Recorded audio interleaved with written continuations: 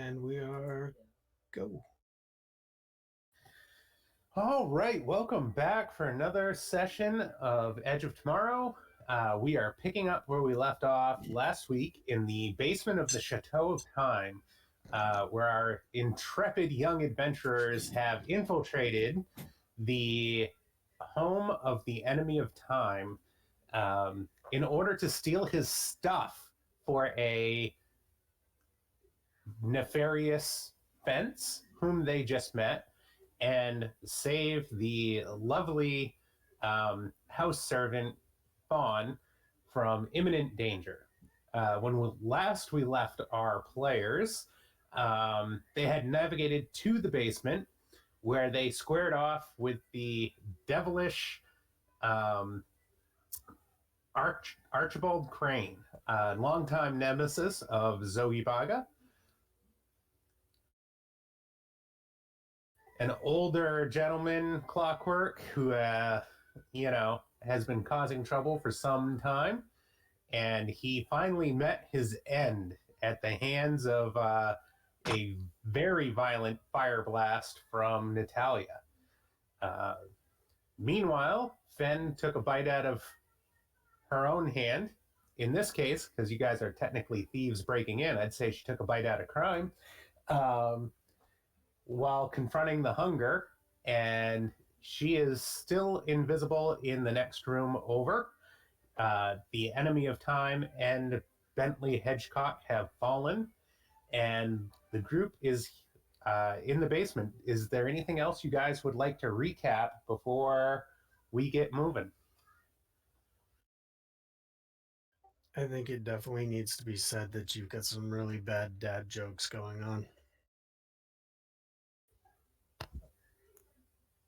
Well, I'm just trying to be entertaining. And I, it's Mother's Day tomorrow, so I need to throw in some mom jokes too. oh boy. I think that summary sums it up pretty well.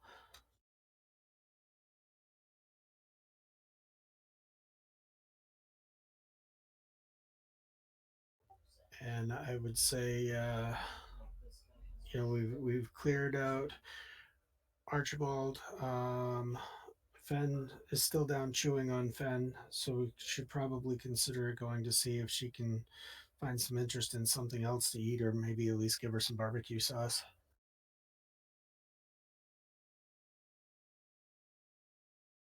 All right. Well, if nobody has anything to add, I'm going to go ahead and drop the next card flip down on the table um, to start the session off with the Monarch on the Silver Sun.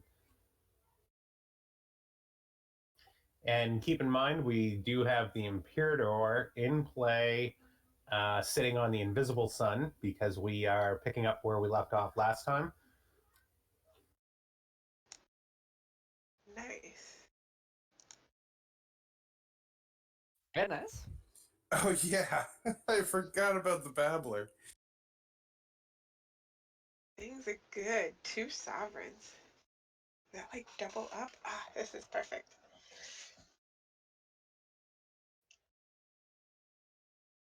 All right. So, you guys have a dead Clockwork at your feet. Lucas had picked up the what was left of the remains from his wolf staff head chomping down on Bentley. You guys have no idea where Fen is because she's invisible in the next room. And what are you guys going to do?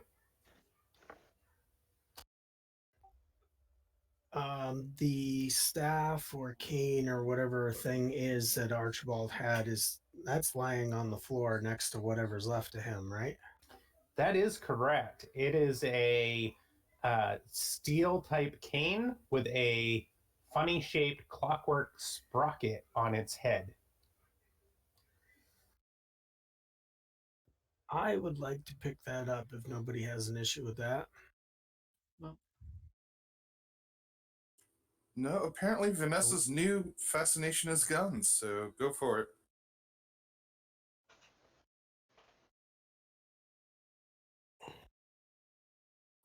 Okie dokie. All right, are you guys moving into the next room, or are you guys just going to chill and, Netflix and chill in the dungeon, or what?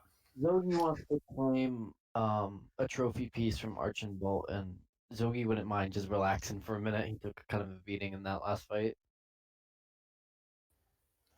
All right. Lex would like to take a moment to catch his breath, to refill his sorcery food. Zogi, what are you going to take from Archibald's corpse? I'm trying to think of like what would be kind of like monumental to him.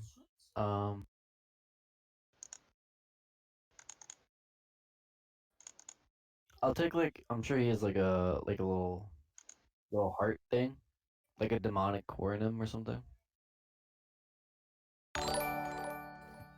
All right. Scavenging around the innards of what's left of Archibald, you do find a clockwork heart, so to speak, that is a combination of living tissue and clockwork gears. And the heart still moves. The gears are still moving, but the tissue part is no longer pumping. Ooh, Alright. question. So the Shoot. side scene I did, where I learned how to, make like moving dolls. Was that before or after the session?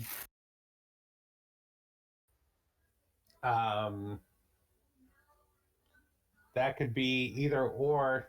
We didn't declare it a flashback, but we didn't really say it was after this either. So I am flexible with however you and Lucas want to call it. I was under the impression it was a flashback just because we were stuck in this for the week. All right. So I would say that it happened before. Just in case, somebody dies tonight. So upon seeing this heart, Elias would actually be interested in, look around for more of these things. Perhaps to make more of these moving dolls. All right. Or Why don't other parts. go ahead? Yeah, why don't you go ahead and make a roll for your perception? Would searching help? Yes, it would. And +3 or +2 from Sovereign. So 12. All right. I'm going to say that you found 12 clockwork pieces. Cool. Lucas is gonna tug at Oxivius's cape or trench coat, whichever it may be. Hey Ox, have you seen Fen? I think something happened to her. I'd take a look around and, now that you mention it, no, I haven't seen her in quite some time, to be completely honest. Um, Do you think that she got is herself into trouble? those time skippers almost always get themselves into trouble. They just can't seem to, keep themselves in place. So the odds are quite likely that she's somewhere around here, just caught up in something she can't figure out how to get her way out of. And what are you doing while the rest of the group is resting? So, because the hunger is gone, are my urges to eat myself gone or no? Yes, they are. Okay, so I'm going to approach Fawn and just kind of whisper to her and just say, because I'm still invisible, just say, "Hey, it's Fen. It's okay. I'm here to get you out of here." Roll a interaction check. Okay. Let's see. I don't remember if I have any left, so I'm gonna check.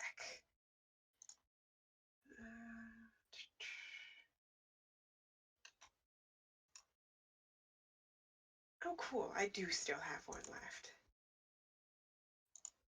So I am gonna use an interaction Bene on that, plus the 2, the 3 from the both sovereign cards. So, okay, so that's a +4.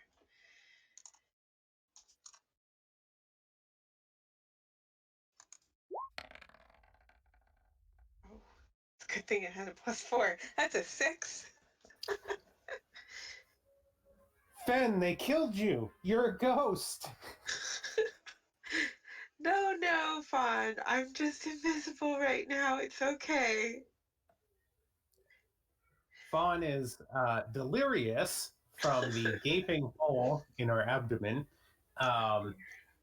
and immediately starts freaking out that you are dead, and that your disembodied spirit is talking to her to usher her to the pale. And on doing so, she scampers, half crawling, half dragging herself into the next room. All right, I'll follow her. Should I roll again for my invisibility? Go ahead and take that depletion check, and I'm going to need a depletion check from Vanessa on the Babbler. All right. Go ahead and roll the depletion. All right, invisibility is still good. Still babbling. All right. Back to the main group. What are you guys up to? I'm still taking my rest. I also want to note that I'm using my forte to rest, which is I'm listening to the whispers to restore my wounds pool. Okay. And is that a short rest or a... It says minutes. All right. Lucas would like to breathe a protective rune. Okay, go ahead. And then, yeah, I'll do that for a flex first. To be safe. But then he would also like to use his like action rest to restore his sorcery because that taps him, and then use a level 3 transfer rune to give the protective rune to Zogi. Okay. So Zogi, you have a +1 on your next defense next time you're attacked. Plus, like a +1 There's or a handsome die? Lucas breathes out a greenish mist that forms into a rune in the shape of a shield, and then it's floating around his head. And he takes a moment, and he looks over to you, and he just kind of passes the rune. So now it's circling around your head. Some Thank you. powerful bad breath, Lucas. Thank you. I brushed my teeth last week. Oh I would my like God. to take a rest to refill my sorcery pool. Okay, are you using one of your short or action? Short. Okay. Can I take some sort of rest in order to heal any sort of physical damage? Yes, you may. You can heal 1 physical damage. An anguish, I believe, on a short rest, I believe that is. All right, I'll take a short rest to heal 1 damage. So you can spend injuries to, physicality to heal injuries. I'd like to spend 2 physicality as I vomit up doll parts and patch them up on myself. Yep. Excuse me.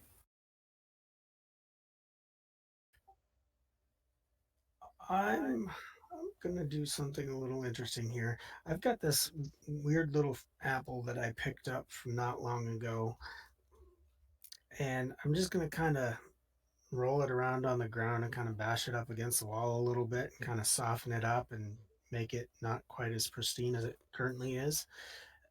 And then I'm just gonna start mowing on it. I'm kind of hungry, and seeing everybody else just sit down, wandering and kind of doing their own thing. I'm gonna take a bite out of that fruit real quick.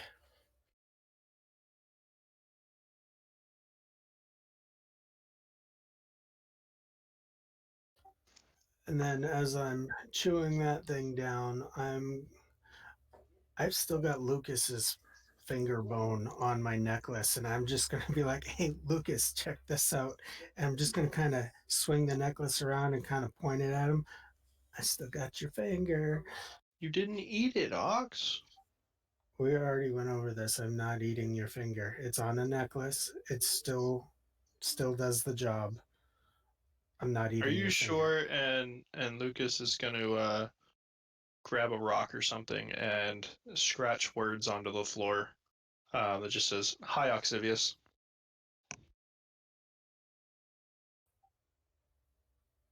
Hello, Lucas. And he's looking at your arm, waiting. Does it come up? Gonna pull the sleeve of his coat up and be like, "See, I told you, it still works." And it's gonna Okay. show up on his arm. He goes, "Yeah, this finger's not quite been the same."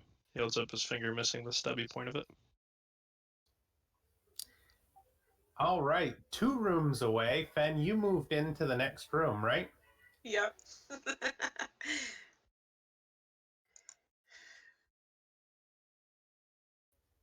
All right, so moving on to basement room 2B, you come to a dark corridor, and there are cells that line the sides of this corridor where there are machines that seem to be frozen in place. They don't seem to be active at this moment in time. Um, and you can see there's a trail of blood that leads down the hallway, which is obviously left behind by Pawn. But in the culverts of this hallway,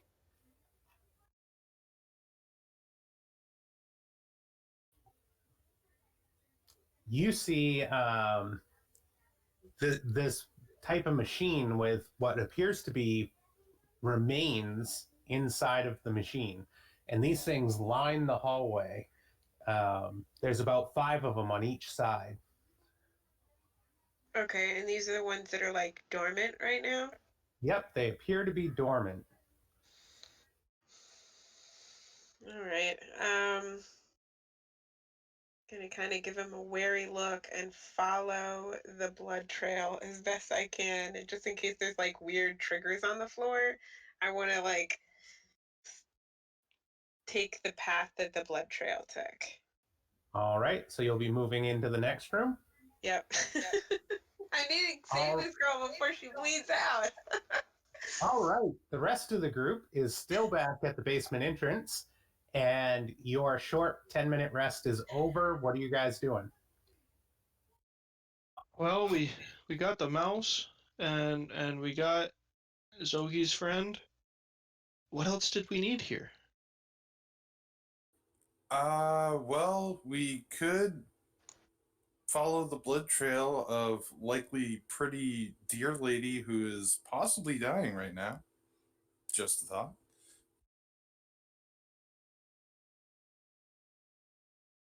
Nah, let's go upstairs.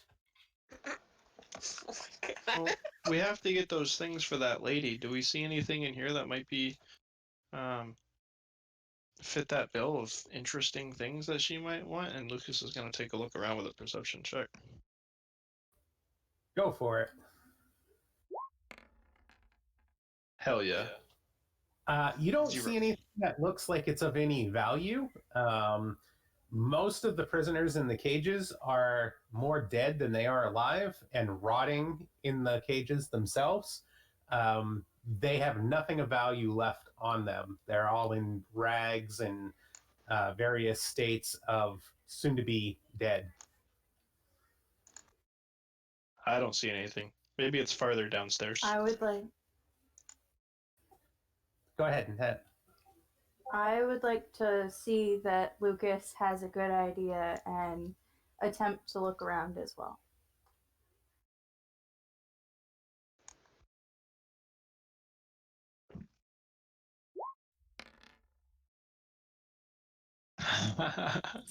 Oh, it's gonna be a good day. Oh dear. No, that's in front of you. I know, right?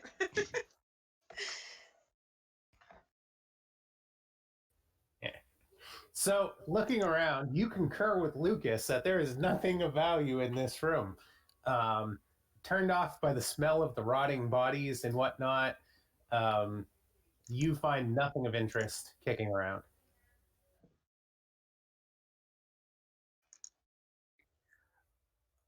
Well, I'm gonna. I see the door and the blood trail leading down there, so I'm going to. That's part of what we initially came in here for. So I'm gonna just be like, all right, guys, come on, let's go down this way and see if we can find this lady that's missing. I concur. Alrighty.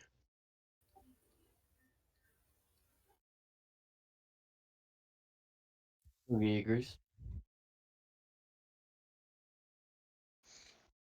Flies will follow along.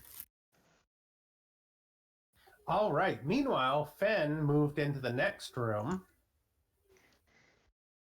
And Fen, you come to a almost pristine cathedral-looking like place where there is a light that shines down into a monument. Um, and Fawn's laying at the base of this structure, if you will. And inside of the base of this structure, there is actually a sword plunged down to the hilt um, into this stone uh, anvil looking like thing. Uh, and there are glyphs and words all over the walls. Um, and you feel like you are not alone in here. There is a heavy, heavy evil presence. Oh, jeez. Quick question: does it look like Fawn is still breathing? Yes, she does look alive. Okay. Killer. Can I try looking at the glyphs and words and see if I can figure out what specifically they do? Sure. Okay. I'm assuming that's That's going to be going to like be intellect intellect. Got it. or intelligence. Okay. And would that possibly be related to codified magic? No, it would not. Okay, got it. Do, do, do, do. So I'm gonna go ahead and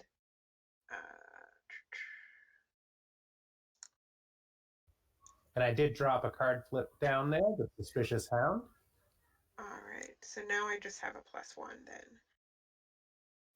Okay. Actually, it's actually not a +1. So just -1 from whatever that is. So it's just a 5. You know enough to tell that it's some type of geotic runes and scribes. It has something to do with summoning, but that's what exactly is beyond your realm of knowledge. Dang it. Don't go Where at is Exotic Oxidius and Zogi when you need them? Um, yeah, is there any way of like doing some kind of like a trying to patch up Fawn if I don't really have anything on me? Um, just a standard medical type check, I think would be an intellect action just to see if you could stabilize her or, stop the bleeding, so to speak. Yeah, yeah. I'll try that. And you're still invisible, right? So she's just going to feel some random hands on her. Yep, yep. Because it's not nighttime yet, I can't get the benefit of that +1. Not that in this case it would really matter. All right. So she instantly recoils at the feel of your touch and tries to hide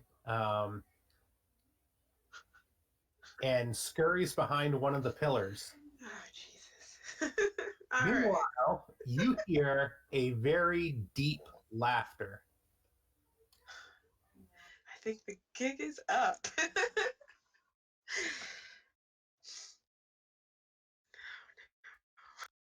Oh, shit. Come on, you Here we guys. go We're again. 2 rooms away. Yeah, we we're got a gonna- lot of searching to do in these rooms, Yeah, too. we don't even hear you. Yep. Poor Fawn. We don't even know you're there. Nope. We can't even see you. Nope. We thought you Maybe he left the can't house see already. me either. All right, back to the main group. You guys are still in basement room number 2. So in basement room number 2, you guys come in here as you enter, and there was the table where all the food was, and there's a big puddle of blood on the floor next to the table. And you can see this blood scuff marks that are heading down the corridor to the next area. And outside of that, it looks like a makeshift dining hall, and that dining hall in here. And there are hooks and chains hanging from the ceiling with like meat hooks on them. And there's different parts of people hanging from those chains, like they were feeding something at that table. And that's about all you guys can make out on a basic just once over as you walk in the room. Luke is pretty familiar with this kind of sight. The meat hook up over the large puddle of blood. He's going to step right up, standing in the puddle, look up at the hook and turn around and say, yeah, this is what you do with wild animals. You hang them up and you got to slit their throat so all the blood comes out before you eat them, because you don't want to eat all that blood. It ain't good for your body. So they probably hung her up here because she's like a doe, like a deer. So I bet you she's all empty now. Already I'm gonna been kind of consumed? I'm gonna pat Lucas on the back and be like, "Oh, don't make the blood worse than it really needs to be. It's really not that bad once you get used to the taste." Yeah, I'm sure it's acquired. Says, looks like they dragged the corpse back through there to cut it up. Must be a butcher shop or something. Well, in that case, weapon up, because I think we're about to kill a butcher. Well, we should look around in here first to see if there's any of those items that we're supposed to be looking for. And Lucas would like to make another perception check. Lucas? I'm going to push one Bene for perception. Right. 6. I believe, yeah, because of the sovereign perk. Oh, do I get a bonus from the sovereign too? Yeah, I thought we You finally get a- went down. you get a Oh, +1. from the invisible sun. So 7.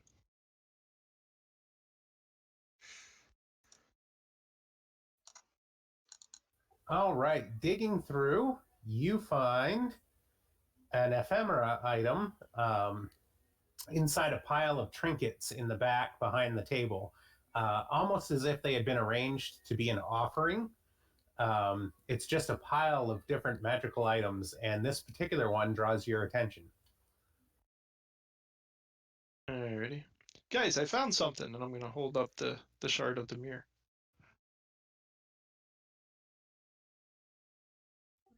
Just a stupid mirror. Those are bad luck for you anyways. No, this one's magical. I can feel it. No, okay, Lucas. Alright, we'll see. And he's going to tuck it in his pocket. All right, go ahead and pick that up. I'm just loading extra bullets back into the black magic pistol, because I'm getting ready to start shooting in the next room. You accidentally gave us all cards. Yep, I'm realizing that. If you guys wouldn't mind throwing those cards down on the table, and I will delete all of those back into the deck.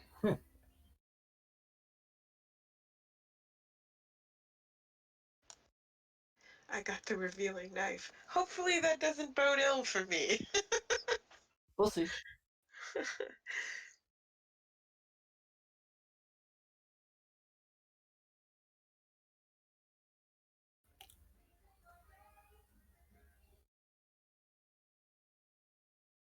All right. Anybody else doing anything in the room before I jump back to Fen? Well, I was going to do a quick search as well. Go ahead and roll it. Yeah, might as well do a search too. I would like to as well. Got a big one.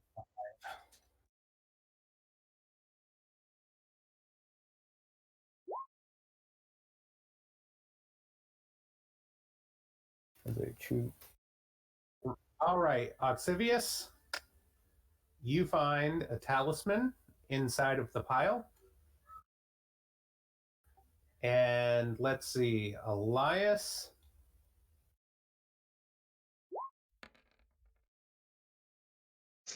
Wow, everybody's rolling fives except for Elias. Elias, you find the coil of chaos. Ooh. That's a chew, by the way, in case it wasn't ours.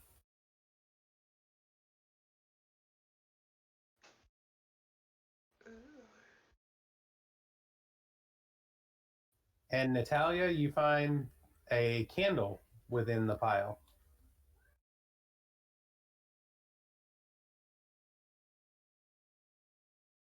You guys, I knew we could find stuff. Hey, that's all great and all, but maybe we can search for treasure after saving the pretty lady? Because I don't know if she's got enough blood left in her at this point, but I'd like to try. Lucas And elbows Vanessa's Vanessa in the getting knee. You got an eye for her, huh? no items can be stolen later. I don't know if she can live now. All Have you right. met my Vanessa's friend getting Ox? very impatient. All right. Meanwhile, back in the room with Ben and the enemy of time. Oh, we're just neighbors. Probably some brownies. I know, right? Hopefully you're close. He looks directly at you, Fen, and says, "How presumptuous for you to invade my home." I will drop the invisibility since he can clearly see me. And I will just say, I apologize. I was trying to help a friend in need, and she just kept running from me. I guess the invisibility wasn't such a good idea.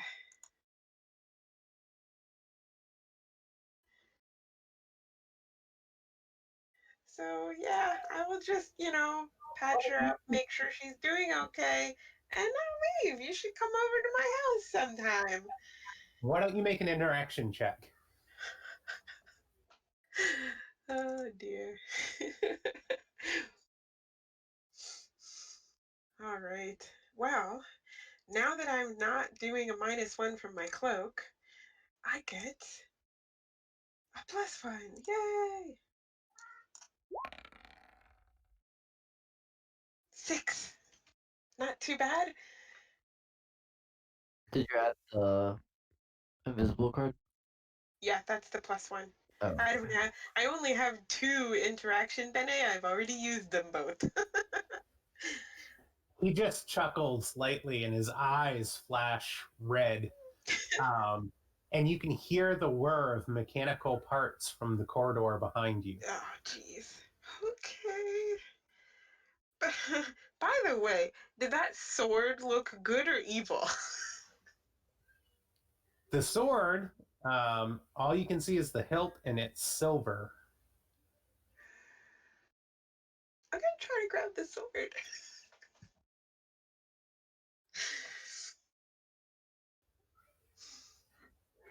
I would like to give that a go. Okay, go ahead and give me a physicality check. Okay. I'm absolutely going to use a Bene of physicality for that. Okay. That is an 11.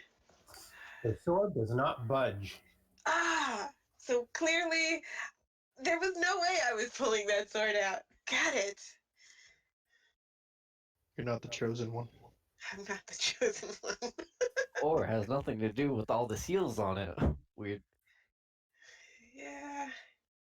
Alright, I'll just be like, Fawn, we need to get out of here! The enemy of time paces the open room in front of you and says, "You come into my home, you kill my pets, and now you try to steal my sword." I apologize. I felt threatened and wanted to defend myself. But obviously, the sword belongs here. It can stay.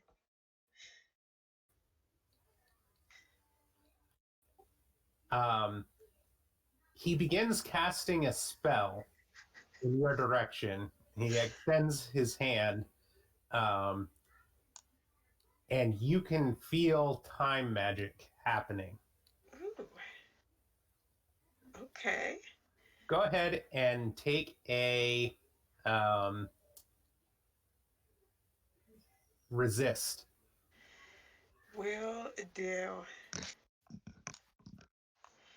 All right. You forgot the try before that. Try to take a resist. Okay. Let me just double check and see if I have any extra Bene left. I do. All right. So I am going to drop an intellect Bene into that for my resist. And I have the skill and resist, so that boosts me up to a +3. An 8. Probably not good enough. You. All right. So the first object of power in your inventory, whatever your first card is destroyed as it ages. Immediately turns to dust. All right, hang on a second.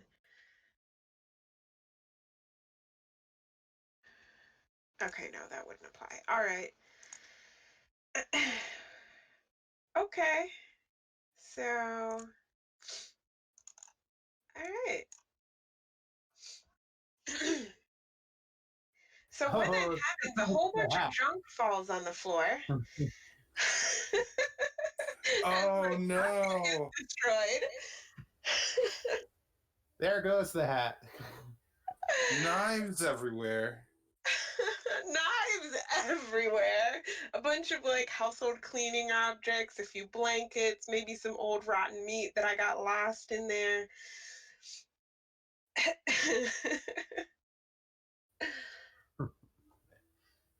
How fortunate for you that I don't require dead Vizsla for my machines. Sure. Okay. Um. And where that's a full round, I'm going to jump back to the group in the other room. Oh no.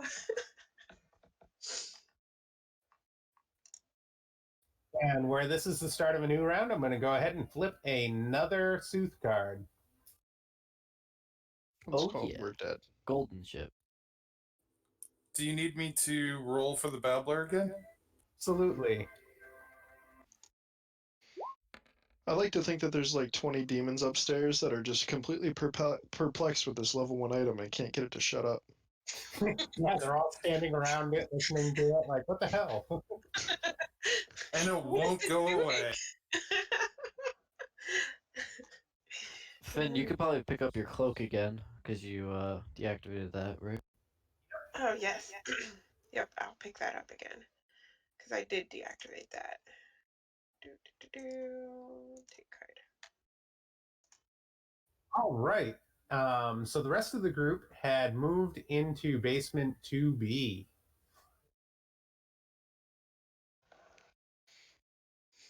Lucas is going to start whistling a little tune as we're walking through this creepy ass hallway. Those machines are active now. There are 10 reanimates that are moving and are exiting the holes in the wall where they were stationary.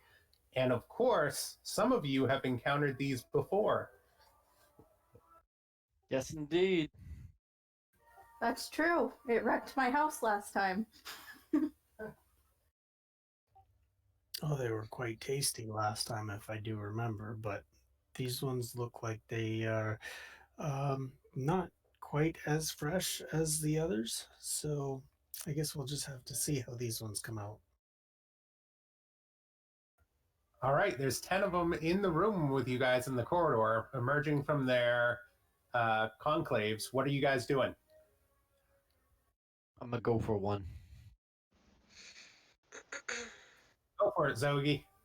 So I'm gonna use my divine sword, and I'm gonna kind of aim for like the glass beaker part that separates the two pieces. All right. And hopes to shatter it. Are these gonna be demonic? Indeed, they are. All right, so that's gonna be a bonus there. That's gonna be an enhancement die. So that's gonna be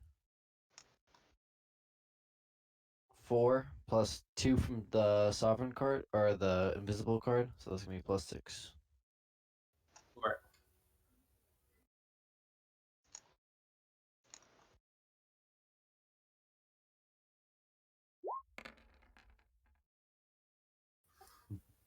Nice, powerful roll there, Zogi. How much do you do? That does 3 damage. No, 4 damage. Sorry. All right. I am going to go ahead and drop a joy on you for the dangerous elixir, and have it do double damage, as the sword turns out to be twice as potent in your attack as you were expecting. Nice. So that's going to do 8 injuries.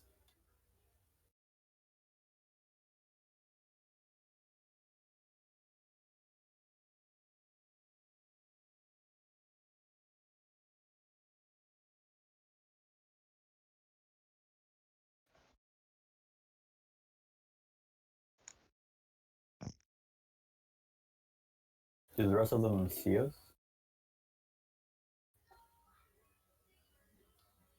Who's next?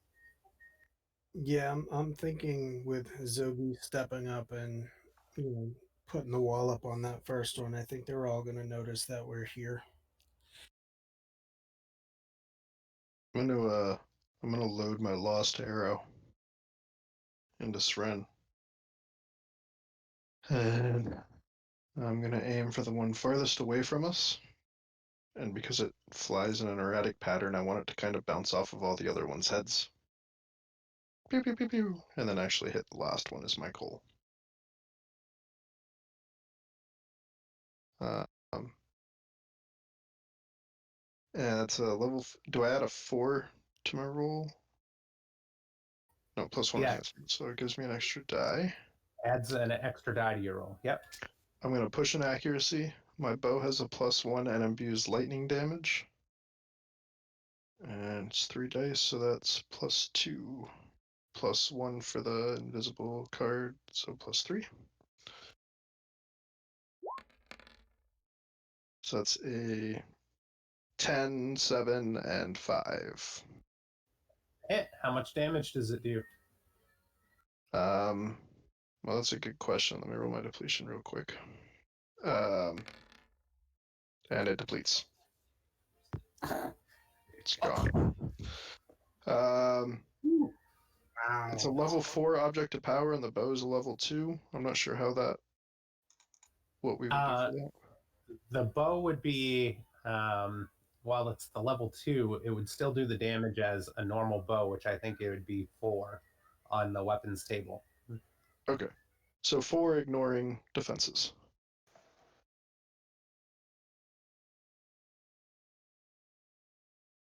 All right. And the arrow depletes. Wow. What are the odds of that? About 10%. 1 out of 100? Yeah, that's a 1%.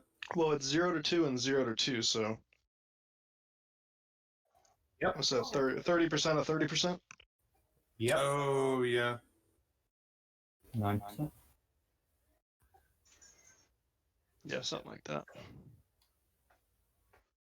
Okay, who's next? I'll try to sort of sidestep a bit so that I make sure that I have a clear shot and I'm not going to hit any of my teammates. And I'm going to go after whichever reanimate is closest that isn't the one that Zogi attacked. I'm going to see if I can. I mean, I'm hoping that's glass. I'm going to see if I can take a shot with black magic and shatter some glass myself. All right, let's see it. I roll 2 for that, right? I believe so. Let me take a quick peek at black magic.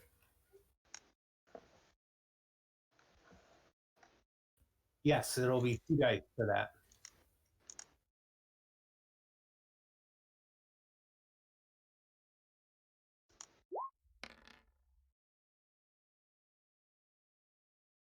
It's level 5, so that should be a 10 and an 11. Yep, that'll hit. And that's going to do fire damage to them. It's level 5, so that's 5 fire, right? That's how that works. No, it's not a straight up level does the damage. It's a normal handgun from the profile, so it does 4 damage. With the fire But facet.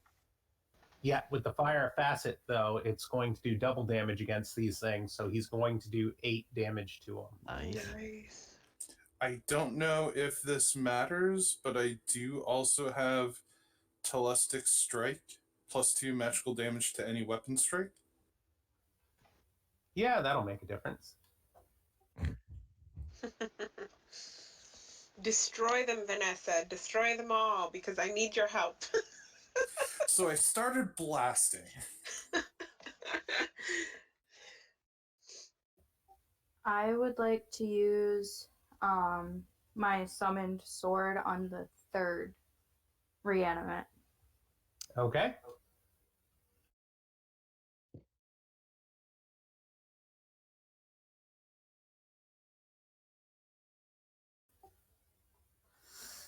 And that is a sword of straight fire. Oh, quick question. In my following of Fawn, before I actually got to um, got to the final room, could I have used my last action rest to restore a pool? You could have if you had the thought back then. Okay.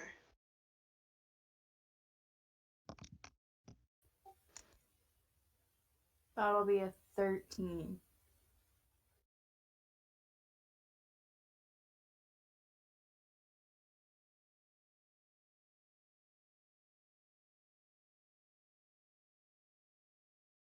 All right. 13 is definitely going to hit. And how much damage does that do normally? Doesn't that do +3 because it's the summoned weapon? So the regular sword would do 4 +3 would be 7. So you're going to hit it for 14 damage.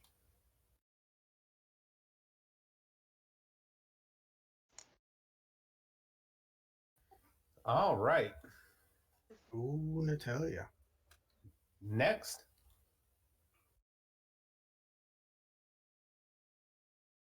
I'll ask my reluctant blade if it feels like attacking today, and I'll try to be a little bit persuasive with interaction.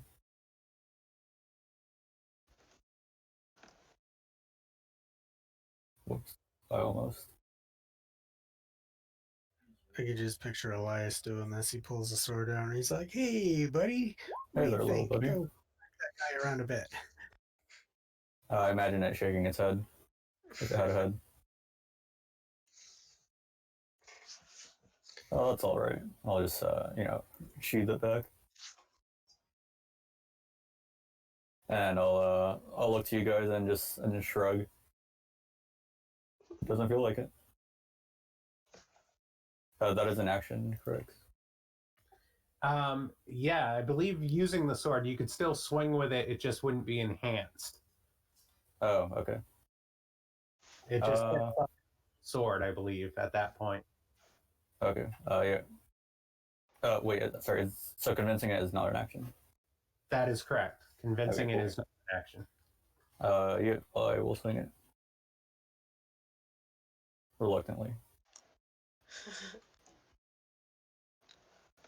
+1 from the. You think it's the Sorry. reluctant blade because it doesn't want to attack, but it's really because other people swing it reluctantly. Which one are you attacking? Just the one that was closest to me. All right, and so that should be you got +1 from the sovereign. +2 total from of 6. Okay, +2. All right, so that's a total of 6, 7, 8, 9. 9 altogether. 8, I think. 8. Okay. 8 is enough to hit it, and you will do 4 damage to it. Cool.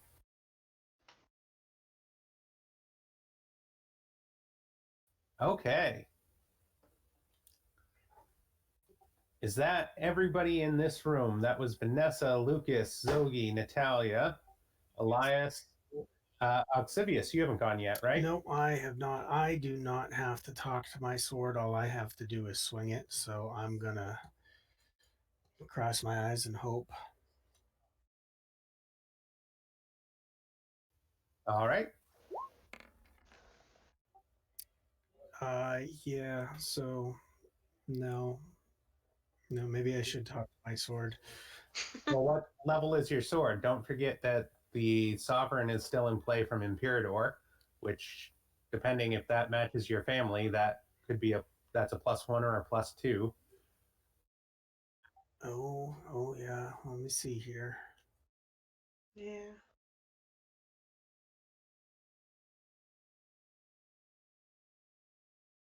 Oh no, it looks like I actually will hit. So yeah, the sword's a level 4, and if we just needed an 8 to hit him, then so I should be good there. Yeah, I'm gonna step in and take a swing for the one that Natalia was trying to blow to pieces. All right. And the one that Natalia hit, and in total, how much damage does that do? Is that just another 4? You've Yeah. but you have a secret that allows you to do extra damage, right? Oh, lethal. Is it lethal lore? Right. I believe I think that's 2 or 3. it's not a 3, so that'll be 7. All right.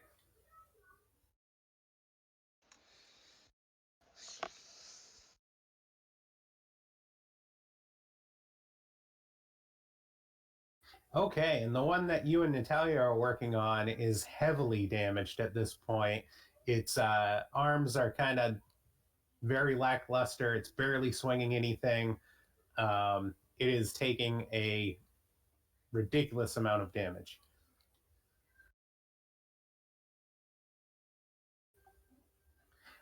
All right, so reanimate number 5, 6, 7, 8, and 9 are all going to continue moving to the next room where Fen is. Oh. It's okay.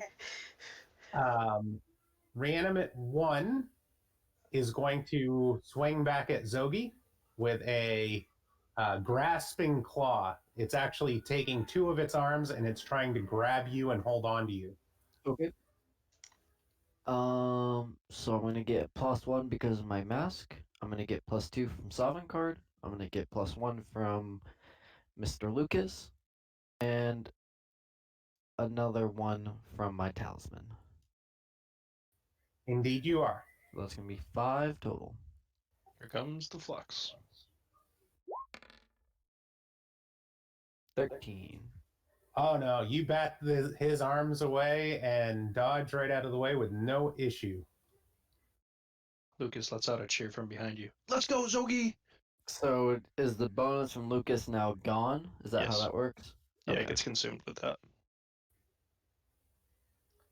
All right, machine number 2 is going to strike at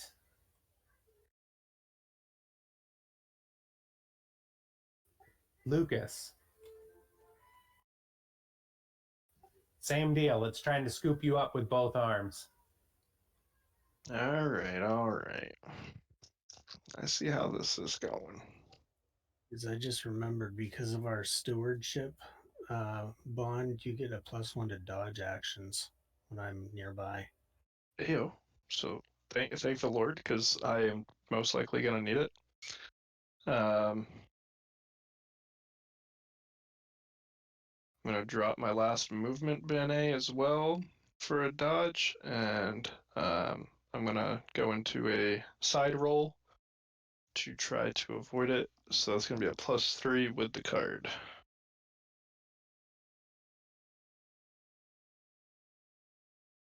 Right? Yeah, you 11. really roll out of the way. It's all fun and games till we don't dodge. Oh, As I come up all right. over Azogi and give him a wink. Easy peasy. Vanessa, the next one is going to try to grab you again. Two of the lower arms reaching out to try to grasp you. Ah, time for a good old dodge roll as usual. I have a level in dodge. Do I have a +1 from the card on the invisible sun? Yes, you do. So that'll be a +2 to this. Whew. Oh, Vanessa dodges out of the way. We are on a trend right now.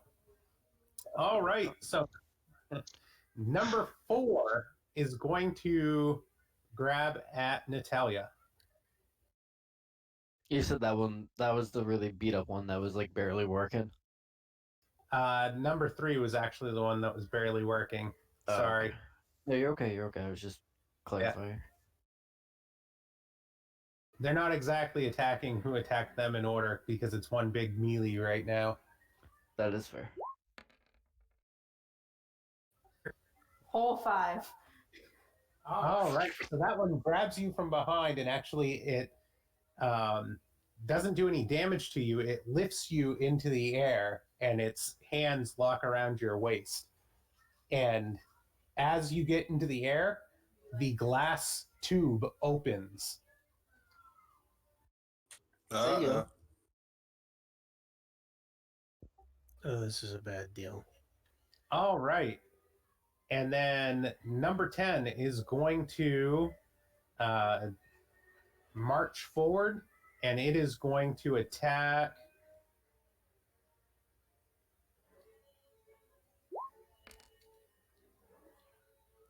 Oxivius. This is why this is a little chunk.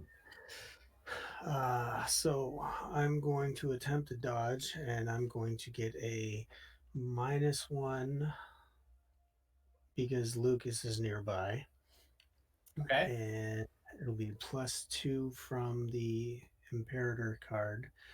So +1 on the roll here. Wait, so it gives me a +1, but you a -1? Yeah. That's, the bad side of babysitting.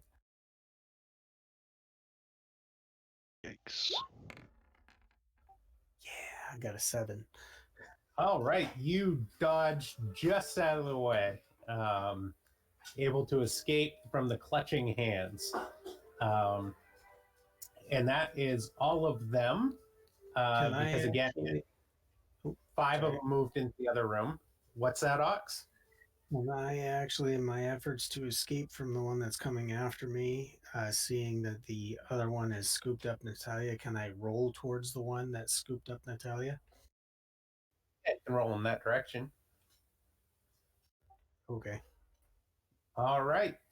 So That's the end of that round for you folks. I'm going to jump back over to Fen, who is in the other room. Yeah, about ready to die. All right. So, Fen, you are in there with the enemy of time. And now you start to see a conga line of these machines coming in from behind you. All right. So the first thing I'm gonna do is I am going to cast my advanced spell that I had prepared. I forget the name, but it's the one that gives me an extra action. Yeah, Uriel's Recordius action. So I get an extra action this round and 2 next round, but they all have a -1 penalty. All right. Are you going to spend the sorcery to keep it, or are you I losing? can't afford to, so I'm losing it. So I will do that, and then I am going to move to where, yeah, I can pick that back up if you want. Yeah, I'll just take it. Sure. There we go. I am going to move towards where Fawn is currently hiding because I saw Okay. where she went. But you're visible. She is not as afraid of you Yeah, as she is of him. yeah. So I'm gonna go over to her and be like, "Stay close. I'm gonna get you out of here." And then I'm going to use my second action to take an action rest and restore my sorcery pool while I'm like hiding behind this pillar with her. All right. So, About how wide is this hallway? The one you guys are in? Yeah. It's a good 5 or 6 feet. There's enough room for you guys to move around. Alrighty. All right. And the enemy of time is just going to laugh and say, "You cannot save yourself. You will fuel my machines that I will loose onto Saturnine." I didn't say I was going to save myself. I said I was going to save Fawn. All right. Going back to the other room. Let me just drop a card flip here for you guys for a new round. And a roll for the babbler, I assume? Let's go. Yep, a roll for the Babbler, please. It still babbles. The eternal babbler. Best ephemera ever. Okay. Top of the order. What do you guys want to do? You have a handful of reanimates in here. 5 of them, exactly half of them in here. I'm going to restrike mine. Go for it, Zogi. Lucky coin just got played. It has a bonus on silver. How's that going to take effect? Are you using a silver spell? Well, my sword is silver. Yeah, I'll give you a +1 for that because the sword is technically magical. When you swing, it adds the enhancement die. Okay. So that's gonna be 2 from the sovereign, 4 from, or sorry, 3 from my sword and 1 from the coin. All right, roll it.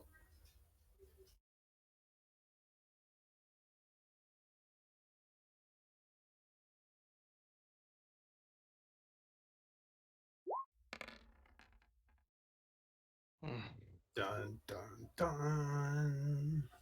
All right, it is going to be enough to hit it, and you are going to do the double damage to it again for your holy weapon.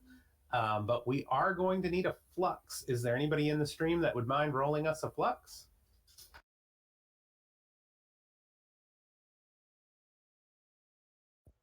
A trail of bloody writing in an unknown language follows you for the next 3 hours, appearing on the nearest surface. Oh, Great for the That's- priest. that's kind of creepy. All right, who's next? Lucas. And Lucas is going to pull out his lupine staff. Okay. And it's an extendable one, so I'm going to leave it small for now. And I'm going to kind of duck and weave between my teammates that are in the hallway and the other clockwork machines that are here until I come across two that are next to each other. And I'm going to reach in between them holding my staff and extend it.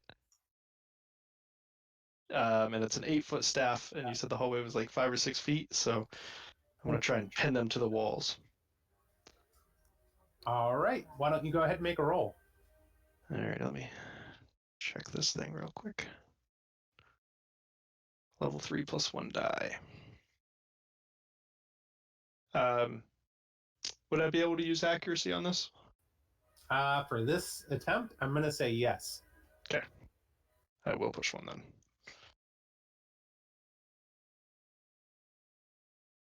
And then 1 for the card, so plus 2. Plus 3 from the staff, so plus 5. All right. I clicked it. I think it's lagging.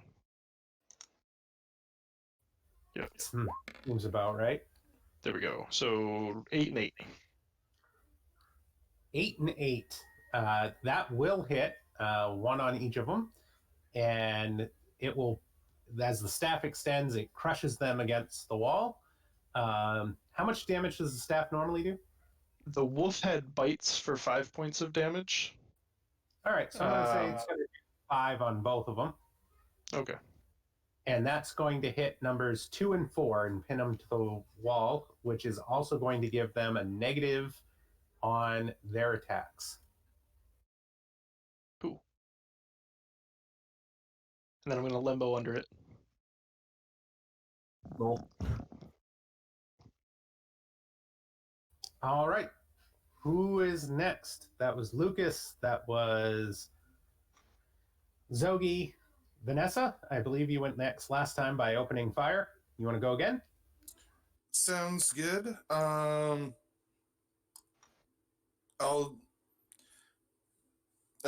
go with, if I remember correctly, the one that I attacked. Nobody is currently near right now. That is correct. All right, we'll take a. Is should I move around a little bit to get a better line of sight? It's kind of a wild fracas and melee right now. You're all in short range of each other and close range in this hallway. So, there's no such thing as a better line of sight right now. Fair enough. I'll steady up, aim,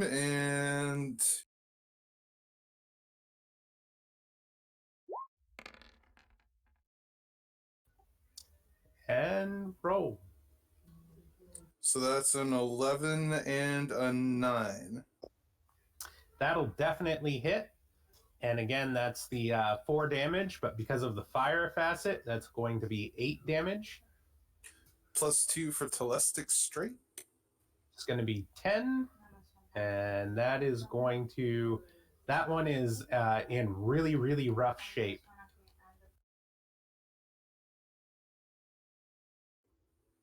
These are some tough bastards. They are tough bastards. The group has fought them before. If anybody has anguish, that'd be great. Next. So the one that scooped up Natalia is the one that her and I were stabbing at, right? No, it is not. Remember, I said that they weren't exactly attacking the ones that you went, because I attacked you in number order as I went down. So that one actually grabbed her from behind. The one you and Natalia were fighting, that you did all the damage to, is actually number 3. And number 4 is the one that's got her. Does number 4 have any negative side effects towards holding onto her with being pinned?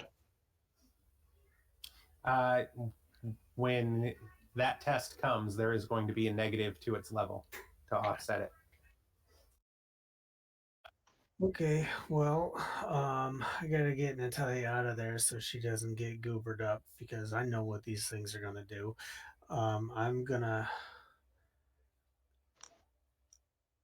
I'm going to, well, I rolled towards it, so I'm going to take a swing at it with El Sordo. So that'll be 2 for the sovereign.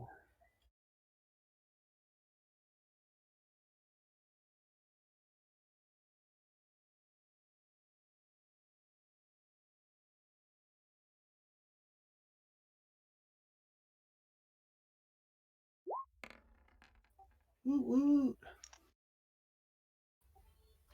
Right, so another 7 damage, or not another, but 7 damage, and I'm gonna actually swing towards the arms to try and break her free from that thing.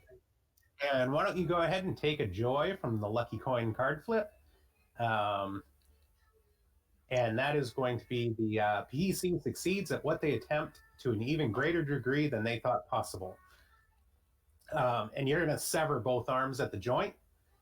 So Natalia is going to fall to the ground, landing on her feet, and the two arms, lower arms, are completely severed at the elbow joint, falling to the ground. Sweet eat. I'm gonna kick him over to Elias and be like, "Here you go, there's a few more." Ooh, more parts.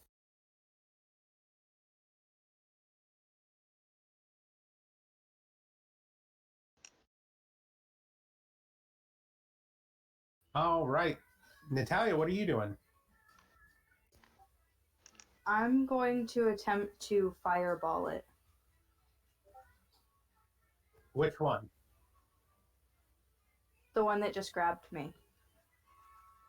Okay.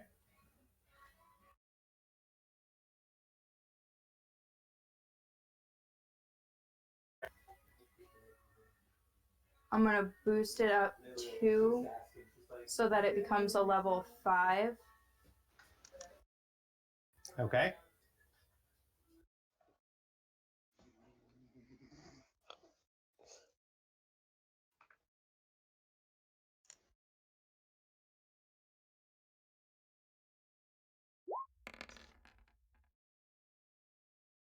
So that's going to be a 10 and a 13.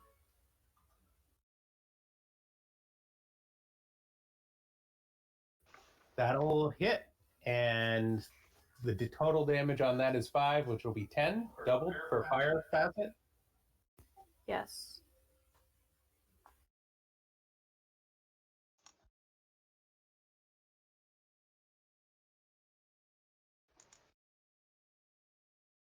All right. And I believe that leaves us with Elias. Yeah, I'm going to try to convince the sword again. It'd be really nice if you could help us out. Some of our friends are in trouble, and use my last interaction tonight. That is a no. Wow. Sword still refuses, so I will swing again. I'll spend an accuracy also. Good deal. Oh, and +2 from the sword. So 12. That's a solid hit. So 4 damage. All right. And I believe that is everybody in this room, correct? Yep, off to the bait. No, they get a turn first there, Yeah. Lots. They get to attack first. Can't blame me for trying. All right. Number 1 on Zogi. Again, it's going to try to attack you and grab you with its arms. So go ahead and make that roll.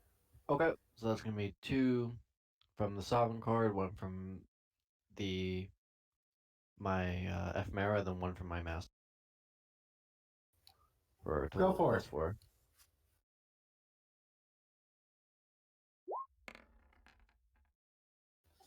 Oh, you are not so lucky this time as its arms grab around your waist and lift you into the air, and the glass chamber opens. Yeet. See ya. All right. Number 2 is pinned and needs to try to escape. So let's see here. How am I going to do that one? Lucas, are you still actually holding the staff in place? Yeah, I've just kind of ducked under on the other side, holding it. All right. So why don't you go ahead and do a physicality check to see if if the machine outmuscles you and gets free. Yeah, let's see if the little man can do it. I'll go ahead and spend a physicality die for this. I'll need it. All right. Oh, I didn't mean to roll 2, but dice don't lie. 2 it is. Dice don't lie. So it's able to wrench itself free on that side, but it did take its entire turn to do it. Number 3 is going to strike at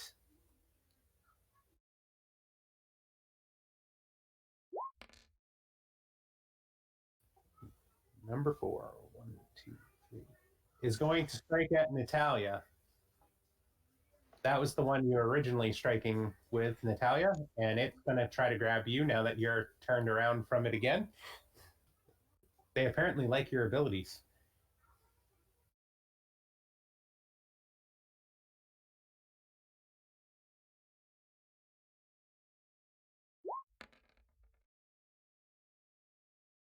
And you are lifted into the air as its glass tube opens.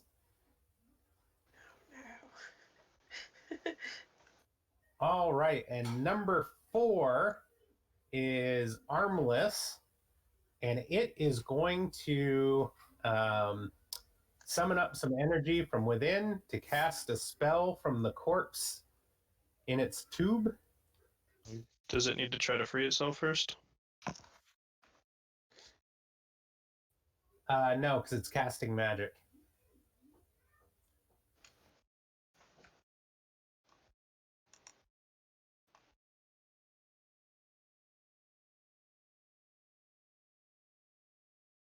And it is going to cast Elemental Scar. And it is going to target Mr. Lucas. No. It's going to use this spell, inflicts damage equal to the spell's level. And I'm going to say water. Alrighty. Is that a resist check? Yes. Which is intellect? Yep. Alright. I'll push one for it. One for the invisible card. And what's the family on the lucky coin? Not me. Notions. Alrighty. +2.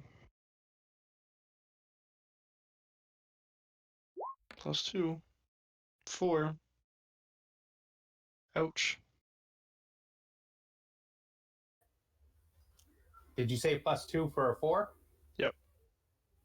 All right. It is going to hit you, and that is going to be 3 injuries. You can use physicality to negate that. Yeah, I'm gonna have to. It does. Well, I guess it's the visual appearance of it. Never mind. Yeah, you're going to have a little water scar that drips a watery pus until it is healed. Until a spell ends, right? Yeah, the spell ends the next sunset. Okay.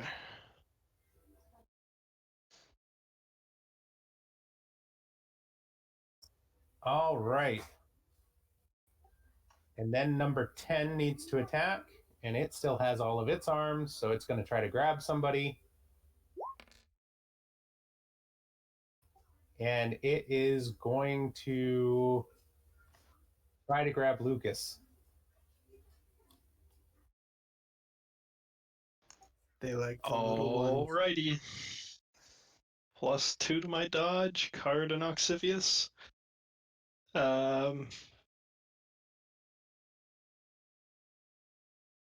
Yep. Nope. All right, little Lucas is lifted up into the air. Legs kicking. Legs are kicking. Is anybody not currently lifted up into the air? Yeah, I'm me. not. You? Okay. I'm not. All right. Fenn's not. Yes, jump but back that's only over. a matter of time. All right, Ben, we're back over to you. Okay. Quick question. Is handing an item to another person an action? I wouldn't think so. Okay. So I'm gonna turn to Fawn and I'm going to hand her I'm going to hand her this and say, if we don't get out of here, just give this to your person or whatever. Stay safe. And I'm going to cast dismissal on her to send her to my house. All right. And Fawn is vanished. Yeah. I'll roll for the flux though. So just do 2d10. Or is it 2? I think it's 2. Yeah, I think it's 2 as well. And you're Okay, so good. no flux. All right. So yeah, I do that. That was my first action. I still get another action. So what I'm going to do is I'm going to activate the cloak again. Because while I know the enemy of time can see me, that doesn't mean his machines can. So I'm going to activate the cloak.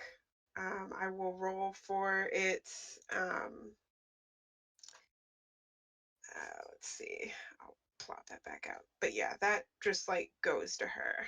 Let me put that out so I can see what it says.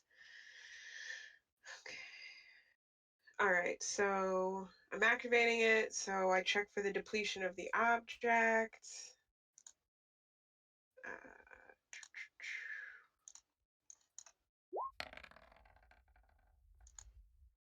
However, There it goes.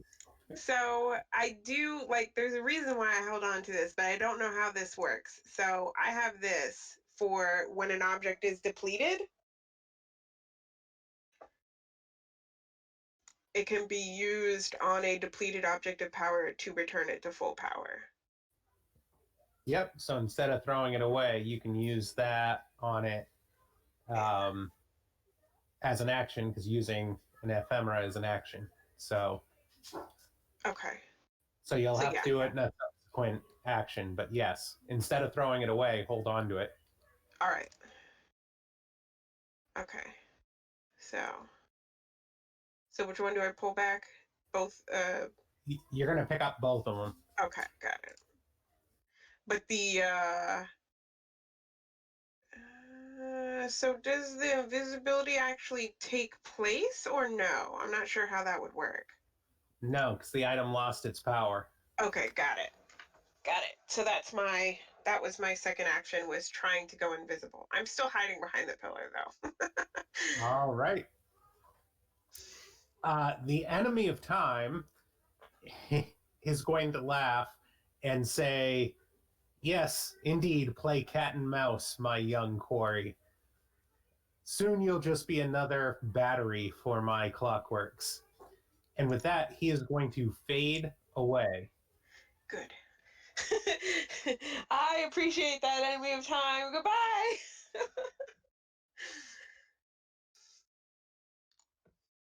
And why don't you go ahead and take a, I'm going to call it a movement. Let's see, I want you to make some type of a stealthy check to hide from the Yeah. clock. So maybe not a movement wouldn't be right. Let's try intellect. Okay. All right. I am going to roll that. up. Dice roller. Let's see. We're still on lucky coin. Yes, we are. That is +1 for me. A 10. All right. So the 5 clockworks come into the chamber that you're in and start milling about, but none of them seem to see you at the moment as you hide behind the pillar on the end. Yes. Okay.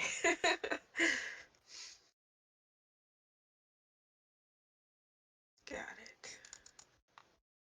And that is my turn. All right. Going back to the group in the other room, top of the order, I'm going to go ahead and drop a Sooth card. Vanessa, please roll for the Babbler.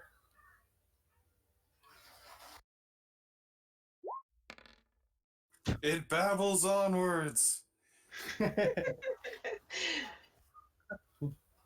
That thing won't shut up. There's a very perturbed demon dinner party right now, and they're just not enjoying themselves. Okay, so with the questing knight, it's a -1 for all empaths.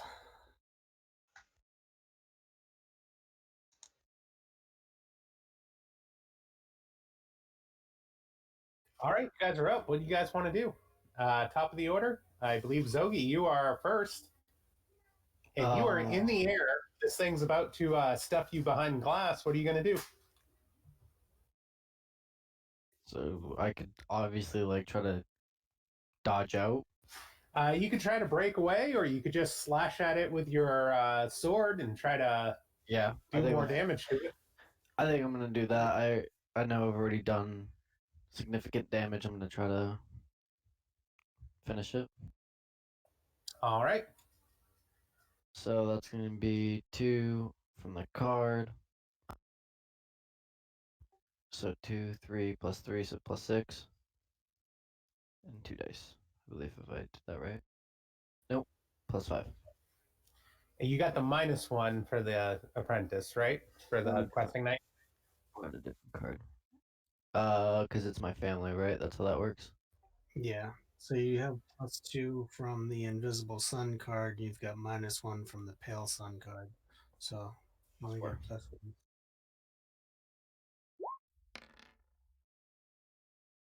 4 and 8. All right. We are going to need a flux, but that is going to hit. So as the blood is scrawling on the walls around you, and you're still just hacking and slashing at this bad boy, total damage on that was 7, if I'm recalling right. No, Nope. It was a 4, so it would have been an 8 if we were going to gotcha. double damage. Yes, you are.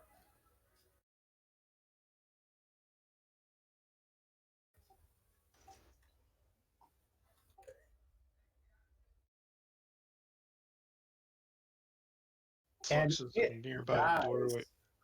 Oh, the flux is a nearby doorway or entrance, locks or unlocks.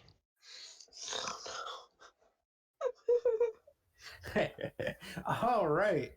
And as it dies, the entrance behind you guys, the corridor that you in, a portcullis comes down magically and seals you in with these machines. Nice. That But is you a got little one, bit Zogi. better than I was expecting. I was like, don't cut me off from them. That All is right. absolutely what I was expecting too. Nah, Finn will do that naturally. I will. Okay, who's next? I am, but I'm up in the air here. Yep. So I would like to fiddle with what little bit of movement I can. Reach into my pocket, pull out my little shard of mirror, and look over to Zoe and say, "I'll prove it." And I'm gonna cast this on the one that's holding me. All right. Go ahead and roll it. Yeehaw. 14 and 6. All right, and that is going to hit him. And if I'm not mistaken, that does a full anguish. One It anguish. does one full anguish, and you become it becomes obsessed with the beings and deathly afraid of mirrors. Um, the mechanical clockwork creature suffers one anguish, and it falls apart onto the ground. Told you. Wow.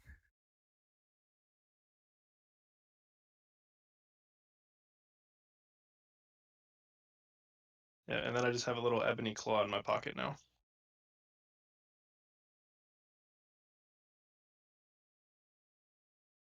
Oh, next.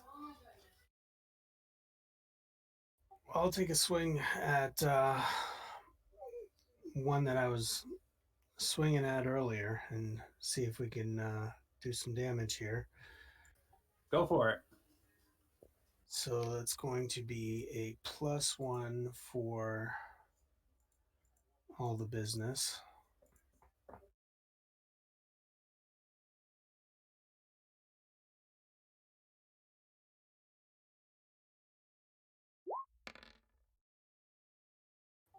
Such a tease. So it's going to be a 9 total. That'll hit. All right, that'll be 7 damage. All right, and that one falls to the ground in a collapsing heap of metal. Ooh, ooh.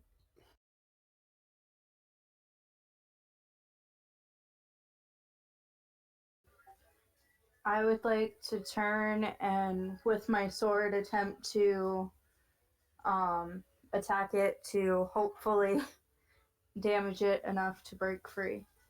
All right, go ahead and take your swing. I would also like to use an accuracy. Go for it.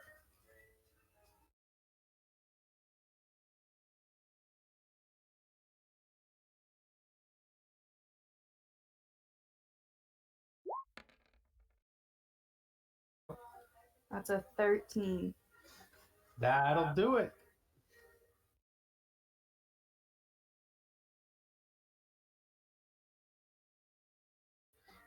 And as your sword goes through the top of the machine, it just melts right down through and it falls to the ground dead as a doornail. So we said there's only one left in the hallway with us, right? There's one left in the hallway. It's the one that Elias has been chopping at, and Vanessa and Elias still have turns. Oh, was the one that I was shooting got killed? Yep. Yeah, there are technically 6 of you and 5 of them. So yes. Ah, ganked. All right. Well, I'll scan around since the one I was aiming at is dead, and see the one remaining and go, well, got 4 more bullets before I got to reload. Hail of gunfire. I'd like to do a hail of gunfire, but we're going to do at least one shot. All right, go for it. Oh, that'll be a 5 and a 12 with a minor flux.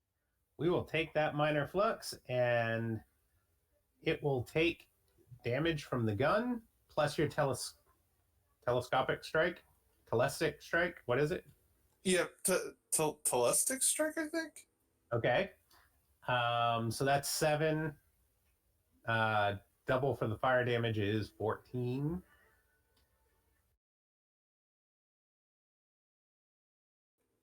Oh, that's interesting.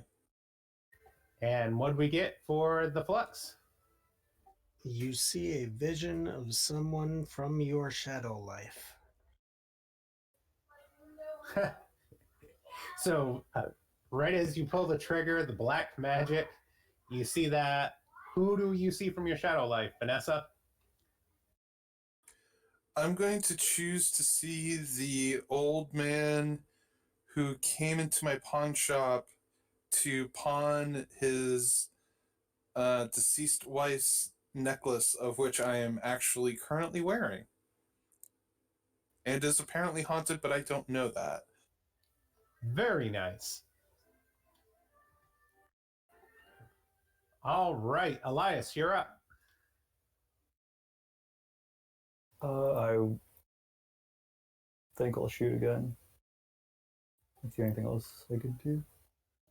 Yeah, I will, or sorry, swing again. I'll try to convince the sword again. All right, go for it. I'm out of Bennett. Nope, the sword still refuses, and I guess I'll swing with it again at one of the ones that's eating our friends. There's only the one left, and that's the one you've been swinging at. Yep.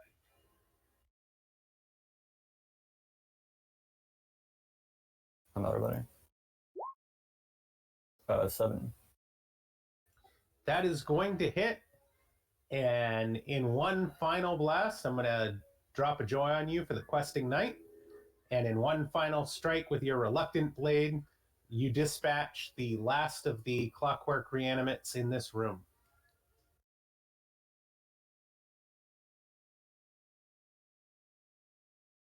Well, I thought they were going for hugs at first, but I guess they're trying to eat us. Yes, they were trying to put you in the in their last tubes.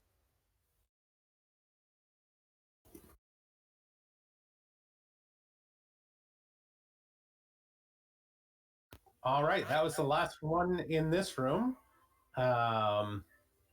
So we are going to jump over to Fen.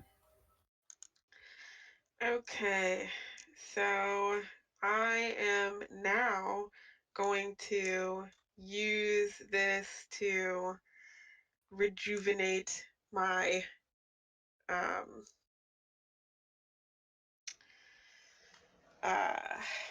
object of power. Okay. So that it's back to its full power again. And like as the things in the room are like milling around, I'm going to kind of try to like as they move deeper into the room, I'm going to be moving closer to the exit, staying behind the pillars in the hopes of like sneaking out while they're milling. This time I'm going to have you do a movement roll. Okay. All right. I will do that. What is the card? Okay, so that doesn't affect me. Or wait, is the apprentice one of the ones that's no, that's the nemesis. Never mind. Got it. So yeah, I will just use a movement bene, and do I really want it to work? No, I'll just use a movement bene.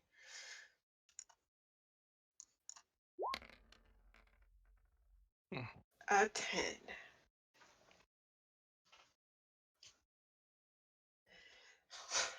All right, that's successful. Oh my god. So yeah, I'm making my way to the exit. I don't know how big the room is, so I don't know if I can exit the room, but I'm definitely trying to do that.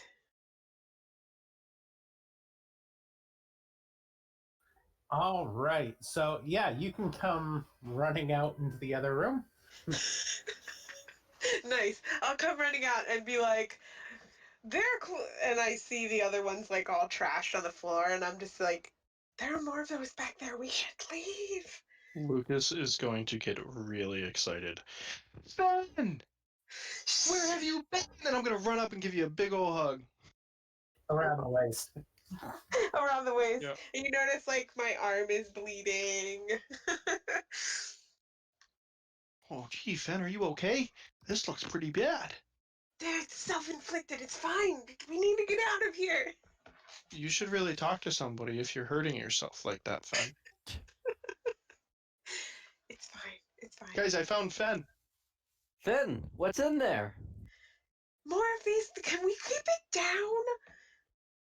More? Oh, these guys were easy. It's okay. Let's go. Oh, okay. Yeah, Sorry, I'm just a little startled. I had to go up against the enemy of time and a whole bunch of those things. Pixar didn't Whose happen. fault is that? I was rescuing my friend. Don't worry, Vanessa. She's fine. I sent her to my house. Excellent. And I'll go ahead and reload the bullets in my gun, kind of click it up and go, so we killing more of these things in there? I mean, if you guys are up for it, there's a really cool sword in there that I wouldn't mind checking out. My staff's gonna let out a little bit of a yip yip, and I'm gonna give like a windmill arm of a let's go, guys, and I'll run in. Same. Yeah. All right. I got my gun. I'm ready. Sure, I'll follow. So as you guys run into the next room, you of course see all of the clockworks, the reanimates. They are towards the back of the room at this point, searching for their quarry. There are 5 of them, and then you also see the monument stone thing built into the ground with the silver hilt of a sword sticking out from the stone.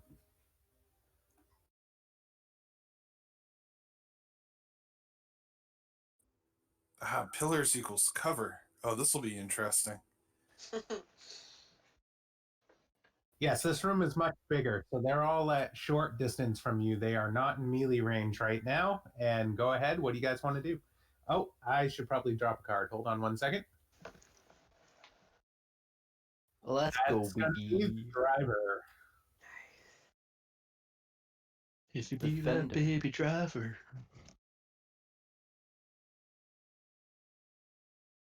I survived just long enough to have my friends help me. That was by the sheer will and grace of your GM. Don't doubt her. So that's gonna be +2 on all actions for stoics. Ayo. Oh wait. I don't Are think you Lucas is a stoic. Not AO.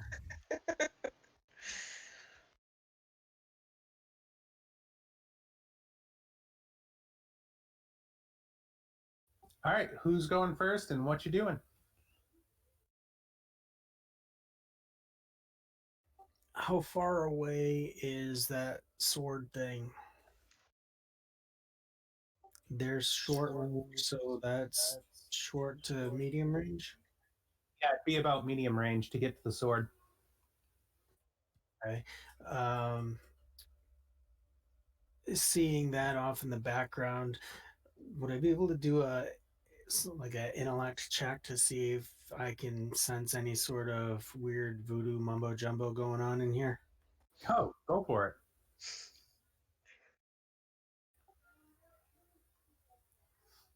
That would be an intellect check. Yep. So I'm gonna drop one of them, and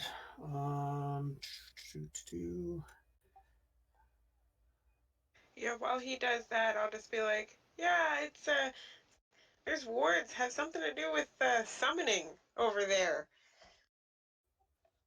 So would um being able to create a protective circle weigh in on this? Would that? Yeah, I'll give you a +1 for that. All right, so 2 for the card, 1 for the bean, and 1 for the circle, and cross my eyes and go. Woot woot, 12. Nice.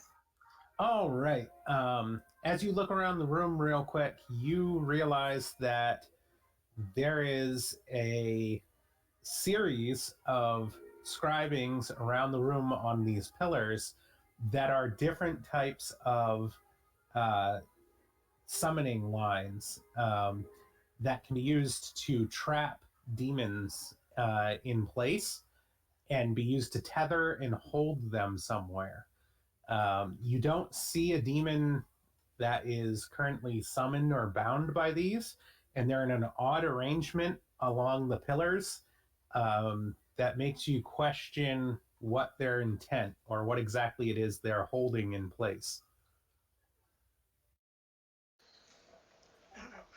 I'm gonna call Zogi over and be like, "Hey, demon, this is your sort of business. So you're also known for busting stuff like this up. So take a look at this, and what do you make of all of this?"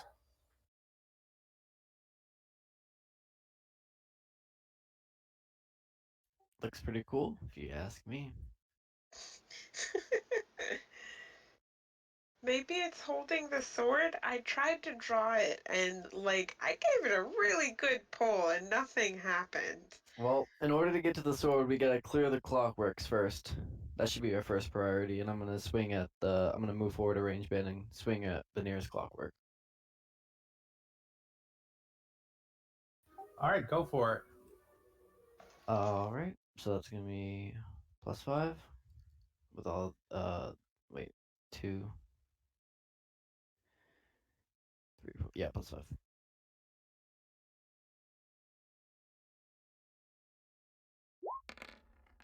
Oh my god. All right, so as you move through the room, the red blood scrawls follow you, leaving marks everywhere across the floor. You are going to still strike it, though, and do double damage to it. All right, that's gonna be 8 damage.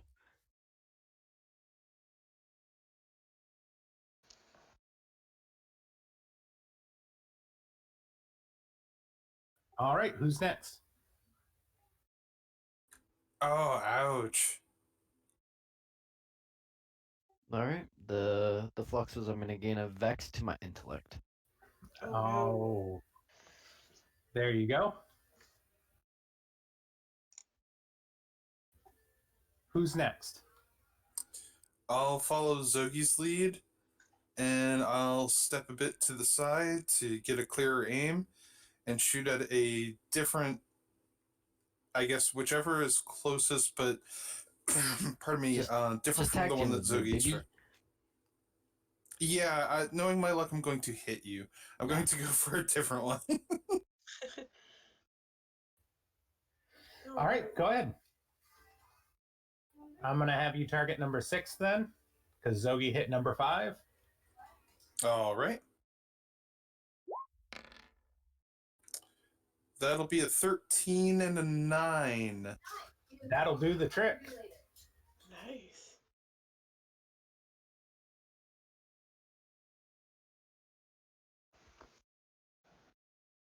All right. Who's next? I guess I'll move to swing at a fresh one.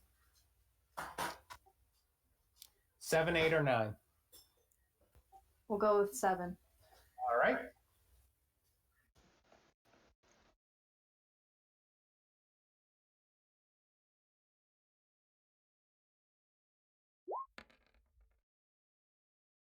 That'll be a 10.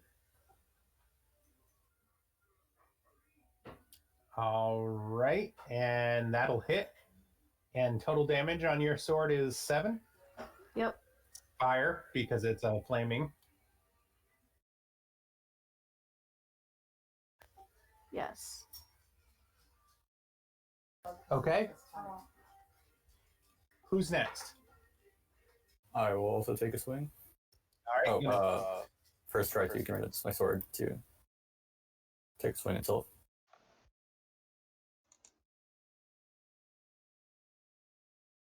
Is it still?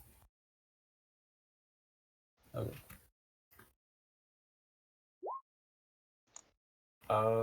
It just barely says no, but I could use a hidden knowledge.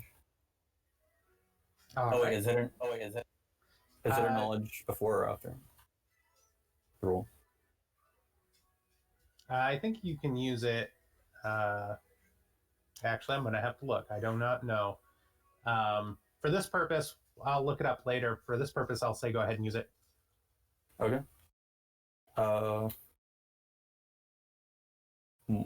talked to Dold a lot, and sword's really not that different. And I placed a sword in my house next to some very intrepid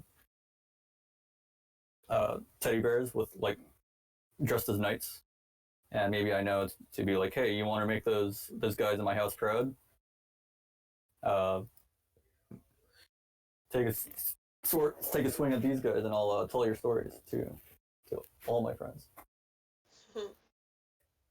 and I'll spend a hit of knowledge. All right. And which one are you going to swing at now that your sword is responded and is eager for battle? Ooh. So the ones that are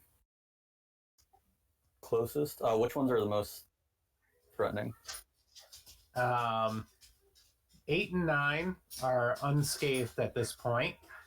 6 and 7 are pretty beat up, and 5 has some bullet holes in it.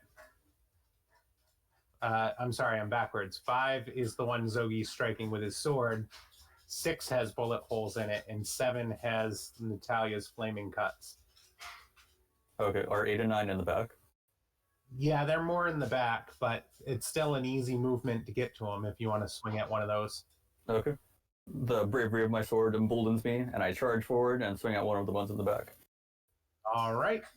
Go ahead and make your roll. So D3, D10, and each one gets a plus 8, plus 9 from Sovereign. So 18, 11, 11. No fluxes, unfortunately. All right. And how much damage does that do at full strength? 10 points. All right. You carve right into one of them and shear an arm right off of it. Okay. All right. Lucas hasn't gone yet. You did good, sword. He is going to, staff in hand, shrink it back down and start running. And he's going to kind of jump up, hitting 1-2 steps on the wall, and then extend the staff so it pushes him and propels him off the wall. And he's going to drive full force with the wolf head at the one Zogi's hitting. All right. Go for it.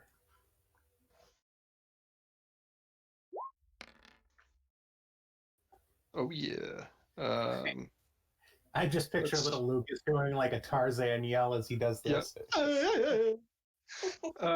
So +2 for the card, +5 for the item, +1 for the invisible card. So +8 is going to be a 17 and a 12 to hit. Oh, yeah. That's going to do it easy. So that's going to be 5 points.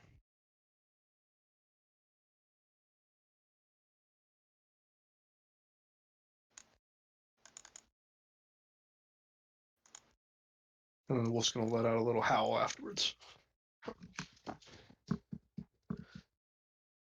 If a machine could be scared, this one is.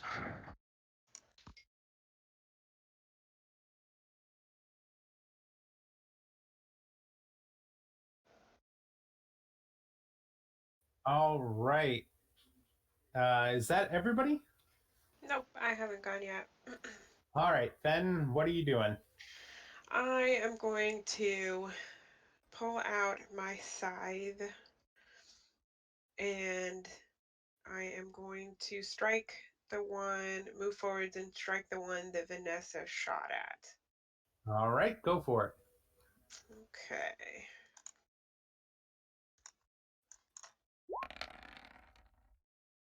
That's a 14 and a 10.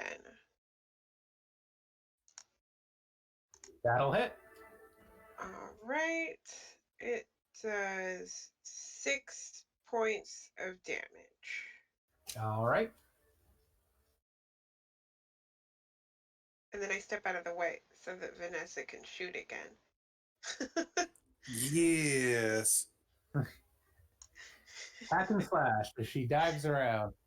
Yeah. And that was everybody, right? Yep. Yeah, I think so. All right. So number 5 is fighting Zogi and Lucas, and it is going to go ahead and swing with its arms in like a helicopter motion, taking a sweep at you guys. So it is trying to hit both of you with its 4 arms. Good news, I'm too short. Okay. Yeah, I'm just gonna duck. Yep. Take a dodge. I knew I was too short for this thing. I'm not. All right. So Zogi, where it was attacking multiple people, it only is going to do half damage. So go ahead and take 3 injuries. All right, I'm just gonna push a bean of physicality. All right. And shrug that one off. Number 6 is going to cast a spell.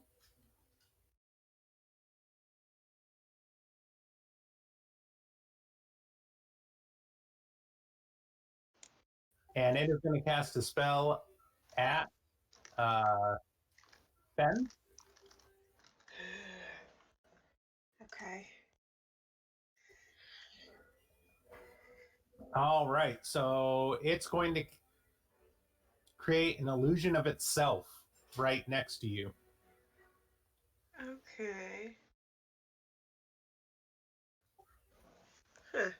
And Fen, watch out! I know. Like, can I tell that it's fake?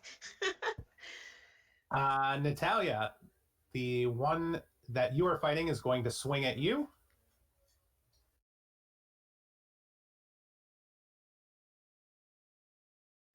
Okay, I'll attempt to dodge. And you succeed. And then Elias, the one that you swung at, is going to swing at you. And it's down an arm, so it's going to be slightly less challenging. Okay, I'll spend a movement.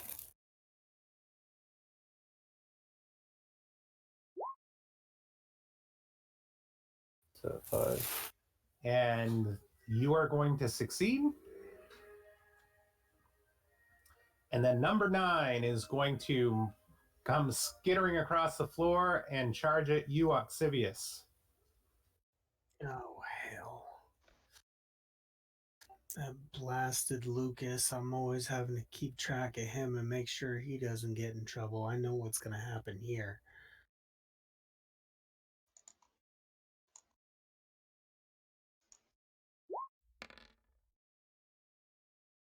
I'm going to show him how it's done.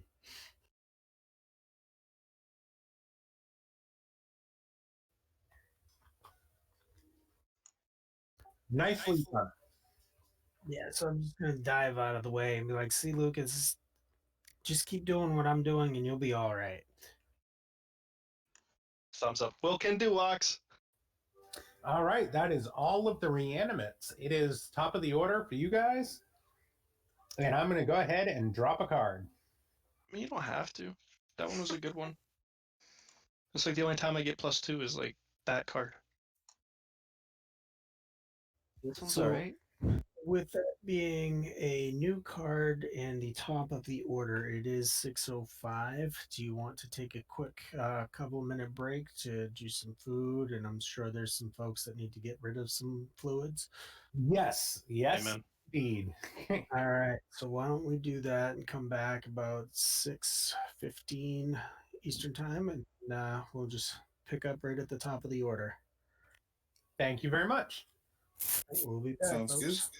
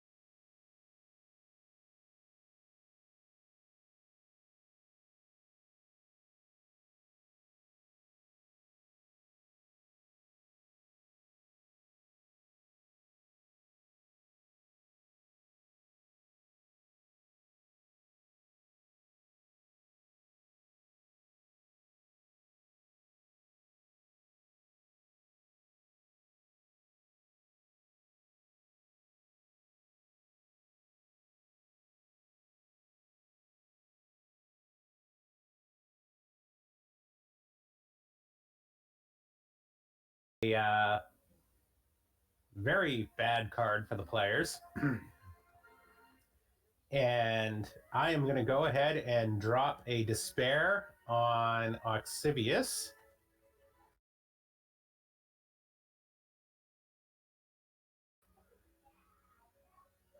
As a familiar NPC to the players shows up.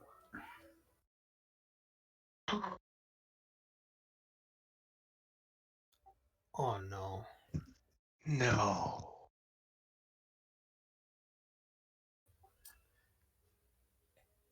And Telsa looks as she normally would, except that her eyes are black, as if possessed by a demon.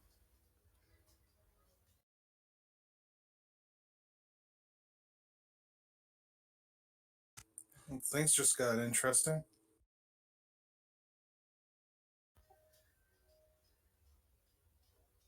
Behind you, the doorway, another magical portcullis drops, sealing you guys into this chamber.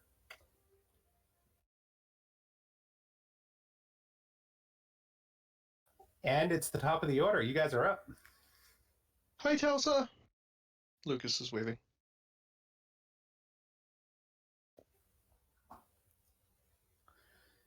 Telsa snarls at you, and what comes out of her mouth sounds like one of the dogs from the Ghostbusters. That's it.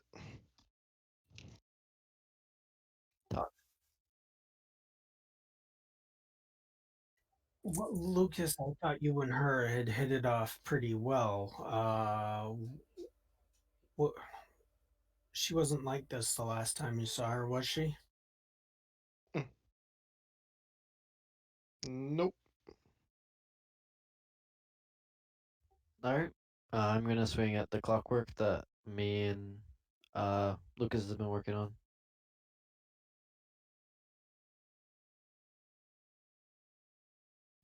So it's gonna be a total of 2 dice plus 6 now because the new card is a enhancement to well, it's gonna be plus 7 now, I believe, if we're doing the silver gives bonuses to my card. I believe it says silver. Yep. Indeed. Yep.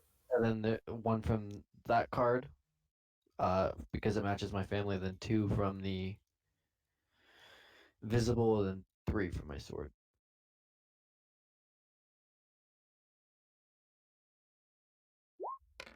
Oh, sorry, I'm late. I'm back. Still a 7 and an 8 and another minor flux.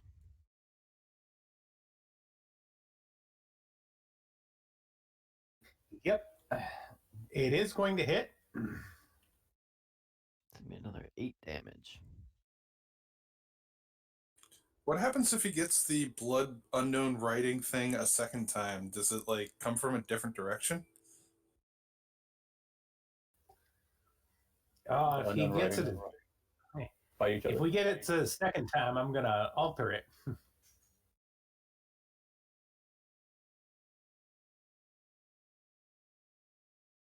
Did he get it the second time? No, nobody's rolled it. Oh, there it is. Object close to you catches fire. Oh, Natalia.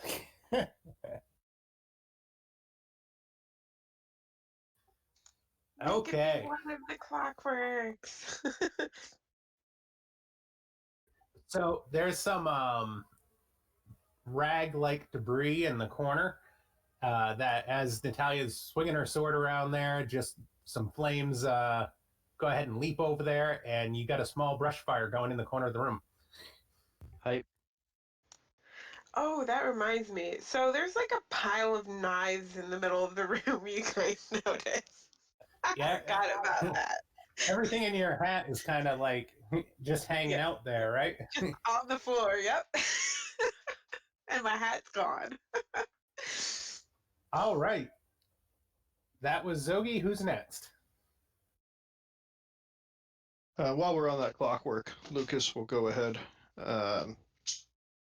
And this time he's going to shrink it again and then kind of slam it down on the ground right in between his feet. and let it extend, wolf head into the groin, if Clockworks had groins. Yeah, it's lower servo. Yeah, that's the word I was thinking. Here you go. Oh yeah, wolfmen have What's marks. the family we're on? That looks like secrets. Yep. Okay. So I'm just gonna have a normal +5, plus the invisible, so +6. 14 and 11. That'll do it. So And there's another 5 to that guy. that is the last. As the wolf head grabs onto that central servo and pulls it apart, the whole thing crumbles down into a mess. I'm gonna look over and offer a Lucas high 5, Zogi low 5. Nice. Okay, who's next? I'll reposition myself to try to get a clear shot of it. Did somebody take care of the reanimate that I first shot at? Fenn's in close combat with it, and now there's an illusion next to it, so you can't tell exactly. You got like that double vision thing going on. Oh, skip that. You should shoot at mine. Vanessa's on the mushrooms again. Can I get myself a clear shot of the one Natalia's been working over? Yeah. All right, I'll take a shot at that one. Yeah, she's also like immune to fire damage for the most part. So she's got like what, +9 armor against fire right now, +7? I'm at +11. Hey, so I can't really do too much damage if I hit her instead. All right. Do I get a +1 from the card being secrets? Yeah.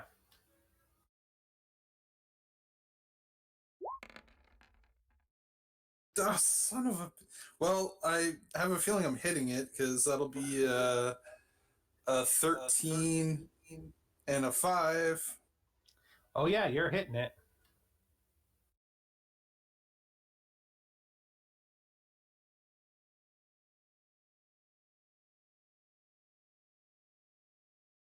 Oh, come on.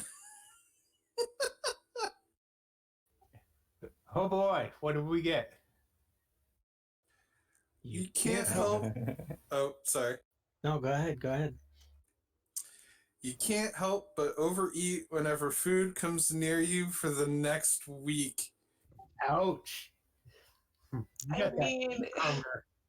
There's food on the floor from the tentacle hat. You had to mention that. at least Fen didn't get it because she was just recently eating her own body as food. That'd be great if the hunger was still around. I know, right? Come on, devil card flip. It'd be terrible if Octavius had that. He was feeding us. It's alright, we're about to get golden ship on the invisible sun, so don't fear.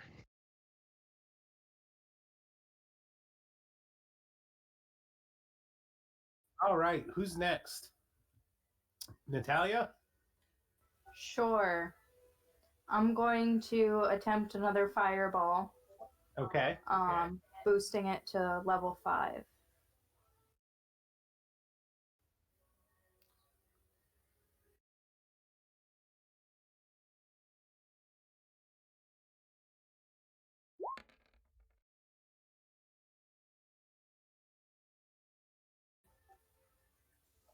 So I have a 6 and a 13. Oh, that'll hit and do 5 damage. I assume you're hitting the same one that was swinging at you, right? Yeah. Okay, so it blows up. And another minor flux. And how are we doing on that flux? The vex to her intellect. Or if you want to change it up, we already had that one. If you want to change it to a different pool. Oh no, I'm going to give her the intellect vex.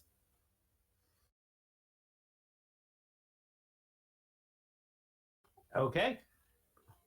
So the one in front of Natalia just dropped dead. That leaves the one that attacked Vanessa, the one that Elias is on, and the one that Oxivius is on left. That's 6, 8, and 9. Who's next? Where is Telsa in all of this? She's over by the sword. Oof.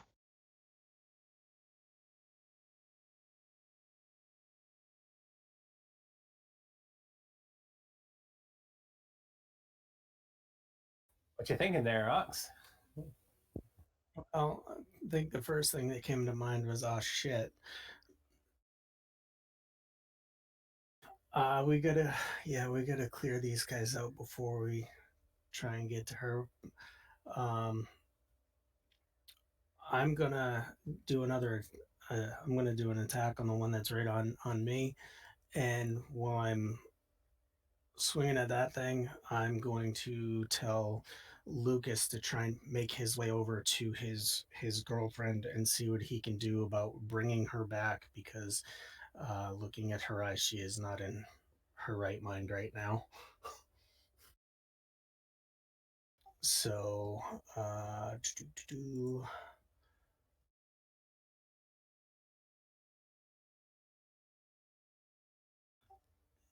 and all right, that card. So it's just the Imperator card there.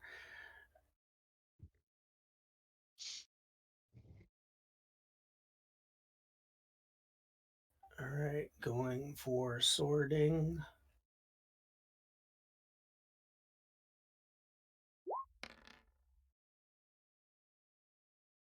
All right, that's going to be a 10. That'll hit. And that's going to be a whopping 7. He's swinging at arms, trying to clip them arms so they can't pick us up and belly thump us. All right. I believe that still leaves Ben, Elias.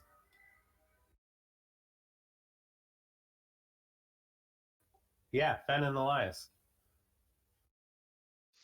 All right. So I've got 2 in front of, or like 1 to the side of me and 1 in front of me. Indeed, you do. Okay.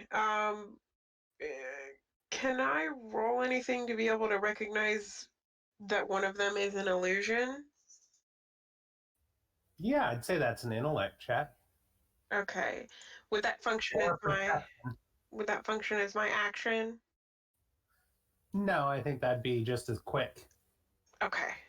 Can you tell I the difference between the two? I'm gonna try to go for perception. So let's see. So I'm gonna use a Bene for perception on this. Okay. It's an 11. All right. Well, you know where it was the last time you swung at it, so it's easy for you to rule out which one of them is not real. All right. I'm gonna point to the not real one and be like, "This one's not real," and swing at the at the real one. All right, go ahead. All right. Go ahead and re-roll that one against the other one. I'll just make sure that that's right. So it's level 5. Yeah, that's right. So that's a 16 and a 15.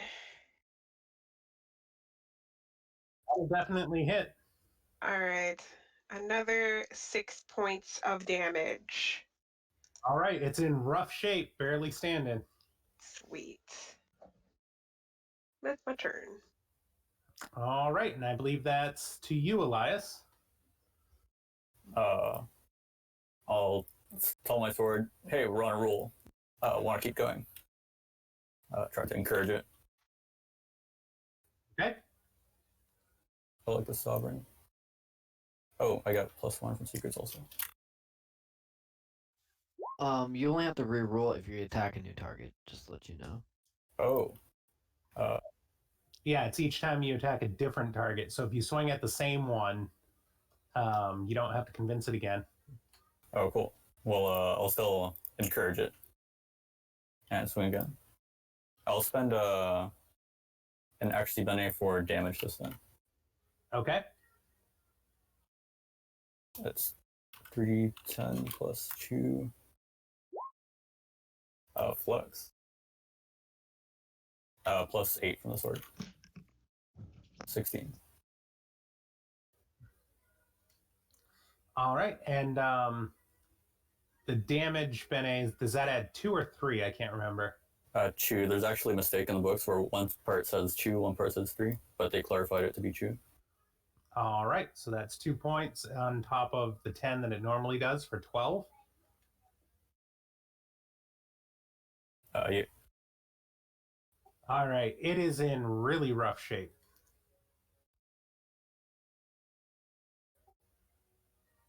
And it is barely moving as you hack into it again. Okay. And I believe that was everybody. So starting at the top, the one that is on Ben, it's going to cast another spell.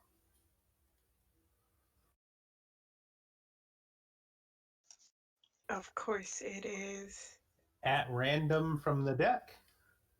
Okay.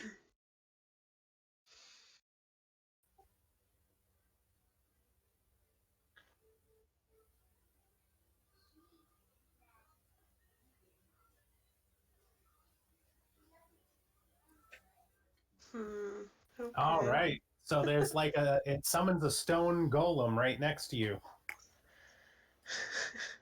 Awesome. It is So now nothing it special looks in combat. Yeah. Other than it has 3 armor. Yeah. So it's a clumsy, non-attacking stone golem that just popped out of nowhere and is like, "Hey, what's up?" Yep. Yeah, apparently this one has the bum dead Vizsla inside of it. Right? You know, could have been a lot worse. I know. Could have been a lot better. All right. The one on Axivius is going to cast a spell at random.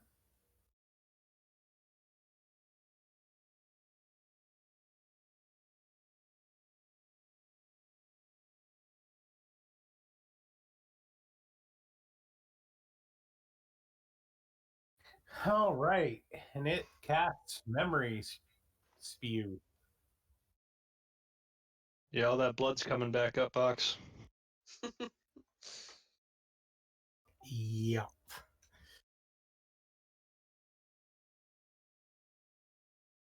All right. You're going to cough up a memory there, bub. Actually, you got to roll to resist it first. So.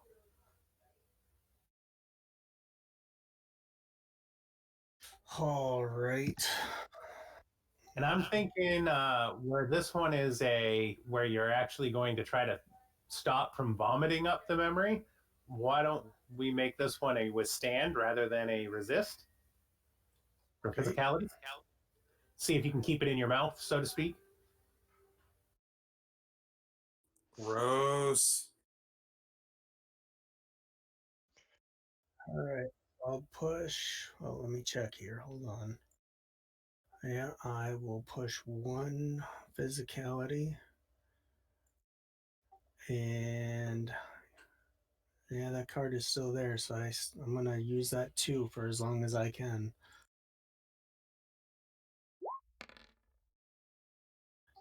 7.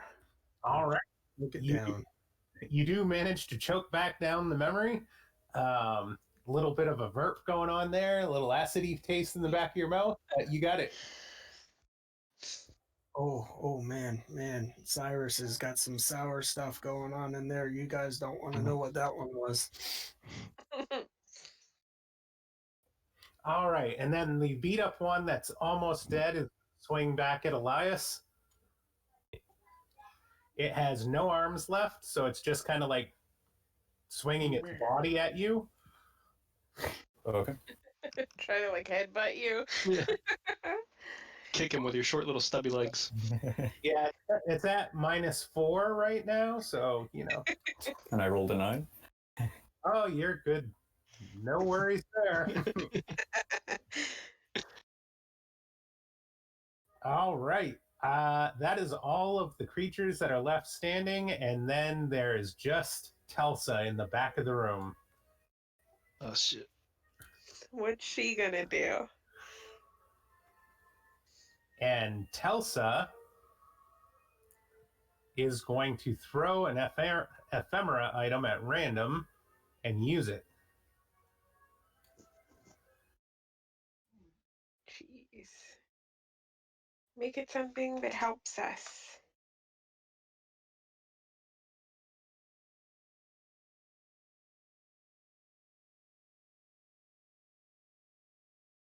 And she throws out the Wellspring of Power. Uses that, and that moves all of her, what would be her sorcery, to Sortilege. So on her future turns, I'm going to make her abilities much more magical. Oh dear. Magically Future enhanced. turns. Good one. All right.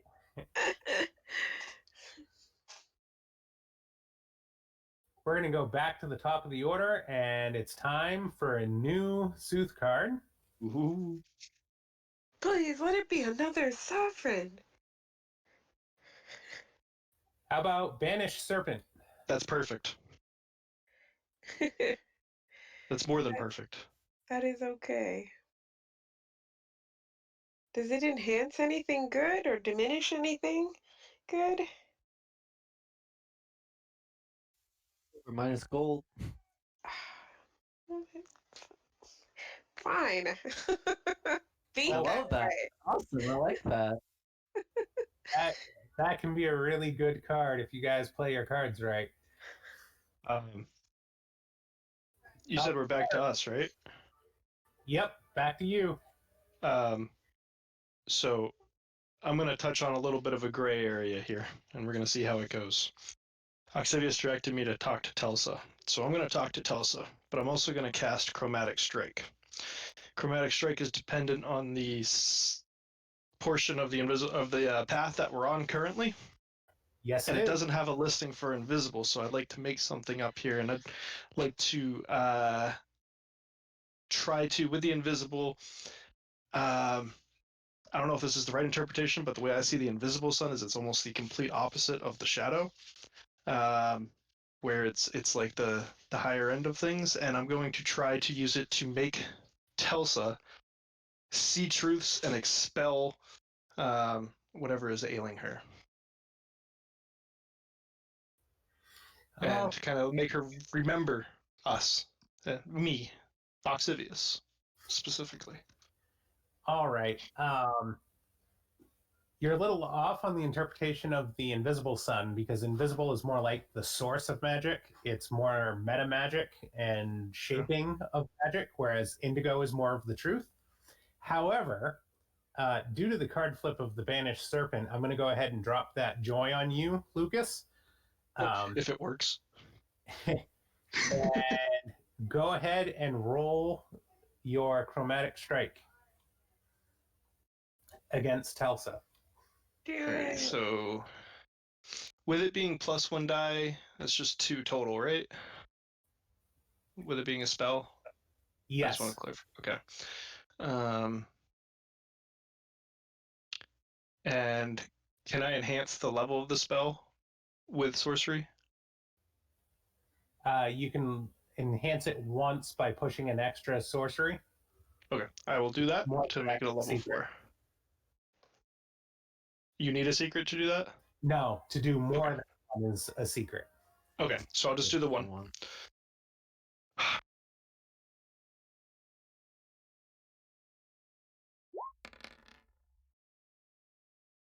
I can't see the roll, it's under my things. It's 6 and a 5. So +4, so 10 and a 9. And I'm going to look at Telsa as I'm casting it. And on top of that, I mean, I know she loves light. I mean, that's her Zillat ability.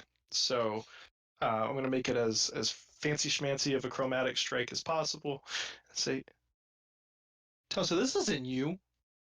Where's the real Telsa? What have you done with my Telsa? Get out of here. All right. And you can kind of see a black haze around her as whatever is there shimmers and recoils and disappears, and her eyes kind of roll back into her head and she faints to the ground. I'm gonna jump and like sprawl out on the ground on my back underneath her, trying to catch her head so that it doesn't hit the hard floor. Nice job, Lucas. Atarax, you get that one. A true And I'm gentleman. gonna point to the illusion. No, I already told everybody that one was fake. I know.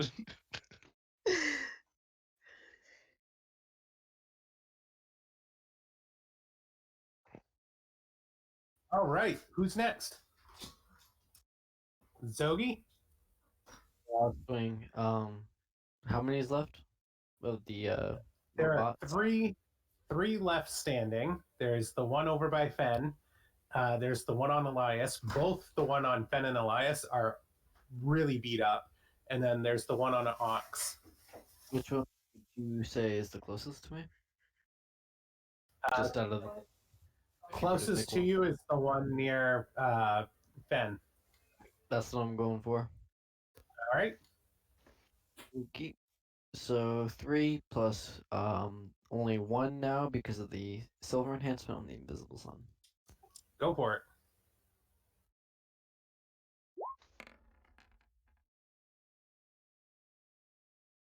That'll hit.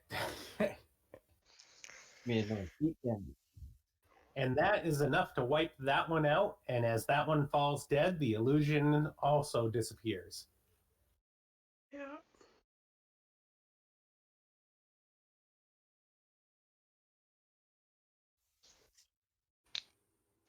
Next, All right. Can I get a clear shot at any of them? you can definitely get a clear shot at the one on Exivius because it moved past you to get to him. So all you have to do is turn and shoot on that one. 180 no scope.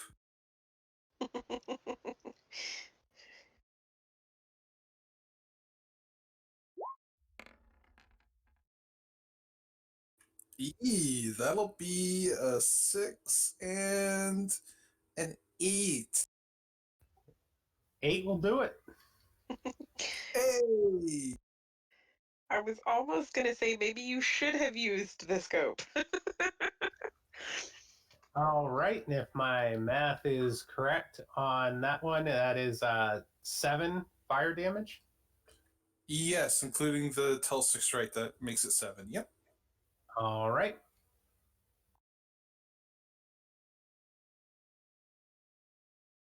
This All right. is going to be... Oh, sorry. That one's in really rough shape now. You know Vanessa's going to be super cocky after all this. All right. Who's next? Natalia? So there's still one on Elias, correct? There's one on Elias and there's one on Ox. I go. Okay, I go. I'm gonna. You have yours? Okay, then I'll swing at Ox's.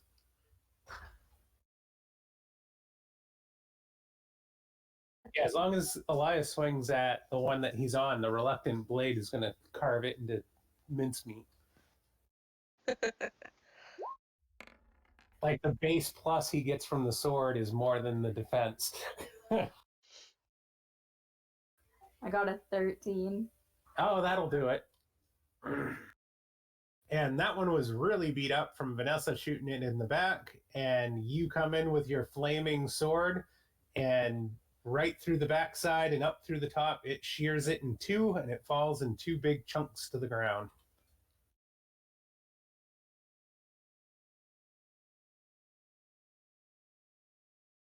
And there is only one left. My reluctant blade will swing again. Go for it. 3d10 plus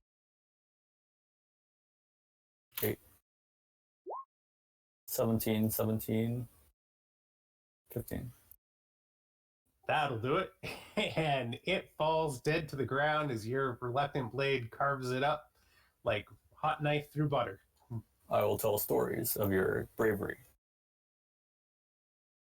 I told the blade. That was all 10 reanimates dead, and there is garbage and pieces everywhere. Does So Natalia, you want to roll in the fire and put it out? Oh yeah, we forgot about the fire. How does fire put out fire?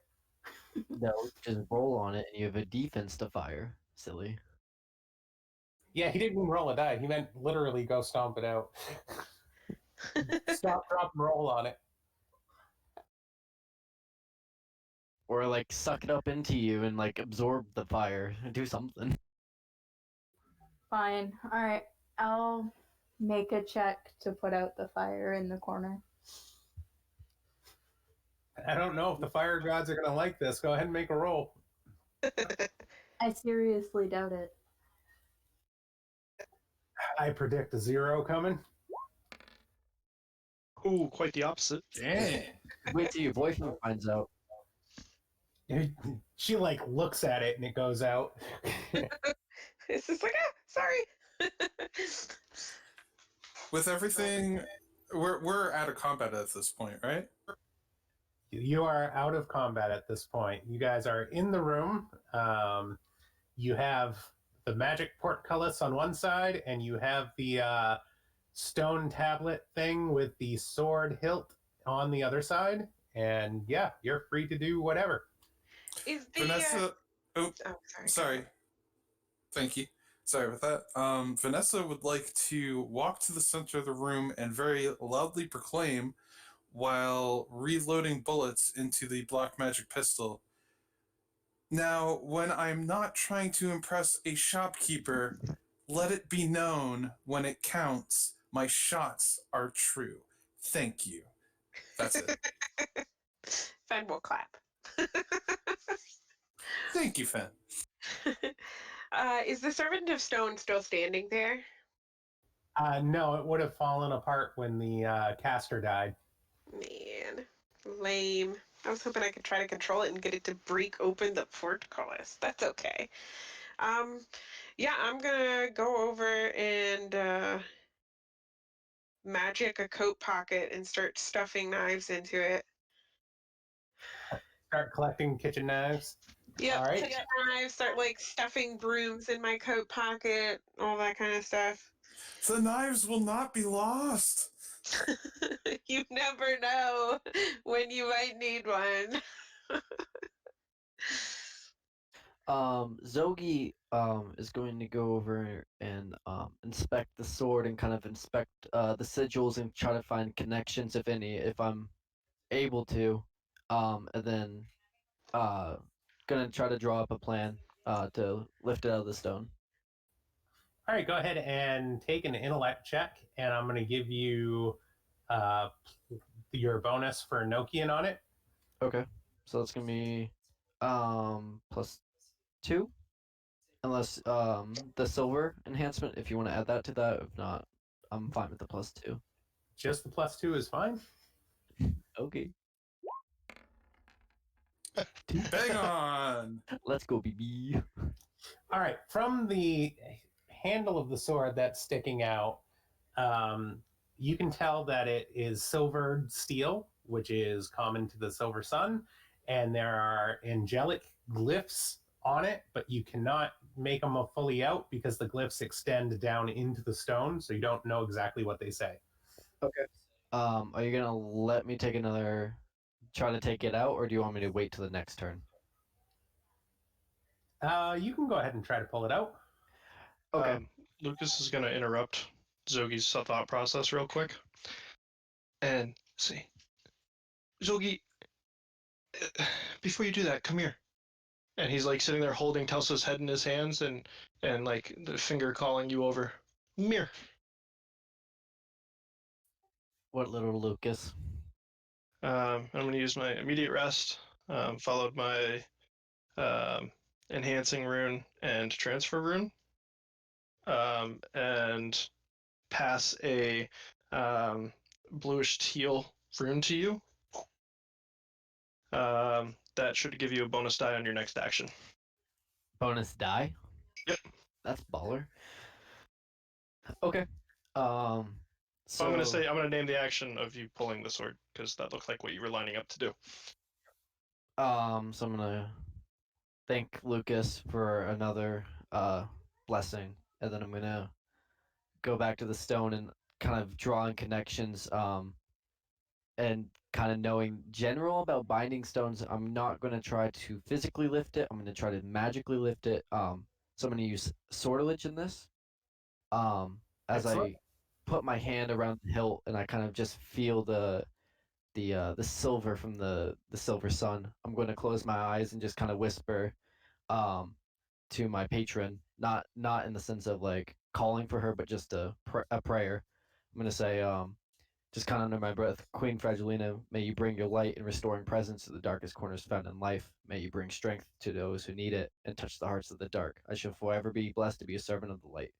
Then I'm going to lift this the sword out of the stone. Roll it. So that's going to be 3 die. That's going to be 3 dice, thanks to the rune. Okay. And then is my Enochian still in play here, or is this just a raw roll? Yeah, I'll give you the Enochian as well. 8, 9, and 5. Plus 2 on each, so that's going to be 10, 11, 7. And you lift the blade out of the stone. And as the blade comes free, a silver pair of angel wings extend from the side of it in like a magical aura before receding back into the blade itself.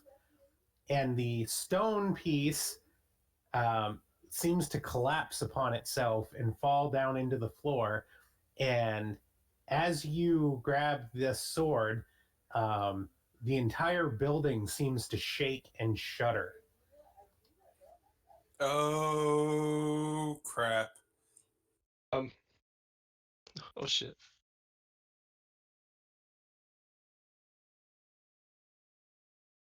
Sweet. Ox, is she dead? Pointing to Telsa.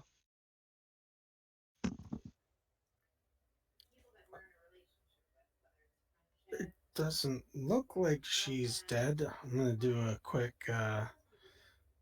check on that. She's not dead. Nope, she's definitely not dead.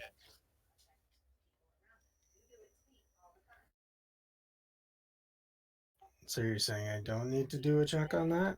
I can very Yeah, clearly. you can very clearly see by looking at her, she's not dead.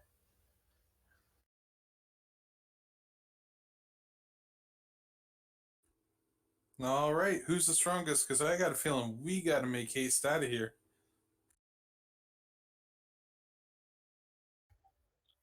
Well, I'll try and hoist her up and try and get her to come to while getting at her stand.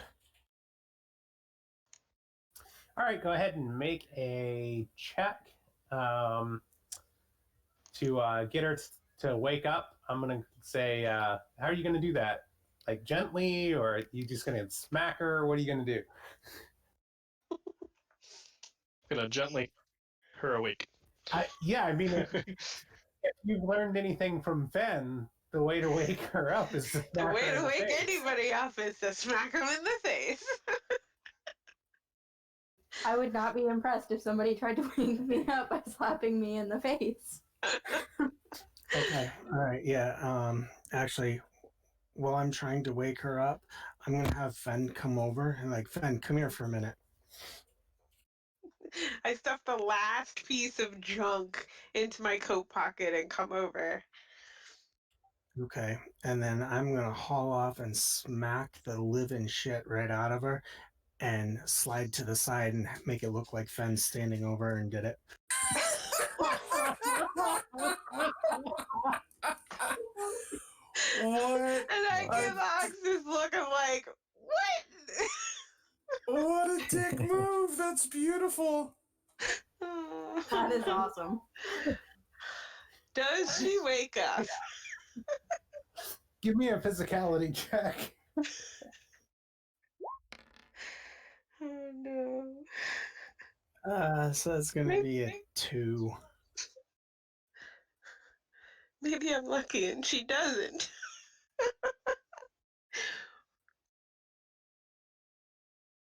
You don't get any bonus from the card. Wrong family. I can't even see what the family is on that one. Mysteries. Nope. As a negative.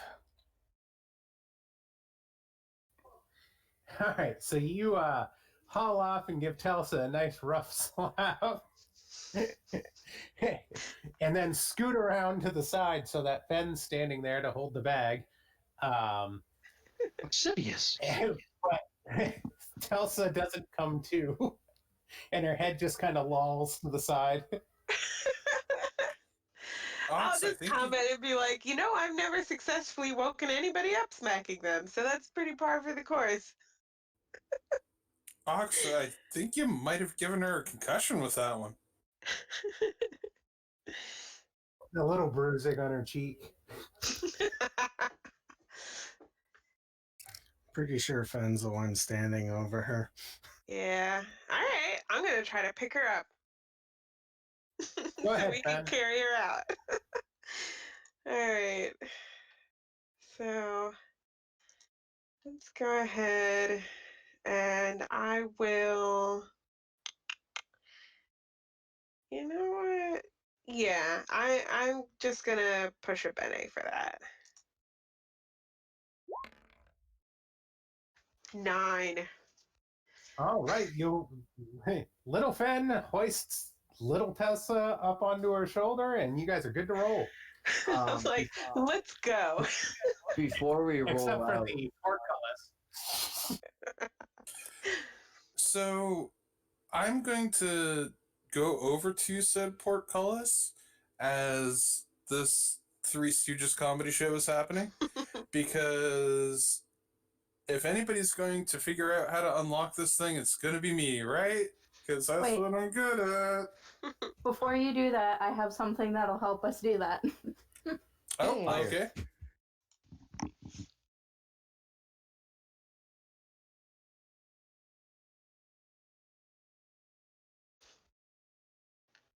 Man, I was gonna look around to see if there was any cool stuff in here, but somebody had to call me over to take the blame for slapping someone.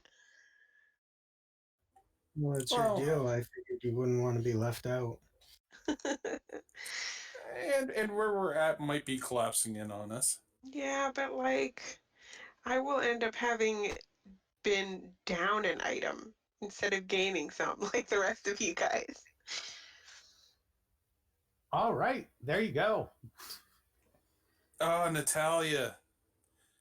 Clutch move. Nice. All right, would you like to continue, Vanessa? Yes, and I would like to use something to see if I can get this portcullis back into an open state.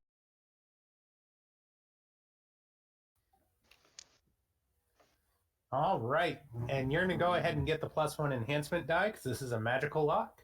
So go for it. All right, so I'm rolling 3 dice Mm-hmm. Yes, you are. +1. All right. +2, because you get a +1 from the Lock's Nemesis and a +1 from the incantation. That is correct. Okay, so 3d10 plus 2. Yep. Mhm.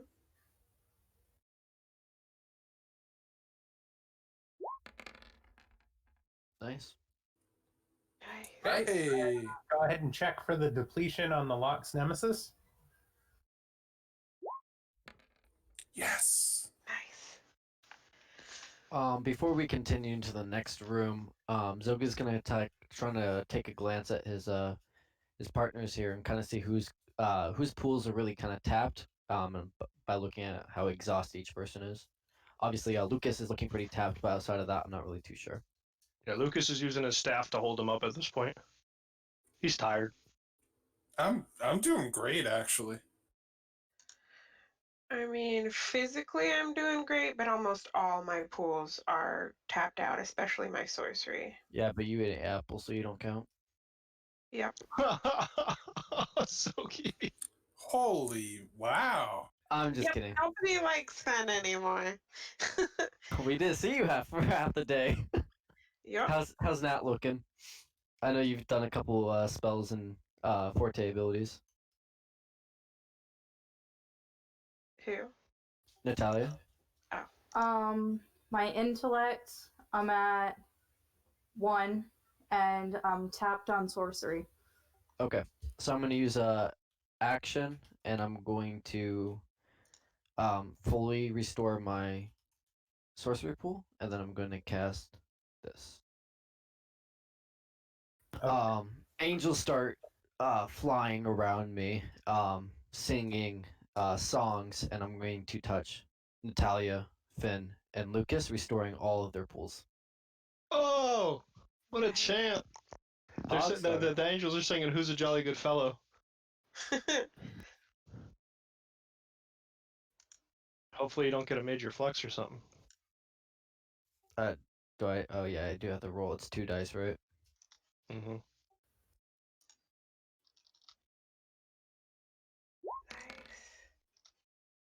You're With all that, right. I can get out easily. Oh, that's so hype. Thank you, Zogi. And he kind of cracks his neck and newfound energy. Don't thank me. Thank the legacy. Is that your pet? I'll teach Fen's you one just day, gonna Lucas. awkwardly look up in the air and be like, "Thank you, Legacy."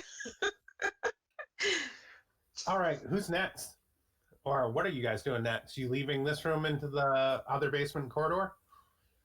The house shaking still happening? Is this like an ongoing thing, or was it like a No, one time it when he was, pulled it out? it was a shutter when he pulled it out. It's not like an Okay. ongoing. Just make sure the place isn't collapsing on us. Nope, it's not collapsing on you. It just shuttered. So there's only one way out, and it's through that door that Vanessa just fixed up, right? That is correct. Yep. And then we got another door after that. Let's go. Before we walk through, I just want to look back at the rest of the crew and go, just going to say, I'm going to maybe place a bet here that there's still more people in this house and they might have felt that. So I guess heads on a swivel? Sure. I'm gonna I'm gonna kind of hang back at the as everybody is leaving, and I'm gonna take another look throughout the room at the glyphs that we found earlier and see if there's any change in them after Zogi removed the sword. Go ahead and take a intellect check. And I'm going to go ahead and you took the Vex to intellect, right?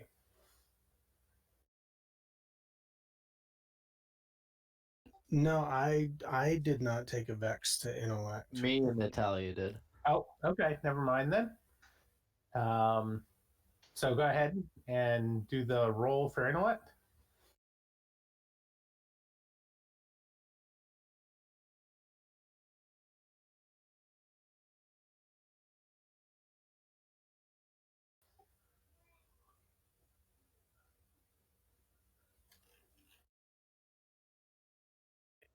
Um, I'll push one more intellect, and that'll leave me with one remaining.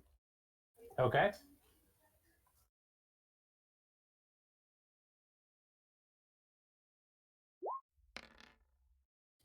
So that's going to be an 8.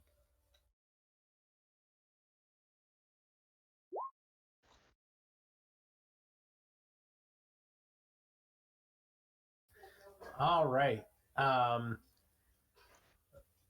Examining it again, you find the glyphs in the wards. Make a diabolic reticulum. And I'm going to give you access to draw the cord secret if you want to spend the 5 acumen to learn it. Okay, draw the cord. Draw the cord.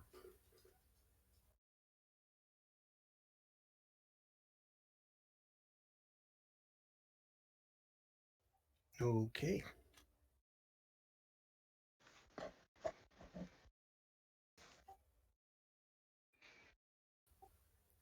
And there you go. All right, I'm going to gather up my newfound knowledge. I just gotta double check and see what I have for available acumen, and then I'll tell you if I'm gonna pull it or not. But gonna pick up whatever I was able to glean momentarily, and then move on, following the rest of the group outside. If you don't have the acumen now to do it, you've unlocked the knowledge to do it at a later time. So just make a note of that on your character sheet, that you've unlocked the knowledge needed to get the secret. Okay. It doesn't have to be right now. Yeah, I do have it. So I'm just gonna pick it up right now then. All right. Oh wait, And- should I roll for the babbler since we haven't done that in a while?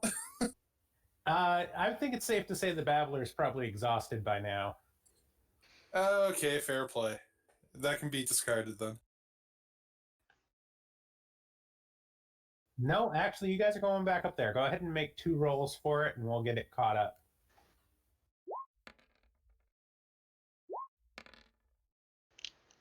Oh, Oh, right at the end. It survived so long, though.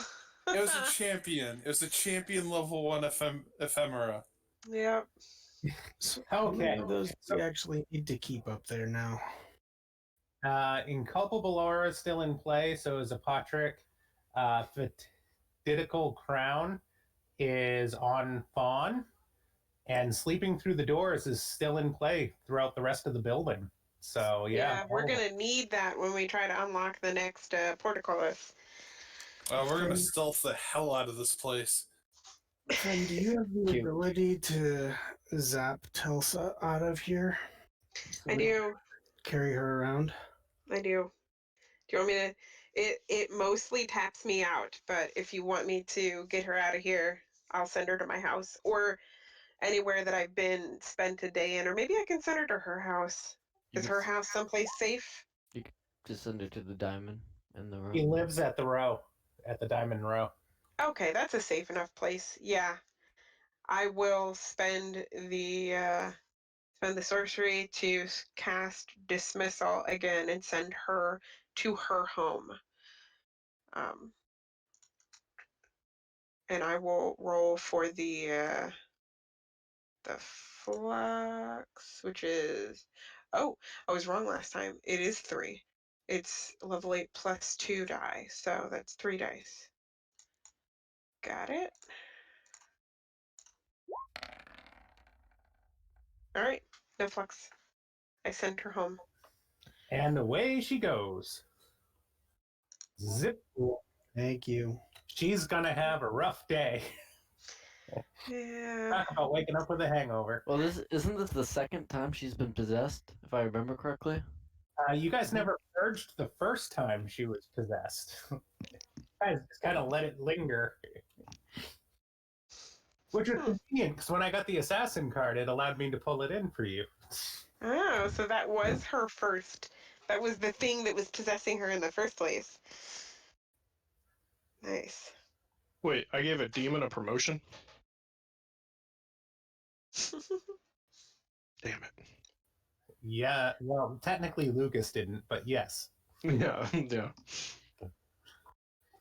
All right, so Vanessa, you want to try to pick the lock on the next door? Yeah, and we're gonna do it with the help of my handy friend again.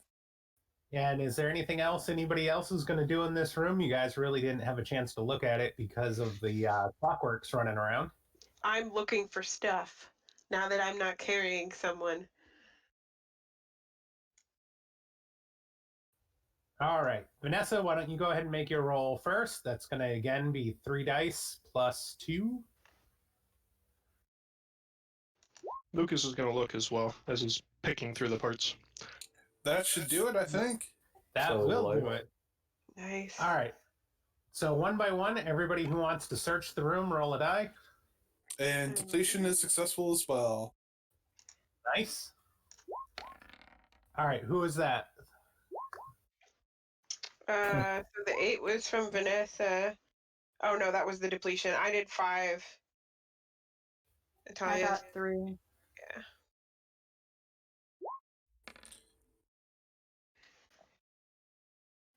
We got 3 5s and 2 3s. And an 8. Woohoo! How many combined incantations and ephemera can I hold? 3. 3. Makers can hold 4, but they can only have 2 incantations out of the 4. Actually, I think you took the upgrade with your apostate ability. I think you actually can hold 4 if you look at your character sheet. Yeah, I think I remember you mentioning that before. Yes, that's true. I will do a search, as that'll put me at full because I do have one on my character sheet that's not a card. So that puts me at 3. This would put me at 4. Okay, so I'm passing an ephemera to Natalia. That's a 7. Fen, you rolled a 5. Mm-hmm.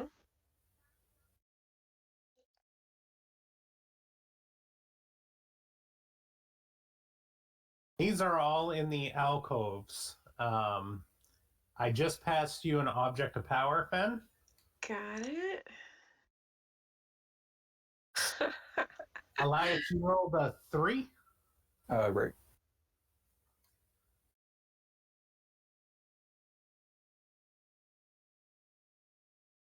All right, I just passed you an ephemera. Zogi, Oh, you rolled a... Sorry, I also need to get rid of my incantation. Okay. Zogi, you had 5. Yep.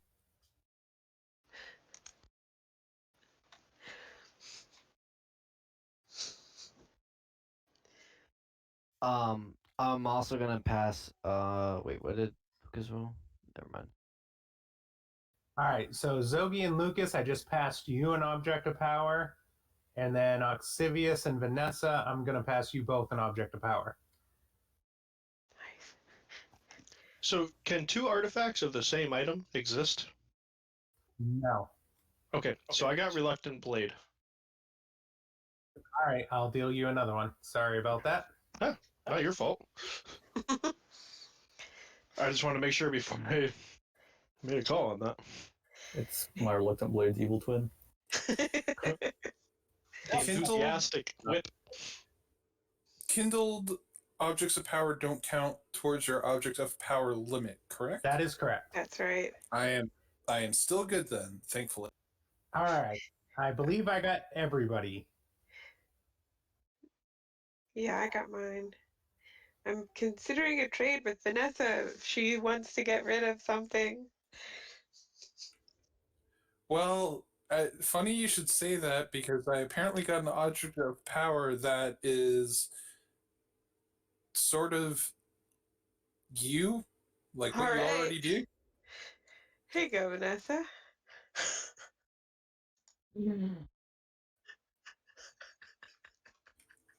Would you like a gun? My god! You got a gun collection going there. So many guns. Oh, you know what? Yeah, I feel like I need to give you 2 because the one that the object of power I got wasn't necessarily. Well, just show me what you got. It's like your lack of nightmare thing in an object of power. Oh, that's awesome. That is actually pretty cool. I mean, I'll happily trade you that. I'll give you some fighting boots that are kindled too if you want. What do they do? Two bit accuracy and a vex in movement. And space the store. So, hey, I could put a knife in it. That's right. These are way better for you than me. Sure, I will take those. We have a trade. And I give you a gun. I now officially have 4 guns in my purse. This is awesome. And you also have a side that I gave you. Or that you got. I do, but it's at home, and Yeah. because I didn't really have any way of bringing it with me. Yep. I don't have magic pockets. All right, you guys ready to move on? I'm ready. Yeah. I'm gonna pass an object of power to Oxivius. Just because my character has no use for it and I'm full, so I'm just gonna kind of pass that to him, kind of getting that foul, like stench of curse connected with it. Then I can heal people with this gun. Yeah, you can. Yeah. I pondered keeping it myself, but I really Wow. like my side. I really like that artifact. That is really cool. And you get to keep it for a year and a day. Wow. Nice. Yeah, you get to keep the pot for a year and a day, which is pretty Damn. Hey, awesome. quick question. Resist checks. Is that intellect? Yes. Resist is intellect, withstand is physicality. Okay. I need to figure out a way to pass a level 15 resist check. What? I'm about to pop this thing on my house. Oh no. What the fuck? Yeah, that big ass tree that my house is in the base of. Mm-hmm. Oh, you could get an intelligent house. Ah, that's awesome. Wow. Maybe We the got really cat, lucky. maybe the cat idol could help because it reduces obstructions and freedom adds freedom in the area. Maybe. I'm gonna need a whole bunch of people buffing me for that one. Yeah. All right, you guys ready to move on? Yep. Oh yeah, I'm riding high. More mushrooms, huh? I am hungry. I do have to overeat anytime I eat for the next week. Just move quickly through the hungers room. Just saying it. Yep, you guys are back in the Hungers room, and you're moving beyond that into the lower basement area where you had killed Archibald. Yeah. I'm assuming due to the fact that I don't normally eat human or humanoid meat that I was not tempted by the hunger room. No, that would be correct. Okay, good. It only compels you to eat the stuff that you'd want to eat normally. It didn't give you any type of weird supernatural hunger, so So would Oxivius be tempted to eat us? If he had that, I guess. definitely. Oh, Lord. He'd be looking at you guys like the old He'd Bugs come after Bunny Lucas first. two guys on the desert island. Yeah. Throw off a piece of my arm.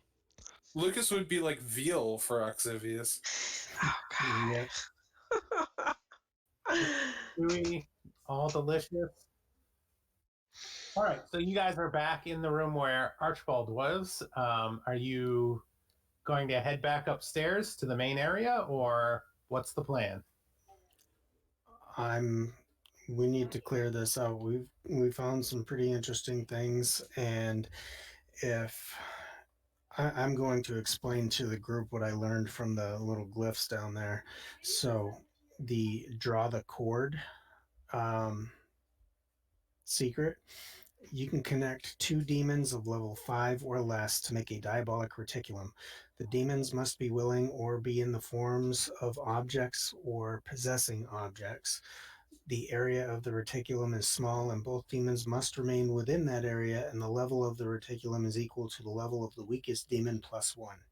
So the interesting thing about this, and the thing that I think we need to do what we can to clean this house out, um, when making one of these diabolic reticulums, it offers special benefits that are decided when it's created.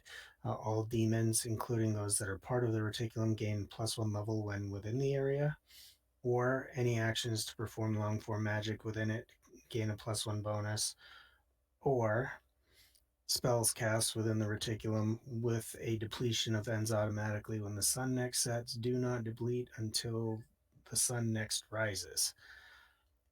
And this can be increased in strength depending on, additional secrets that may or may not be here, and, obviously Yeah. the strength of demons that may or may not be involved.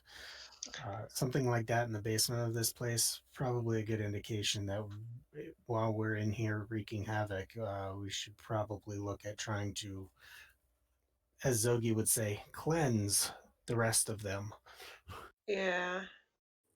So this place is basically corrupted by demons top to bottom, and we need to We need kind to of You know? clear this we need out. to Like, slaughter them all. I am we fine need with to, clearing this place. I've been wanting to annex this building into my own property for a long time. Just saying. Guys, it's been pretty scary, and like it's been a really long day already. I don't know if we can do this. I I'm agree to that. Lucas, you've been leading the charge. Like the things you did with those mechs downstairs was unbelievable. You're an inspiration to all of us. The smallest one in the group, just going in there without any hesitation, just taking it right to them. Like I'm absolutely inspired by this. This is the reason why I'm going forward. tell That's me there's just going to be an interaction duel between these two. that's just to keep you guys safe. I care about you, and when we go into these dangerous places, I have to, because you guys are more important than me.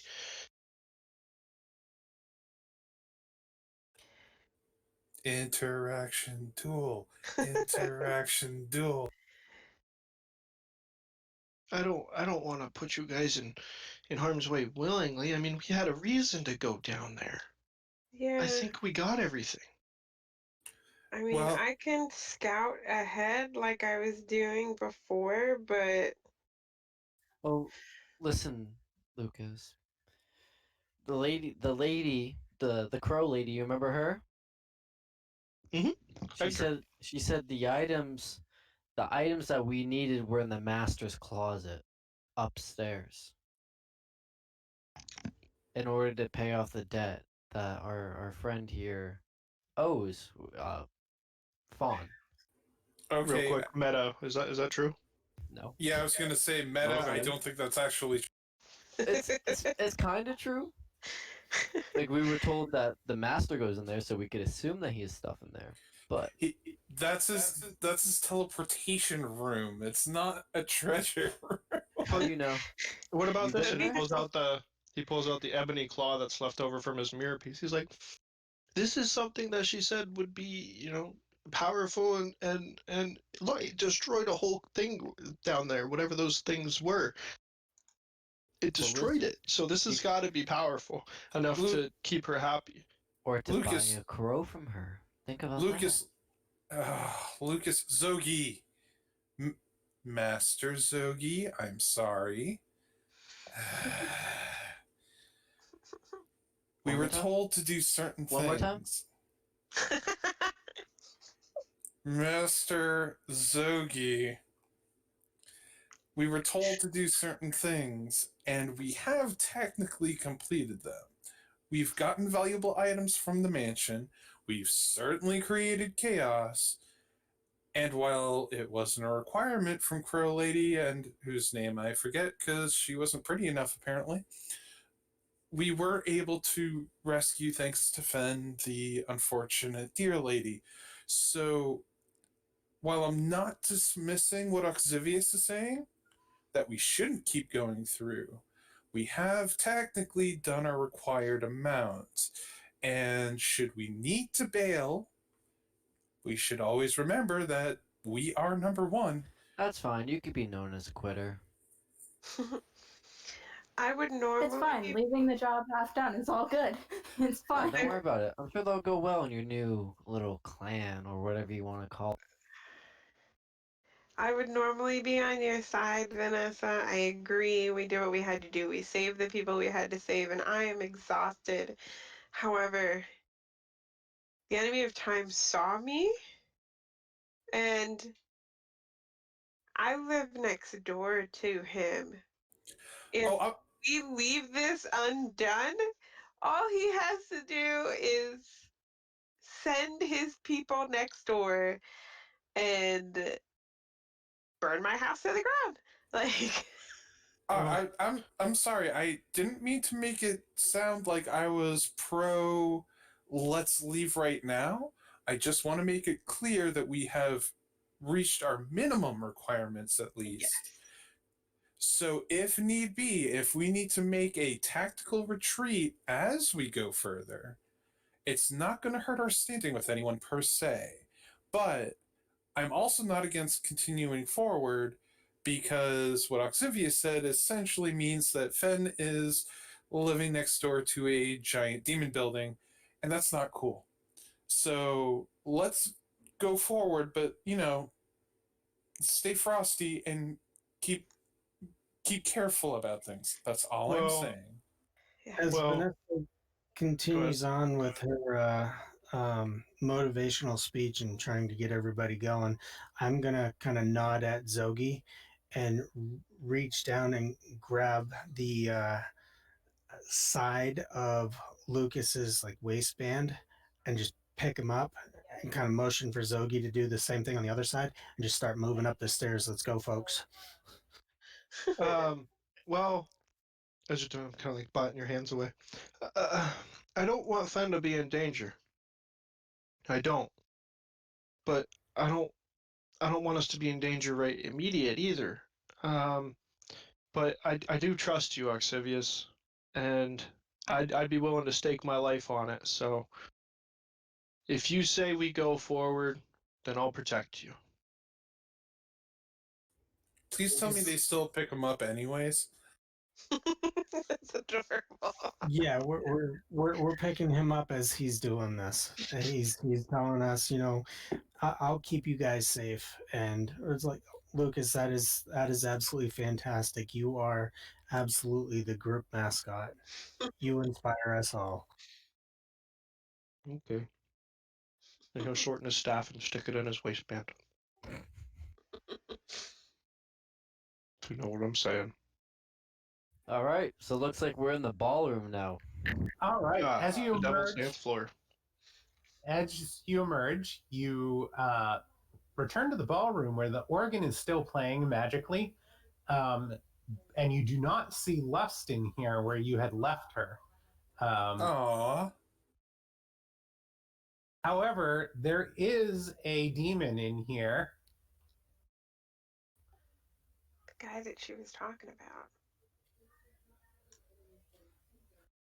and he is wielding a large double-handed hammer that's got a purple head on it. And he does not look happy to see you. Let I'll it be plop known, down. Vanessa's not happy to see him either. I'll She was plop down expecting and someone. say, "Care to dance?" He extends his hand, and a black ring shimmers, and a powerful gust of wind comes from the ring, and it knocks all of you guys down. Well, it attempts to knock all of you guys down. You're going to have to take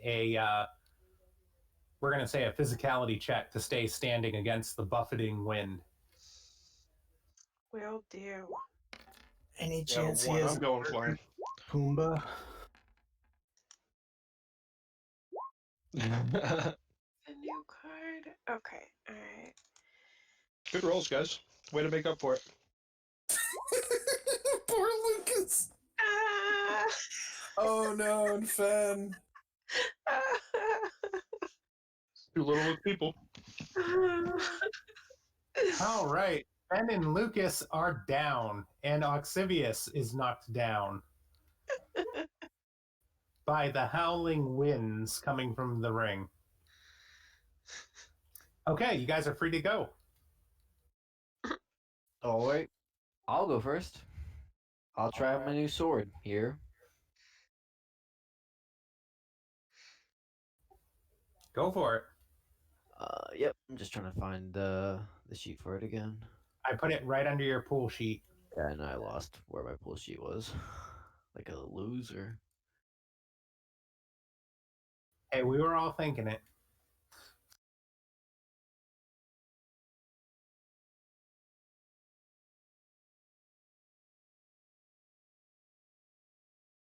Oh, there we go. Okay. So it's a level 5, and it's a plus enhancement die, so it's going to be 2 dice, plus 5. Go for it.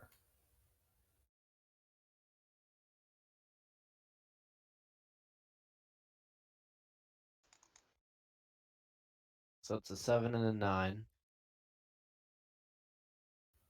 7 and a 9 would be a miss. Oh, sorry, plus 5 on each, so that's going to be uh, a 14 and a 13. That is going to be a hit. Okay.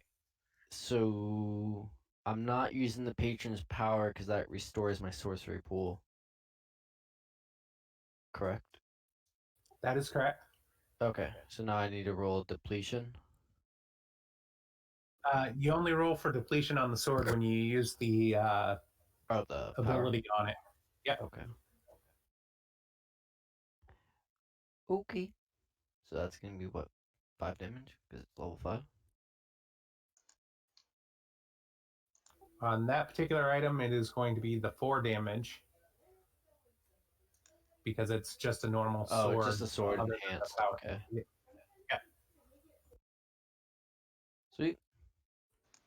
Can I ask a question? Shoot. When a character gains an object of power, do they understand the inner workings just like kind of automatically? Yeah, they kind of do. There isn't really a identify type mechanic like you'd see in Dungeons and Dragons. All right. Well, if nobody minds me taking the next go, I think I'm going to take a couple steps to the side. What a turn. Well, no, that's not just that. Gonna take a Don't mind, couple I'm steps. gonna go ahead and shimmy out of here. Crab walk out of here. Goodbye, guys. No, I'm gonna take a couple steps to the side in order to get a clear shot, and we're gonna test this baby out as I'm going to use 3 sorcery and turn the current mood, which is clearly negative, into a bullet in order to shoot at Timon. Because, damn it, he isn't lost and I'm pissed. Go for it.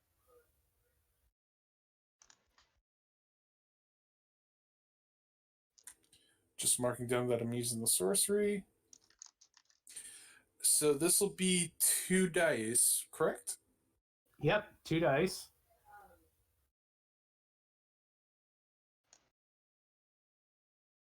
Or wait, is it 2 or is it 3? It says +1 die, but it's a magical item. It's 2 dice. Okay, You no. get 1 normally plus 1 for the die. Yep. All right, just wanted to make sure. Yep, not a problem.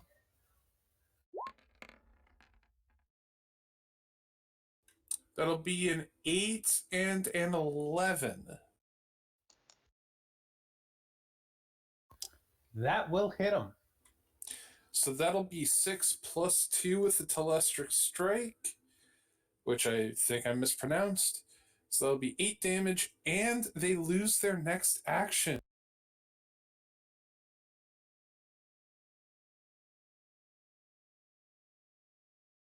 Or did you just pick that up again? Okay. Oh, I can put it back down if you need it. That's right. The owner can use 3 sorcery to turn the current moment. All right. Next.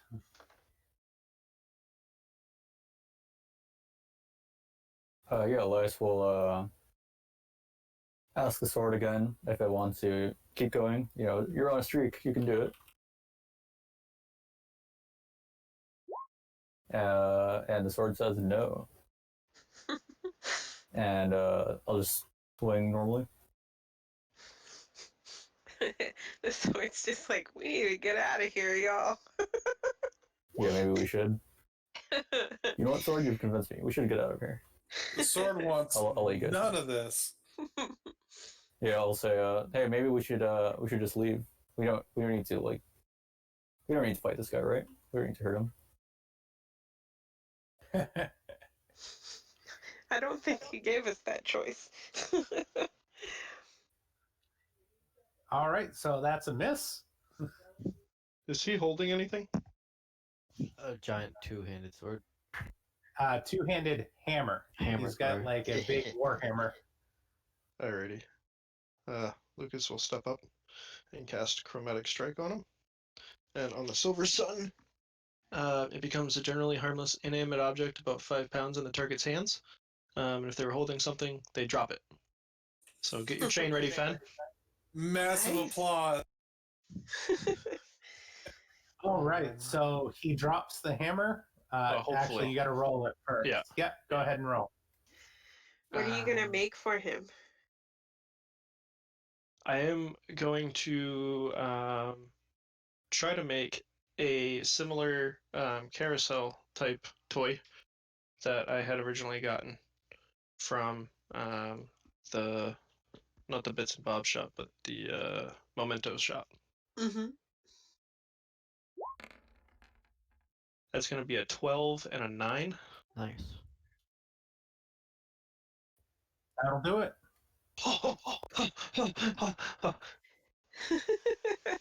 I did it.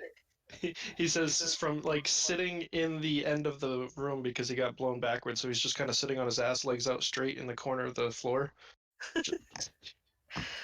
Vanessa hammer- comes back and it's just like, my man. The hammer falls to the floor, and it is so heavy that it actually breaks the floorboards when it hits. I Damn don't it, that's think where I was going to tango. I don't think my chain's gonna cut it, but I'll try. Oh, see you. Who's next? I mean, I guess if that's what I'm doing, I'll go ahead and try that. Does it take my action to get up? No, but it takes your movement to get up. Okay, I will stand up and then I will go ahead and use my chain to try to um, like grab the warhammer, like wrap around the warhammer and pull it. Okay, go ahead. All right, let me see something real quick. I think, yeah, I'm gonna try to use this. All right, go for it. Okay, so that's 2 die, and is this gonna be accuracy, physicality, what? I'm gonna have to say it's gonna be physicality because you're gonna have to pull it in order to All right. retreat. Yeah. Okay. So I will push physicality then. Okay. Here goes.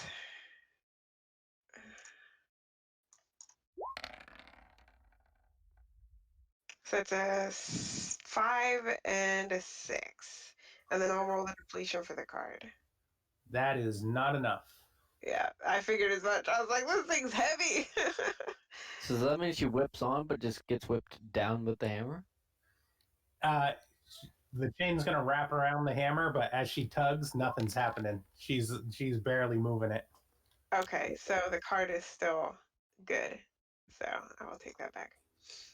I like how our second smallest person is trying to acquire all of the incredibly large two-handed weapons. I'm strong, okay? I naturally have a physicality of 5, all right? I'm just saying I like the dichotomy. I think it's hilarious. Yep. Elias has a physicality of 8. But I'm also like barely above 5 foot. His closet jacked. He just hides it under his suits. Yep. He does a lot of CrossFit. So where did the carousel demon-like thing end up? Is it just on the floor, or is that? It's in his hands. The carousel's in his hands, causing him to drop the hammer. So now he's just holding a little toy carousel that's going around going. We've got some music to dance to. Music, yeah. And the hammer's on the floor. Yeah. With my chain wrapped around it.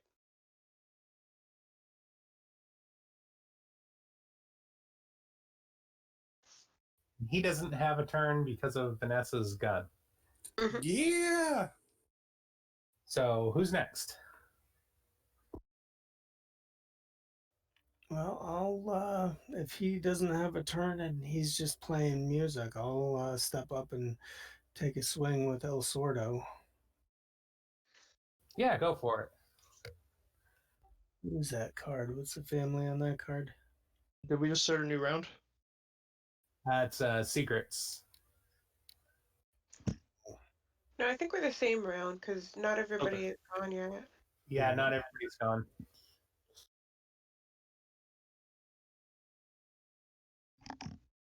Heads up, I can't pull that trick again with the new gun, so let's make this one count. Why not? I need more sorcery. It's 3 each time. Well, didn't it say if the emotions are already negative? Well, I could load it with my own negative emotions, but to make the current one the bullet, I need to spend 3. So I would have to come up with negative ones as I go and lose them as I shoot. That's going to be a big old miss there, Ox. Yes. Yeah. Yeah, he's busy dancing to the carousel and steps right out of the way of my swording. You weren't expecting. Sorry. Natalia, you're up. What are you doing next? Alright, I'm gonna attempt to swing my fiery sword at him. Okay, go for it. And I'm gonna use an accuracy as well.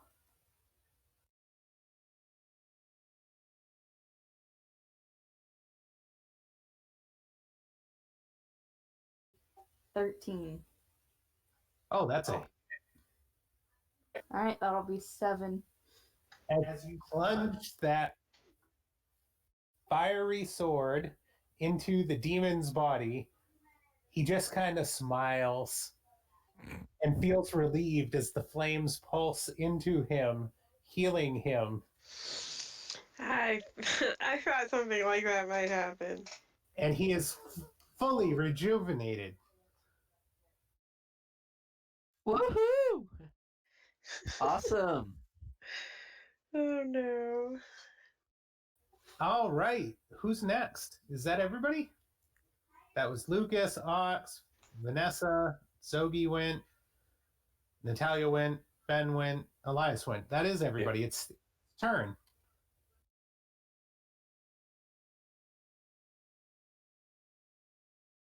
And thanks to Natalia's flaming sword, she revitalized him and woke him right up. And he is going to drop the carousel and is going to lift the hammer back up. Wait, he got his turn back from that too? She healed him, yes. She removed the status effect with the healing flames. God damn it, Natalia. Fire on a fire demon. I thought he was a wind demon. We've never ran into this before. Weird. All right. So he's picking up the purple-headed hammer, and he swings it around his head once and slams it into the floor, and a purple ring of magic comes out and assaults all of you with a psychic wave of energy. Yeesh. Is that the resist? That is a resist. 5. Alright. I got one resist. Oh shoot. I forgot. No, I still would have fallen over. I forgot I have a skill in balance. I should not have fallen over. It's okay. Alright. I'll use Lucas got a 7. intellect. I used an intellect and only got a 4 then. I got an 11. All right. Ox, did you roll? 1 second. Intellect.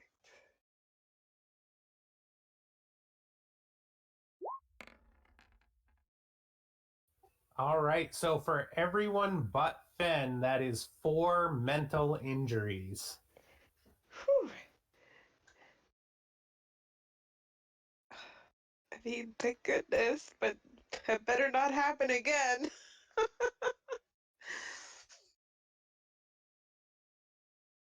We'll cancel mine out with a intellect.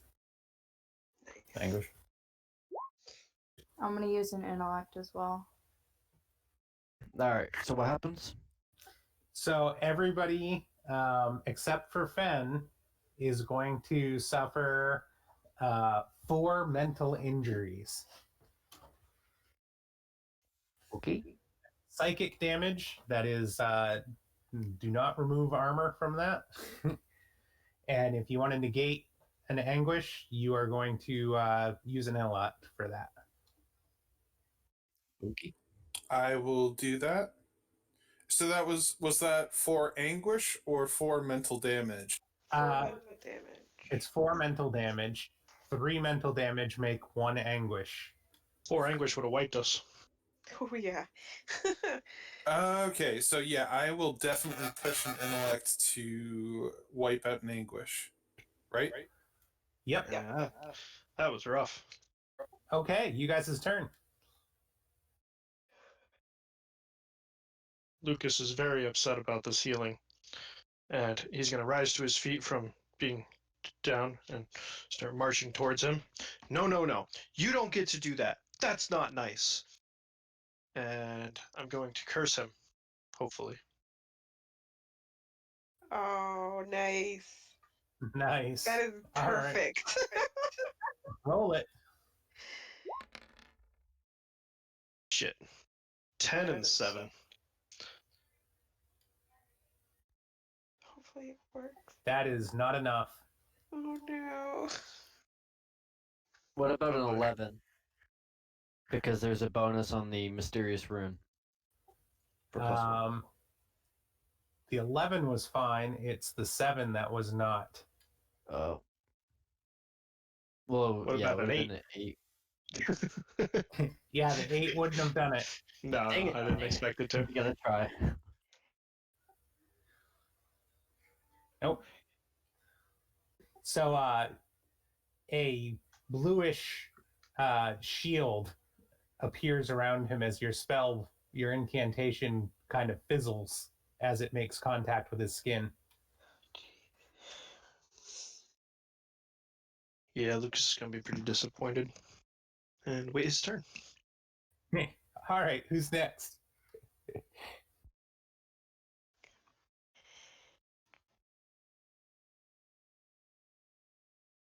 Does anybody want to go first? Go ahead. Alright. I'm just gonna run up and hit him with my side, because I ain't got no sorcery. So yeah, I'm just gonna... Did you already use both your action rests? Yeah, I mean, my last one was the beginning of the session today. I used them because of the stuff that I have to do to set up things at the beginning of the day. I'm always like 1 to 2 rests down when I start the day. So Yeah. Nope. I'm done. All right. So I'm gonna run up on him and hit him with my scythe. That's 5. And plus 6. All right.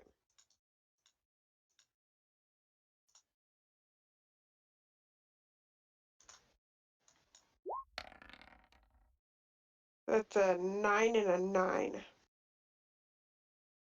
9. Physically, that will hit him. That sounds really weird. Okay. So I will do 6 points of damage.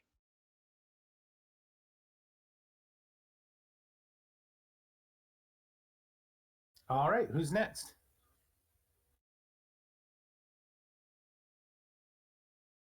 I will once again ask the Reluctant Blade for its help.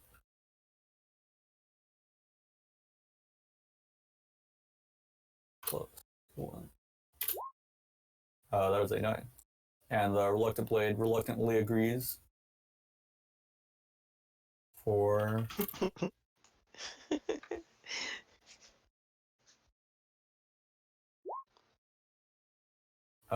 2 14s. That will definitely hit. Yeah, so 8 damage. Oh, sorry, 10 damage. 10 damage.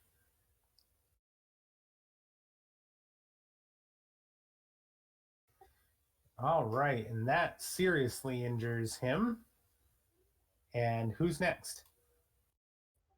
I could take another failed attempt at it.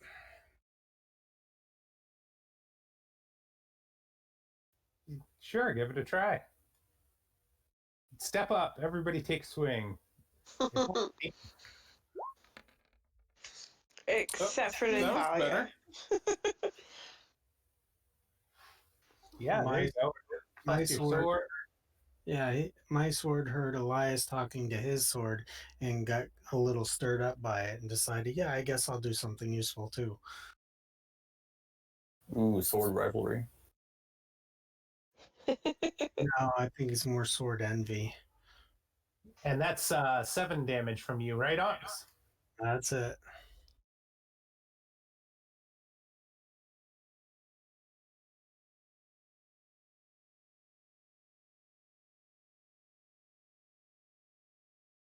All right. And Vanessa? All right. So I have an idea. It's kind of weird, and this may have really weird side effects, but here we go.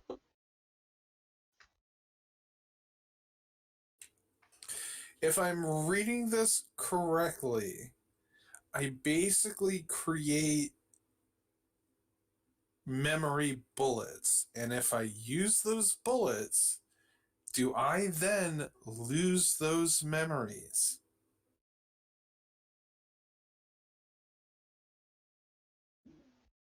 It doesn't necessarily say it in the gun or in the card, but I'm going off of the idea of it, and I want to know what you think of.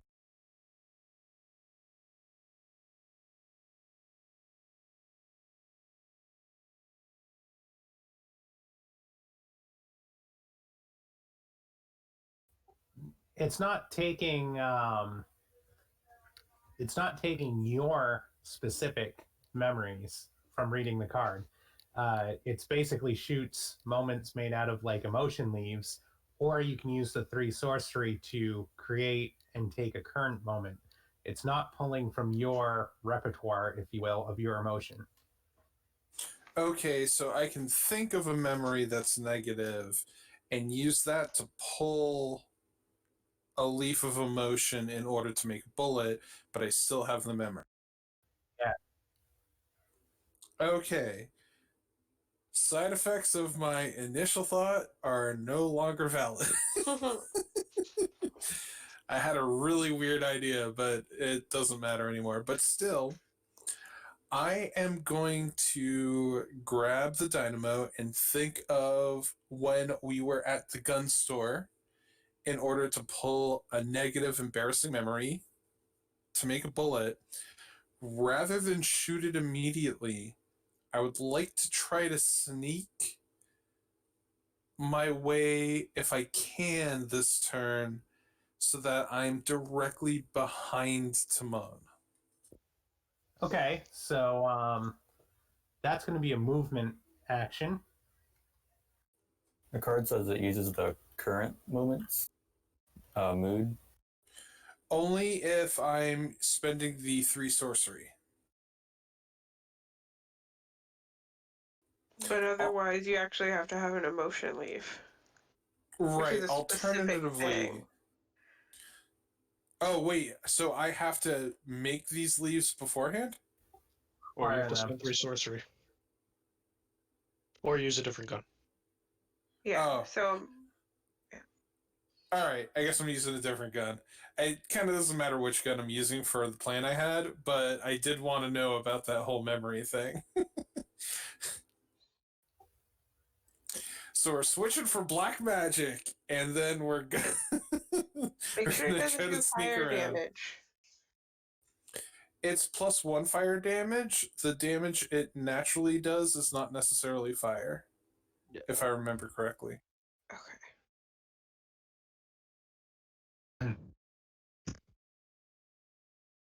You can do it. Yeah. Sneak. I'm just rolling 1 die for the sneak to get behind Timon. Yep. All right, +1 with my stealth. I have a level in stealth. Does that count? Yep. All right, 1d10 +1. That's a 7. And as you try to sneak around Timon, he turns and catches you in the act and pushes you down with his hammer. Ew. He Preventing doesn't you- have his hammer. Yeah, Yeah, he does. He does. Yeah, he picked Wait, it he up. re-got his hammer? Yep. Crap. I missed that part. All right, then. All right, who's next? I think I'm the last one, if I remember correctly. This is the second turn, right? Yep. Yeah. Okay. Get him, Smack him, Zogi. smack him with my sword again. Yeah, Fen hasn't gone yet either. Yeah.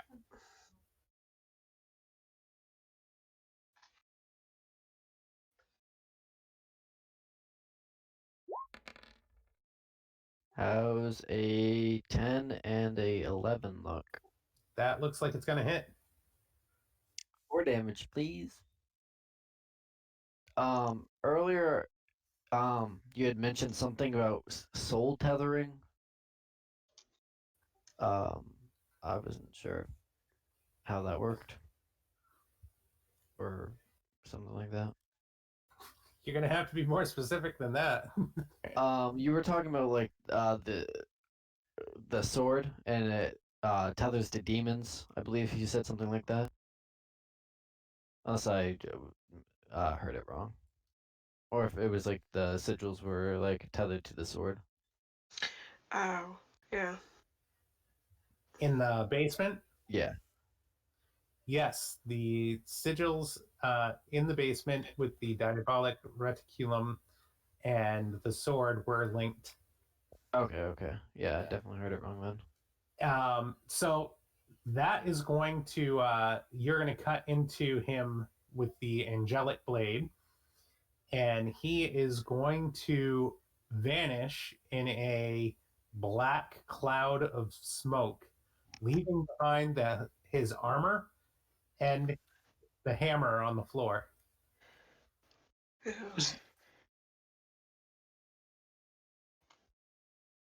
So he's gonna just like look at the sword and like the angelic runes.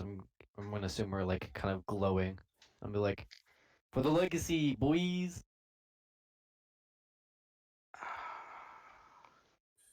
That looks. It even has a cape. That looks so awesome. It's fine though. Um, Lucas is gonna go try and pick up the sword or the hammer. Sorry. Yeah, that thing's too bulky for me. I pass. Lucas, that thing is taller than you are. He gives you a tisk tisk tisk and goes and goes to pick it up. And I'm gonna push a sortilege die to try to lift it. Go for it. I can't push sortilege and physicality, can I? Or can No. I? Because they're in the opposite sides. Nope, it's Okay. one or the other Gotcha. until you. There's a secret that allows you to do that, but Ooh. So that's just a 8. This is my better one. yep. And 8 is a pick up the lovely indigo migraine. I'm just gonna kick it up, land on the shoulder. Huh? Huh? What do you think? Nice, Lucas. Can you swing it I don't Why want to did try. you ask him? Why did you ask him? What's the difference between what does relic mean on this? Relic means that it doesn't ever deplete and go away. The depletion effect on that item is just a backlash feed effect. But relics generally do not have depletions. All right. I think relics are like ancient items that makers can't craft. Oh, okay. I'm gonna look down at my staff next to me. Say, Natalia, can you hold this for me? I'm gonna kick it across the floor to her.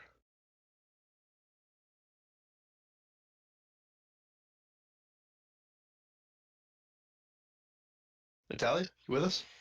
Oh, sorry, spacing out at the wall. Can you hold my this specific staff that is the lupine staff? Try, is it an object of power? Yes.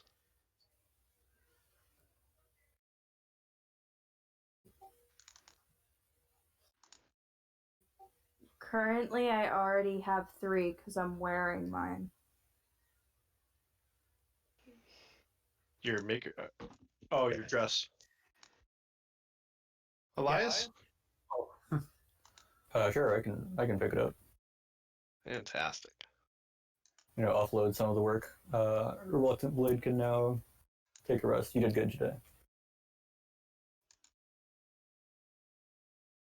Alrighty, and I'm gonna pick up the indigo migraine. Blah. Indigo migraine. I gotta point at the armor and be like, so who's getting the nice armor? Not my style. I'm out. Kind of glance over at Octavius because it kind of looks like something he could wear. Yeah, if nobody's really calling dibs on it, I'll certainly pick it up. Zoe kind of sees like the two of them eyeing it down, and he's just gonna kind of pick it up and hand it over to Oxivius, the Slayer of Pomone.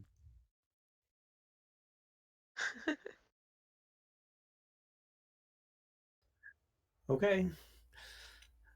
And I'm going to actually, I'm going to end up dropping this. I don't even remember what the hell it is. Valenian cape in the process.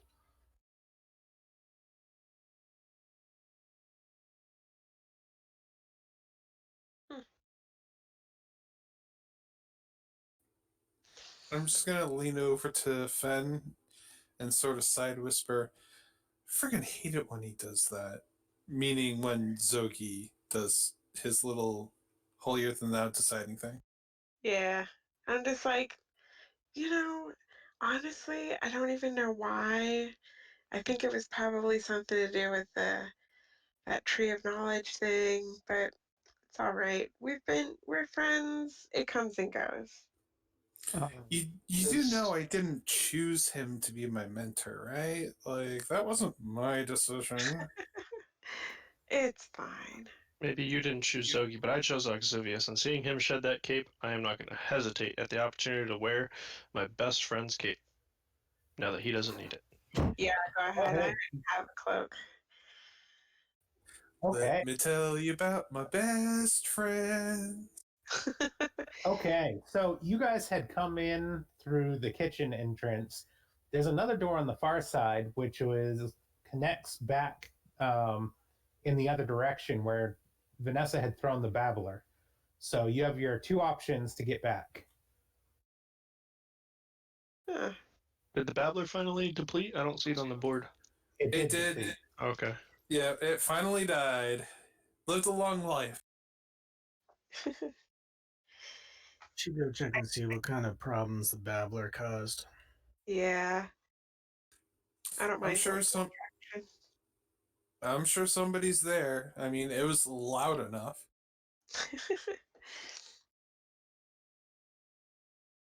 Right. So as you exit the ballroom, you come out next to the stairs where the babbler had been thrown, and you are back at the entrance. The door to freedom lay right ahead of you, but yet the stairs still beckon you up. I'll just comment and be like, all right, folks, anybody who wants out now, there's the door. Anyone who wants out now, get up the stairs. I'm gonna actually start walking up the stairs. I'm going to grab too. Oxivius's cane hand real quick as he starts walking up and puts his first foot up and say, "Are you sure?"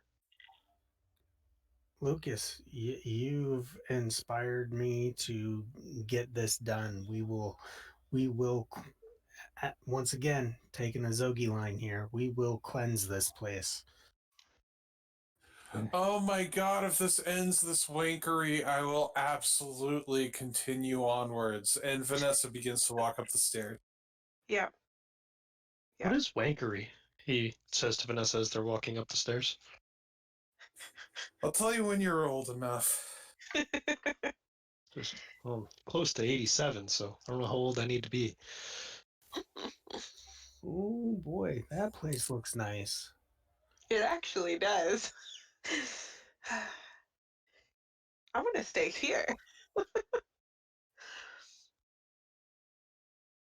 Oh no. Is that the unwelcome child? That is the unwelcome child, the wonderful apprentice.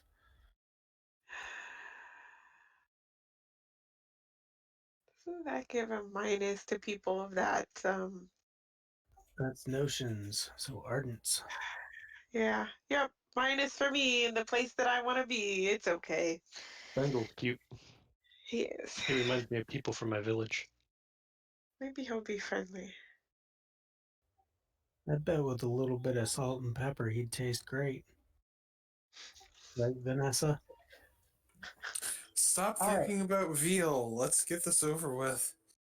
As you come to the top of the stairs, the first room is the observatory, and it is a machinery based room. And there is the oddest little man working on clockworks inside. And he looks up at you through his monocled glasses and says, "Oh, guests, visitors, come on in. Come, please see what I have done." Oh, I am excited. This guy's like my speed right here. And Lucas is gonna run up, kind of dragging the hammer behind him, and like plop a seat up at his workbench, see what he's doing. Hey, you look like my great grandfather, Grampy Spanky. Spanky? Spanky knows. Spangle. Spangle the Tinkerer. That's who I am. Clockworks. Clockworks are the game. I make clockworks. Look at this lovely little owl. Oh, isn't he a quite fetching piece? Ooh, may I pet him? Absolutely, but watch out for the hands. I will pet him. It is so nice to have company in the observatory. Why, my neighbor next door, she is the most unpleasant person to deal with. I have a sudden urge for liquor. Can I just like look around the room, see if I see anything interesting? Yeah, go ahead. All right. While she's looking, I'm gonna grab like some small gears from the guys downstairs that I picked up and just kind of offer them up to the owl as food. See if he takes it. Oh shit. The owl just kind of shakes its head and it like picks at everything, but it doesn't actually have a mouth that opens. That's actually gonna be a 0 because because I have a -1 right now. All right, so you look around and there's a bunch of mechanical junk, but nothing you see that is really of interest to you. All right. I'd like to walk forward if I could and talk to Spangle. All right, go for it. You mentioned your next door neighbor and being unpleasant. Why would you say that she's unpleasant exactly? Oh, such a hoity-toity Dr. Joe. She's just frustrating. She doesn't see the value in a good clockwork. She's more worried about the confounded flesh of the living.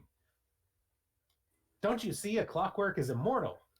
Why, look at this guy. He just ticks away.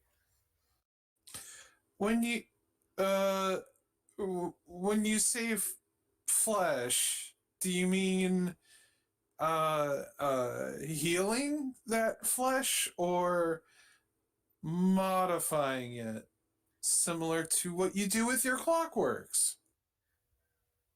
Damn it, girl, she's a doctor. I don't know what she does. She calls herself a doctor. Well, you can't blame me for trying. It's worth a shot. Damn it, I'm a mechanic, not a doctor. You see this wrench? It turns. It's still a wrench. Whether I turn it for good or turn it for evil, it just turns. I just turn around and look at the group and kind of shrug, like, eh. It seems Kinda- like Elias has a big smile on his face. He's hanging on to every word. Are you going? Go ahead. Zoe's gonna step forward and just kind of ask him about his like most notable creations. Ah, notable indeed. Do you know, I once built a clockwork so big it was the size of a clock tower. It was one of my proudest achievements. Why, there were gears in that thing that was twice the size as I am tall. I've heard about that one. Yes, I was so proud when it marched through Fartown. It's like watching your kid grow up. So hearing him talk about this, I'm obviously know exactly what he's talking about. I'm going to like so you must have been really saddened when it was destroyed by some random passersby. Ah, but that is the nature of things. If the clockworks don't get destroyed, I don't get to rebuild them. It took me a while, but I got to rebuilding. That's my favorite part. so you've rebuilt the clock tower? Yes, indeedy. Made quite a few improvements, too. Won't be seeing that happen again. I tell you that. I build things too. Here, take a look at what I made. And I'll look around for Sven, which should be following me. Yeah, there it is. Look at this. And I'm gonna hold out my bow. Oh, that's a darn fine plunker right there. Thanks. I built it in my first week back. I was really excited. You know, we could put some clockwork widgets on that. Probably give you twice the tension on the torque. You think so? Let's try. Oh, indeed. Let's definitely try. We're just going to have to take it apart first. Can I make a intellect check to see if I can trust him? I really do, but Go ahead and make the intellect check. just kind of want to be safe here.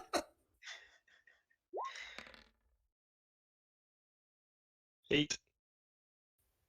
Entirely sure that if he takes it apart, it'll go back together the same way. That's what I'm hoping for, so I'm going to hand it to him. Oh, indeed, a maker item, it looks like. You be one of them damn dang fangle makers? So that's what they tell me, but I haven't looked into it much. I like to do this instead, and I breathe um, a protection rune for myself, level 1. A deep, like, wheezing noise and turns a very silent laugh out from the wheeze, and he slaps his knee and he's like, dang, if that ain't a fine trick right there. But you watch what I do with this here bow. And he begins disassembling your maker's item and bending it back and forth and left and right. He's like, huh, okay, give me a minute. You just wait and see. This is going to be great. But keep your voices down, or Dr. Mangle over there, Dr. Joe, she might be disturbed. Could I slide over to Oxivius and whisper to him for a second? Sure.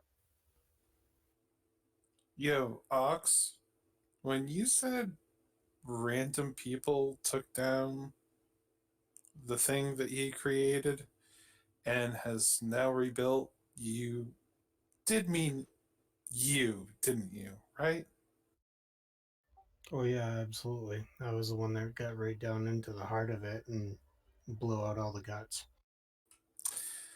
That's what I thought. Just wanted to make sure. And I'll sidestep back over to where I was and just be confident in that knowledge and not say it. While he's working on Swen, how do you say it again? Sven? Is that the right way to say it? We just call it Lucas's bow. As he's working on Lucas's bow, Zogi's gonna kind of ask him, well, other than Doc, I mean, who else is up here for they get to worry about being quiet with, Oh no, it's just Doc next door in the whatever you call it, a time next door. You go in there, she has all of her stuff in there, and then there's the magic closet there that takes you to the time place. the time. That sounds fun. I perk up at that. What? Well, I don't know me nothing about that. I like clockworks. Me, I have a fondness for the ticking of time. I find it soothing. I don't like to go no place where there ain't no ticks. You know what I mean? A tick for talk. If you like Yeah. ticks, you should go out in the woods. I didn't know where you were going with that, but then, oh goodness. Yeah, done nice scenery, but the woods have all them dang fangled trees and stuff. It's not my type of thing. I like the gears. A good factory every once in a while, maybe a nice press, but all that nature and hoo ha, like who wants to let nature do all your tinkering and machinery? I actually have a pretty impressive clock at my house that I wouldn't mind seeing some tinkering on it. Maybe give it a little mobility. Just saying. I do enjoy me working on tinkered things. And speaking of tinkered things, here we go. And he produces your bow, and it now has clockwork counterweights on the top and bottom of the bow, and you can add +1 damage permanently to it. All right, I'm just gonna give it a test shot into the floor and then pluck my arrow back out. Goes, this is fantastic, sir. I could have never even imagined doing something like this. Do you need an apprentice? An apprentice? Oh yeah. I don't know that them demons would let another one run around here. What all you folk doing here anyway? Uh, uh, Octavius? No, the great meeting that's going on. Oh yes. So many folk come and assemble for that there war between the demons of the dark and the red and all that his what's it. I don't know. I made so many of damn infernal recreation reanimate thingies. I can't believe they'd want so many of them. I mean, don't you want some variety in your TikTok clocks? I absolutely agree, Spangle. I like to see things with variety myself. You see, after I build this dang hooter, I ain't gonna build another hooter. Why, who wants two hooters running around? What if they But were just different I would. sizes, though? That's different. Vanessa audibly snickers at the hearing two hooters. uh, So Spangle, if if you're looking for variety and you're looking to do new and interesting and exciting things with clockworks and making improvements to things, making things better, our friend Elias here has a factory that he's really been working on. It produces some of the most amazing toys and could definitely benefit from your obvious incredible creative juices. Perhaps the two of you could, work together. If you're looking for a change, you're looking for something new, maybe leaving this place and going along with Elias to his factory. Maybe your creations will actually be appreciated a little bit more. Huh, yes, and creative control. That ain't be something that I done want. I ain't got no creative control here. They get mad just for me making a little old hooter here. Hmm. Well, if you don't mind, I'll go and check out that there toy shop. You know, old Bertha here, she not feeling well. I felt the shudder earlier. Oh yes, that would be wonderful. I'd love to have you at my home. You know, I do have a couple empty rooms that would be all for you, and I have plenty of spare parts. Indeed, I think I'm going to head right on out and check things out. Seems like a good time to be getting with you all folk here causing your trouble and whatnot. And he is going to start throwing tools into a old fashioned like doctor's bag, and he's going to pick up Hooter on his wrist, and he's going to give you a short salute and head out, leaving Uh, behind door. uh, uh, wait, wait. Am I too late? What can I help you with there, Missy May? You said, you said with old Bertha having a shutter. What did you mean by that? Oh, that's what I call the old girl. the house? Yeah. Yeah, I Anyway, felt that shudder too. you guys have fun there. Don't get causing too much trouble, and watch out for Dr. Joe. Will do. Yeah. And he scrambles away with a weird whistle. Well, that was actually kind of nice, but whatever we're about to do next, we better make it quick. I got a feeling this isn't going to be very good. I, Yeah, I agree, Vanessa. We should go talk to Dr. Joe. I would rather bypass Dr. Joe entirely and go check out that closet. I'm just saying. It's in her little square. Yeah, but that doesn't mean we have to talk to her. Maybe as a distraction, like somebody talks to her, somebody else goes to the closet. So somebody's looking for a distraction to go search somebody's closet. I see where this is going. All right. Do you guys think it's a good idea? Because I will put my cloak on if you think it's a good idea. I also have interest in going to the time store. Somebody I've been looking for is going to be in there. Okay, I can't make you invisible, but if you have another plan, if I really whoever's just want to walk in. And provisions. That's what we're best at. Let's Yeah. go.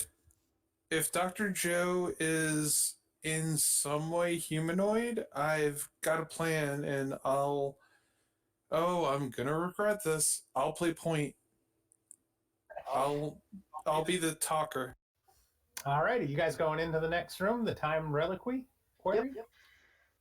All right, so you enter the next room, and there is a glass structure that allows you to see outside and whatnot. And there is a old-timey piano here, and in the far corner there's like a workbench with a bunch of what looks to be like alchemy supplies. And then on the other wall there is a door that's got a big keyhole in it, that is way bigger than a normal key. Very large sized hole. And Dr. Joe Mengel. And she looks up from her alchemist's bench and says, 9! None more visitors! 9! Out! Out! Hello, Dr. Mangle. Oh, Aus! God, here we go. Aus! Gehen Sie aus! I'm sorry, we were told specifically to look for you. We were asked to talk to you about your research. You see, and Vanessa kind of looks back and realizes that we have no cover story whatsoever. And then turns back around and goes, "We're here to talk about your wonderful work and the possibility of doing a documentary on it." Yes, good. Make an Go interaction check. Shit! You're the one that asked for point. Got him. Got him. Yes! Oh, nice. Get her to talk about her work. It's about time someone recognizes my work. All the effort that I put in, day out, laboring away, the cruel, the sacrifice. They call me so many terrible things, but Dr. Joe Mengel will be known amongst all Visley for the vision, for me foresight. Yes, and we will capture that foresight. Not only that, but also amplify it with your obvious beauty on top of that. We will make sure that your beauty and your intelligence and your vision get perfectly shown in the documentary that we want to show. We just need to talk to you and make sure that we understand and get your vision so that we can properly expand it across the various different suns with the documentary we want to create. Ah, but you have brought volunteers? No. I was going to say more staff. It takes more than me to create a documentary. We need, we need writers, and we need grips, and we need camera people. And we're Lighting. kind of a team. Lighting.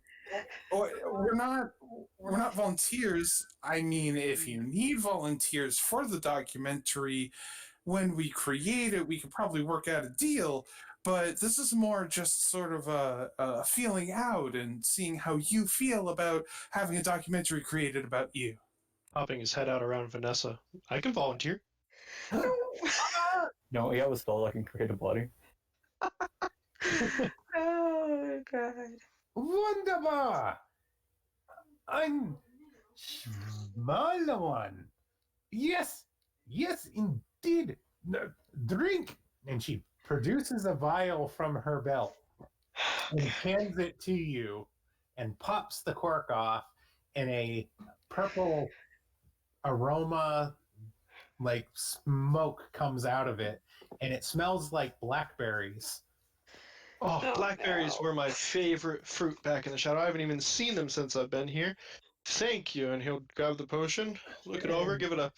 Before Lucas is able to actually chug this, I'm going to be like, absolutely not. Are we going through this again? And I'm going to take the bottle away from him. I'm gonna hold And on to I'm it. going to Oxivius. Come on, do you smell this? I do smell this. Lucas, no. Just stop. Just hold on for just a minute. Okay. And I'm going to look over at Elias and like, you remember that thing we did a little while back where, you know, I Oh, touched yeah. the person and you brought them. Can we try that again and maybe that'll help her out with this as well? Yes, of course. And as I'm trying to like down Lucas, good boy, I'm gonna, kind of pat him on the head and do the corpus replica of him to set it up for Elias to do his thing. I will cast Quickening. Where do I put it, Jalen? Lucas is gonna pout. This team up has proved way more valuable than I ever would have thought.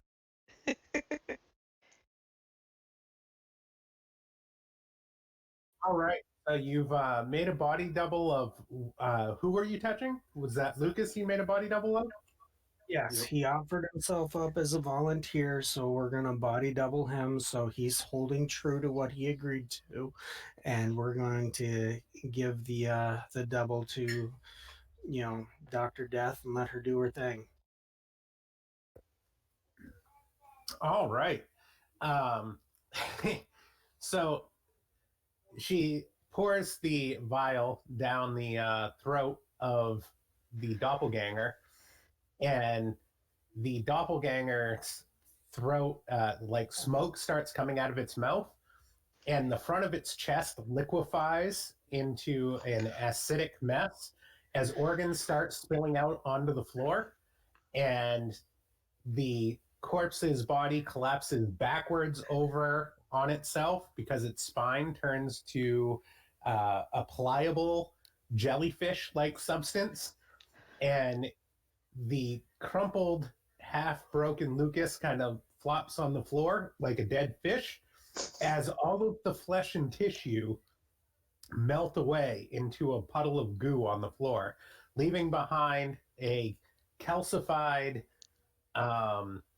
skeleton that is pliable like silly putty. And here comes breakfast. That almost Right into happened the to pile. you, Lucas. He takes a step Now- back to the back of the group. Now, Dr. Mangle, I imagine this was the exact results that you were looking for with that potion. My secretary and I frantically look over at Fen and hope that she's on board with me. And I look back at Dr. Mangle I and say, pull a we would notepad out of my pocket and a pen and just nod. beautiful. We would like to take notes on how you felt that experiment went so we can get a better job of making, or rather directing, this documentary the way that you truly want it to be so that your vision is out there. Fen, my dear secretary, let's go with Dr. Mangle. If you don't mind, Dr. Mangle, let's talk about what just happened over here off to the side and really get the information needed so that we can properly make this documentary the roaring success it should be. And I'm going to try to hopefully steer her away from the center of the room. Go ahead and make another interaction check. Yeah, With assistance from pen. can I push something for this? Do you have any interaction left? I'm checking. I think you're pushing your luck. I have exactly one interaction left. There it goes.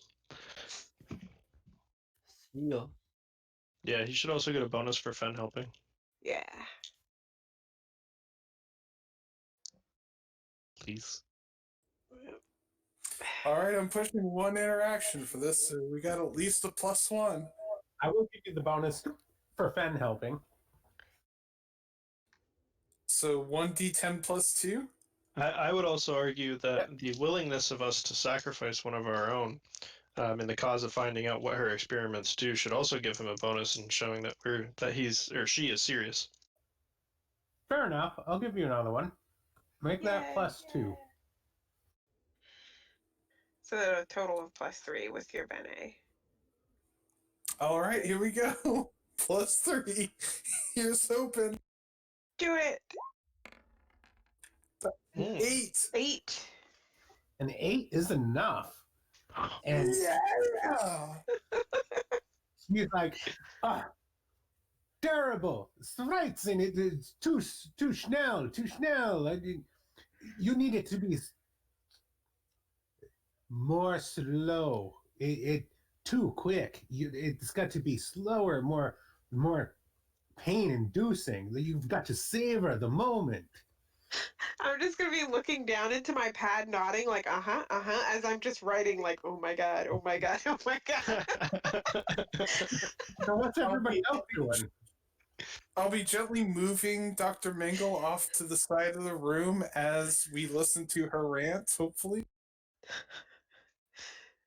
If we're being the distraction, you do know that I wanted to go through the closet, right?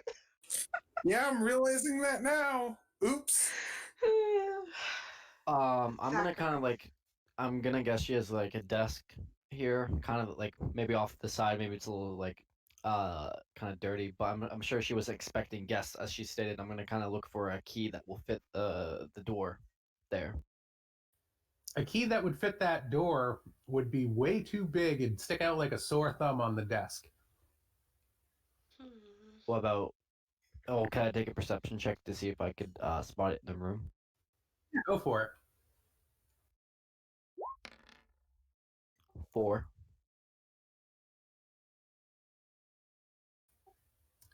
As you're looking around the room, you can't help but to notice the very large, oddly shaped gear at the top of Archibald's cane that Oxivius is still holding. Oh. I'm gonna kind of like look at it and then make it very blatant that I'm looking at the door, kind of signaling Ox. Gonna be so mad.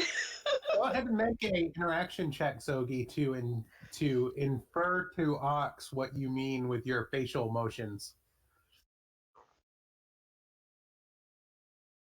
Okay, I'm gonna get a +1 because I have a rank in persuasion. Go for it. And can I propose that I've been Ox's friend for quite some time, many years now.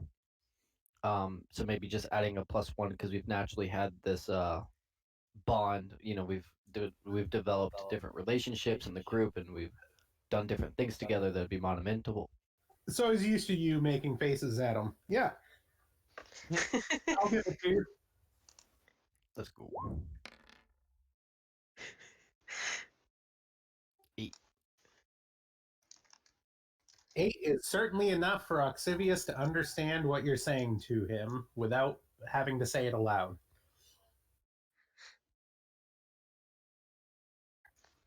Yeah, okay. So I'm gonna kind of take his cue, and as Vanessa and Fen are slowly working on angling Dr. Joe out of the way, I'm going to take special care not to step in Plato O doppelganger Lucas, and actually going to kind of like almost not try and peck him up, but kind of chide him along and be like, all right, come on, Lucas, follow me, and kind of keep him right in tow because I really do not want this dude wandering on his own. We pass the Yeah, countertop, and Lucas takes he'll go with. perception. Ooh, more potions. And No, slowly I'll go making my alone. way over towards that door. Okay? Are you actually putting the cane into the door? Before I jump into doing that, I wanna take a look around it and see if I can make anything out of what might actually happen when I do go through that process. It's the master's room. Go ahead and make a perception check.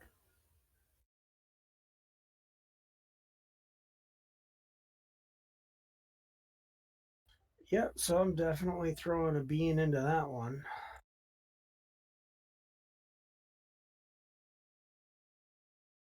And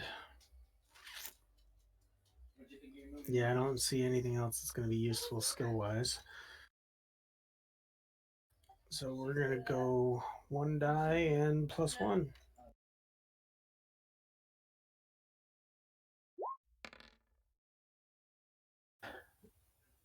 So it's going to be an 8.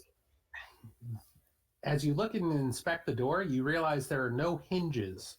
And where there looks to be a seam where the door is, it's actually just an indent. There is no actual door. The door is more like a carving in the wall.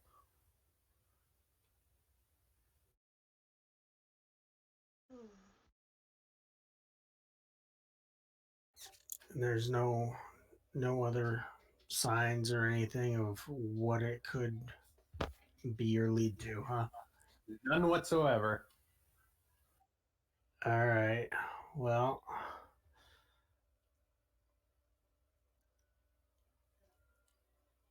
well, fuck it. I guess I'll do it. Buckle up, bitches. This is gonna get fun. I'm gonna go and grab the cane and turn the key. And as you put the cane in the door and turn the key, everybody who's at the door disappears. See ya. Oh shit. Right at the moment, right before they disappear, Fen just like is writing into her notepad, and she just writes real like not super big, but she just writes "You really owe me for this," and just kind of like taps Vanessa's shoulder and points at it, just kind of like, "Oh, how does this note look?" Before I notice that they've disappeared. And I react after seeing them disappear by just looking at Fen and raising an eyebrow. Like, do I? Savage. Yes, I should be there.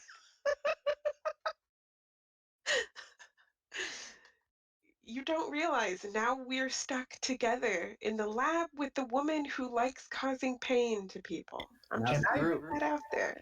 Now the group And is running away from you. Yep. Ho, ho, ho. I also Have a- just flipped the suit card. Oh shit, what is it? Oh Jesus. Oh fuck. GG easy. Oh no. Elias, can you grab your quickening? Right. Oh dear. The last time this happened, it didn't go good for Zogi. Mm-mm. It's not gonna go good for anybody. So it's Zogi, Lucas, and Oxivius that are at Time's door, and then everybody else is back in the office, huh? Yes, indeed. Have fun, guys. All right, so you guys that went through time's door, you will find yourself in a pocket outside of space and time.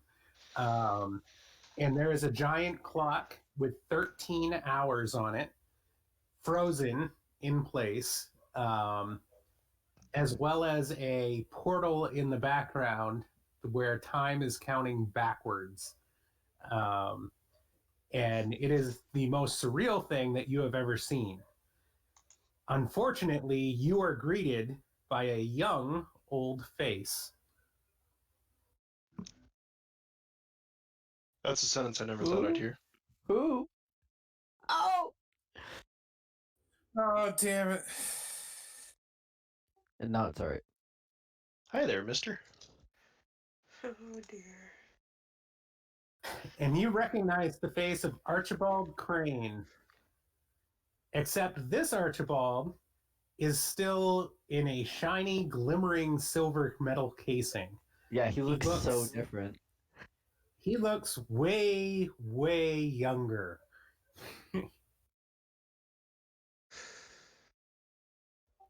That means he doesn't know about us yet. That means he's full of a whole lot more ass kickery. That means he doesn't know about us yet. I doubt that. Hi there, mister. Ah, if you found your way here, he says with a mechanical whir, then you have killed me.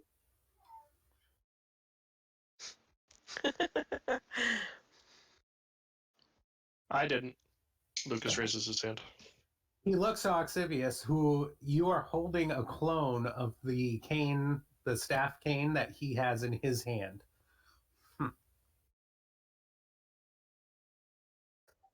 Huh.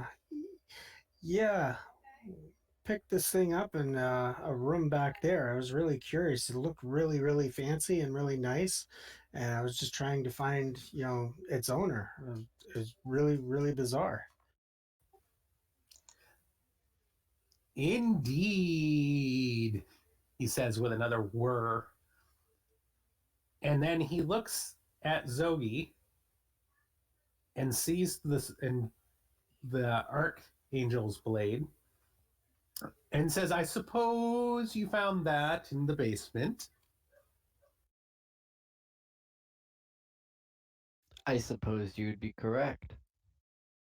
Oh, then you are glad you're here because you have obviously awoken her. Oh no. Awoken who? Bertha. The house, silly. You foolish lad. The house? Okay. Wow. Ooh. Maybe that's why it shook. That would be a good assumption, Lucas.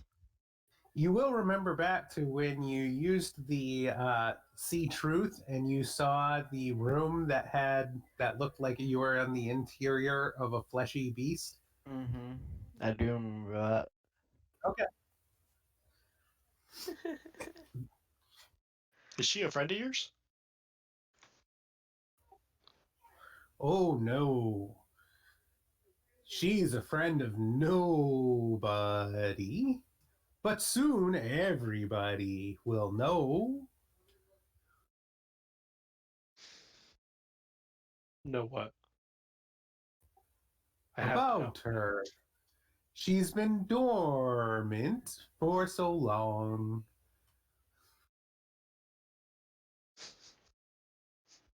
You seem to know a fair bit about her. Why has she been dormant for so long? The archangel flew into her mouth and stabbed her heart with the sword.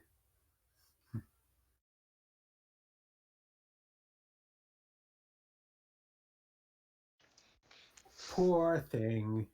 Poor thing. But now she's awake. Poor things. Poor things. And are you her watcher, keeper, like steward of her? We keep referring to her, but what is her name? She obviously must have one. Oh, I don't know if she remembers her name. It's been so long since the war.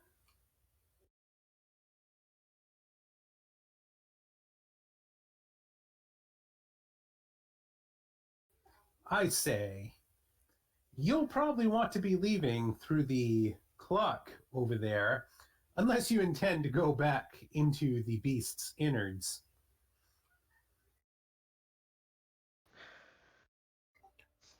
Well, we do have friends back there. Oh, they must be feeling that digestive system kicking on any time now.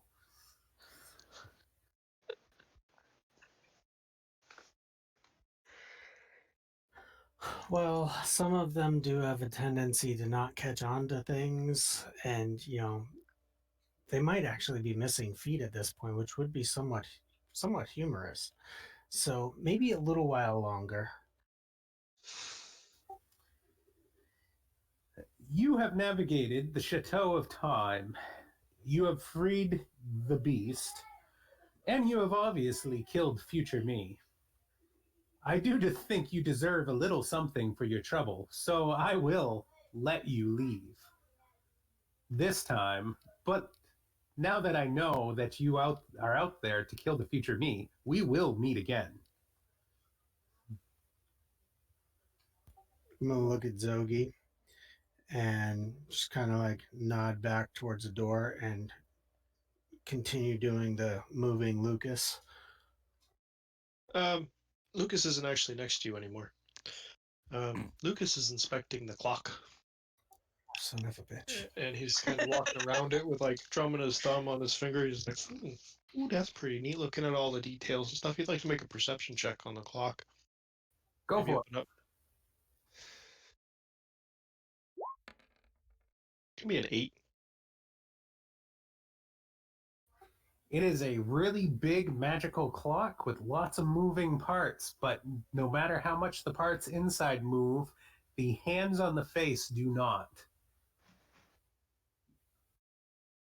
Is there like a maintenance store or anything like that where I can actually like see the inside of it? Yeah, there's a double set of glass doors right in the front where you can see all the Oh. gears kind of like moving around. Oh, gotcha. And it's like an old timey grandfather clock. You can actually open those doors.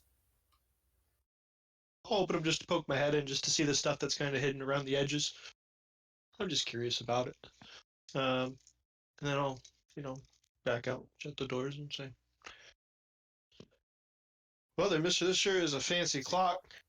He says, "Did you make this?" Oh no. Inside the center of the clock, when you open that door, you see this item sitting there, seeming to power the clock itself. I'll make note of that, but I'm still gonna pop my head back out and close the door. That looks scary. Not really up Lucas's alley. And like I said, turn to him and say, "Hey, did you make this?" And I'll say, "Hey, Ox, this thing's pretty neat. You should check it out." And I'll give you like a super obvious blink because I can't wink. That is the enemy of time's clock, Archibald says with a whirring voice again, as his gears kind of churn and clack in his mouth. He points to the clock with his cane up at the 13th hour and says, "The first successful campaign of the enemy of time eliminated an hour from the clock."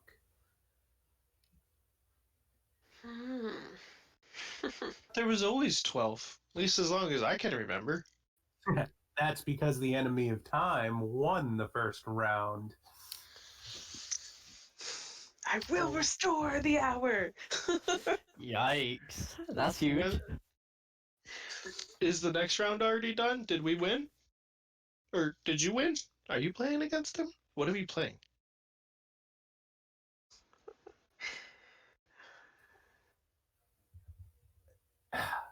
I'd say you won this round if you've killed future me, but I warn you that the young me is not old and decrepit like that weakling. Hey. I didn't touch old you. I don't like to call people old. I'm sorry. I didn't mean that. But I didn't. There was a little mouse that I was after. There was a guy, his name was Samuel Stone, and he told me that if I helped him get the mouse, then, we could go on an adventure together. It was a whole big thing. It was fantastic. But I only touched the mouse. I promise I didn't touch old you. You killed Bentley. Oh no. Bentley Hedgecock. To be honest, I never asked his name, so I couldn't tell you if I did or not. I just know I went for a mouse. I didn't touch old you though. Bastard. Who, Bentley?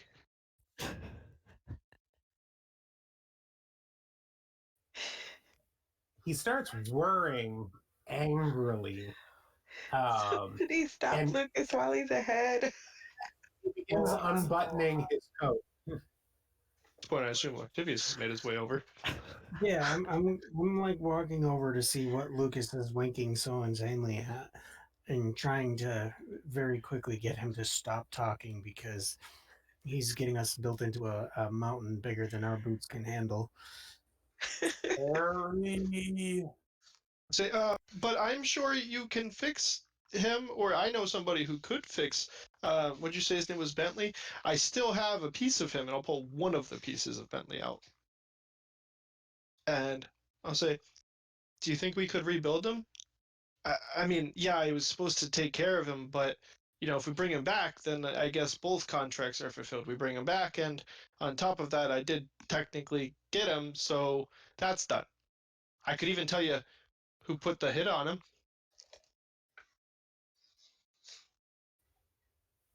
Indeed, tell me who would want to harm dear sweet Bentley so that I may wipe their lineage. That seems a Oh little no. harsh, but I will. I will. I will find out who from Samuel because I'm supposed to go see him. And when I find out who, I will come back and tell you. And that's a promise. And I'll extend a hand for a handshake. Oh, I do so enjoy making deals. And he extends his hand as well. Alrighty. Damn Lucas. Zogi wants to have a turn talking to Archibald. Yeah, I'm done. Go for it. Archibald, nice to see you. Looking pristine and very silver. Why don't you quit while you're ahead? You know, you've invested. Invest in something new, a new hobby, a new career. Why play on the losing side when you could win? Oh, my arrogant young whelp.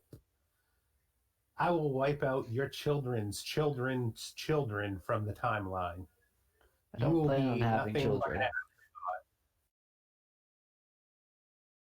Unfortunately, Mr. Archibald, I don't plan on having children. So I guess you will have to only kill me. I'm gonna pull out his old heart and toss it on the floor. Shit. While he's throwing Quick for heartfelt. reference, where was that place he told us we could go back through? The door that you came through. Okay. There's a door behind you that it's there and it's open, and you can actually, when you look behind you, you can see the reliquary in the background. Like you can walk through the door, even though on the other side it's not a real door. Okay. Just wanted to make sure that I knew where that was, just in case. Zogi, he's going to reach down and pick up the old heart as he's undoing his jacket, and he's actually going to put it into his own chest, and it's going to take and like latch on mechanically and sink down into the gears and whatnot in his chest, and his eyes are going to flash a demonic red, and it almost appears like he just powered up. Oh no. Clockwork second heart. Yer. Now, what were you doing, Ox, while Zogi's instigating the giant clockwork time guy? What am I doing while Zogi is creating his future arch nemesis? Um, I'm looking into the double doors that Lucas was talking about and eyeballing the heart of the machine there. Yep, it's sitting right in front of you, the soul battery.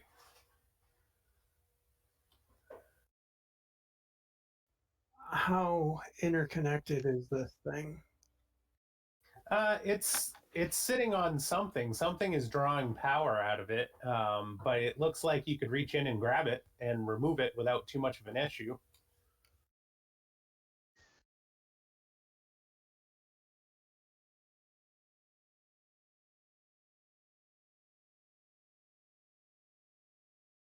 What you gonna do?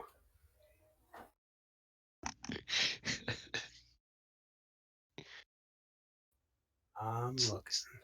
It's like Octavius is standing at the candy counter as a kid. Sees all his options. He's just like, oh, but he doesn't have any coins in his pocket, so he's not sure how to get it.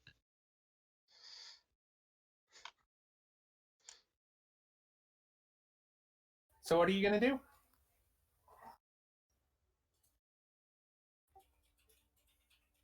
Well, I'm. Yeah, I don't really have anything at this point anymore to actually call a like for like item. So I'm just gonna be like, Lucas, go help Zogi real quick and try and get him to go to the door because we're gonna need to go like real quick. I think Zogi's getting himself into some mess. And then as he turns around, I'm gonna wait until he gets close to Zogi, and then I'm gonna pull the battery. The minute Oh, the minute you pull the battery, the entire enclosure, the Times door, begins to crumble around you. Um, Fractures in space time begin to open everywhere, um, and the entire room begins to shake and fall apart, and the clock itself begins spitting out gears, and the hands on the clock start spinning uncontrollably as if time suddenly was allowed back into this pocket dimension. Um, Archibald turns and hisses at you before using his GM shift, steal time, and he vanishes into a moment in time, leaving you guys behind in a crumbling time door. I'm going to turn when I get to Zogi and sprint back to Oxivia, seeing all the gears getting sprouted out, and I'm going to grab him and start tugging at him to get him out of there. Come on, Ox. We're all going to die. Quick! Just taking a deep breath and just like shaking my head as I'm running. I'm, of course, heading back towards the door that we came through, kind of yelling at Zogi to get out before it's too late. And I'm just gonna scoop Lucas up by like the waistband of his trousers again and just haul ass towards the door. All right. Meanwhile, Um, back at the Times Reliquary, the good doctor has been droning on and on relentlessly about expositional formulas and negative coefficients and different variables for the melting of skin and inner organs. That is turning your stomach. It is just disgusting as she talks about the wide variety of volunteers that she has either fused together, melted completely, or otherwise tortured, including and up to people who she had actually melted the flesh off, pulled the veins out, and stitched them together to make a human tapestry of blood pumping veins that she then used to animate into a flesh golem. I would like to think that while we shepherd this doctor over to the side, we found a spot where all three of us could sit down. I would like to think that we are now all sitting down in comfortable chairs, perhaps. Yes, yes. And as you're sitting and you are having this conversation, and it's you and Fen and Elias and Natalia, um, the house shudders again, and this time a little bit more violently. Um, Go ahead. All right. This seems to be a good time for this.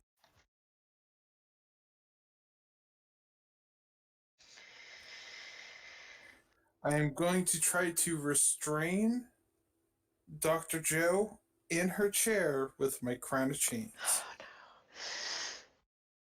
no. I get crazy. You were doing so well. All right, go ahead and cast it. Well, it's either this or I try to quick draw and shoot her in the head. It's one of the two. Or we just run as soon as they get in here. How many dice am I rolling? That would be Two. two.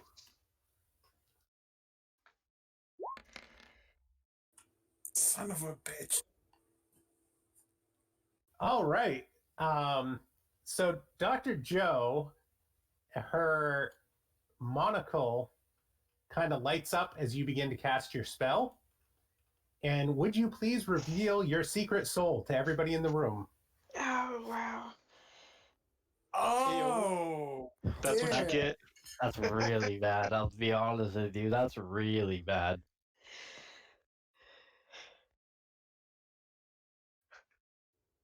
Actually, I'm trying to find my secret soul. You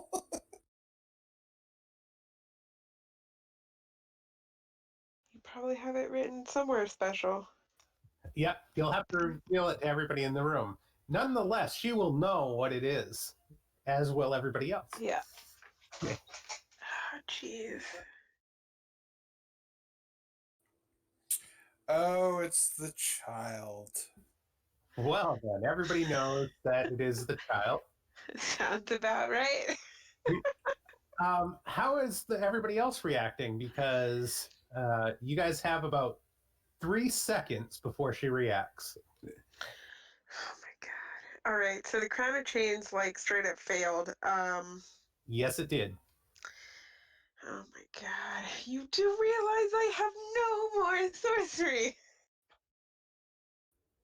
I had this brilliant plan where I would tie her up and then just point blank shoot her in the forehead.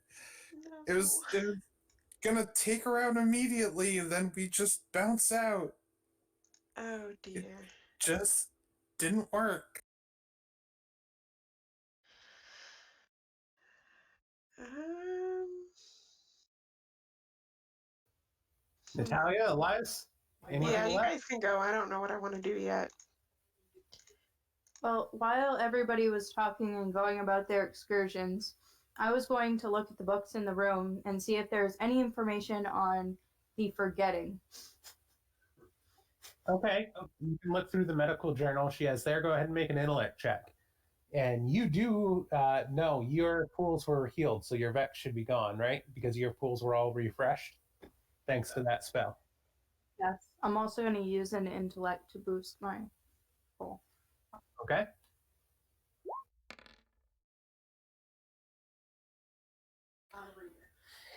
All right. You do find a medical journal that seems to talk about it. You don't have enough time to read it, nor do you understand what it is saying, but you can go ahead and slip that into your bag while nobody's looking. Okay, I'll take. I'd like to take 2 1-action rests. All right. Like before, while everyone's talking. Go for it.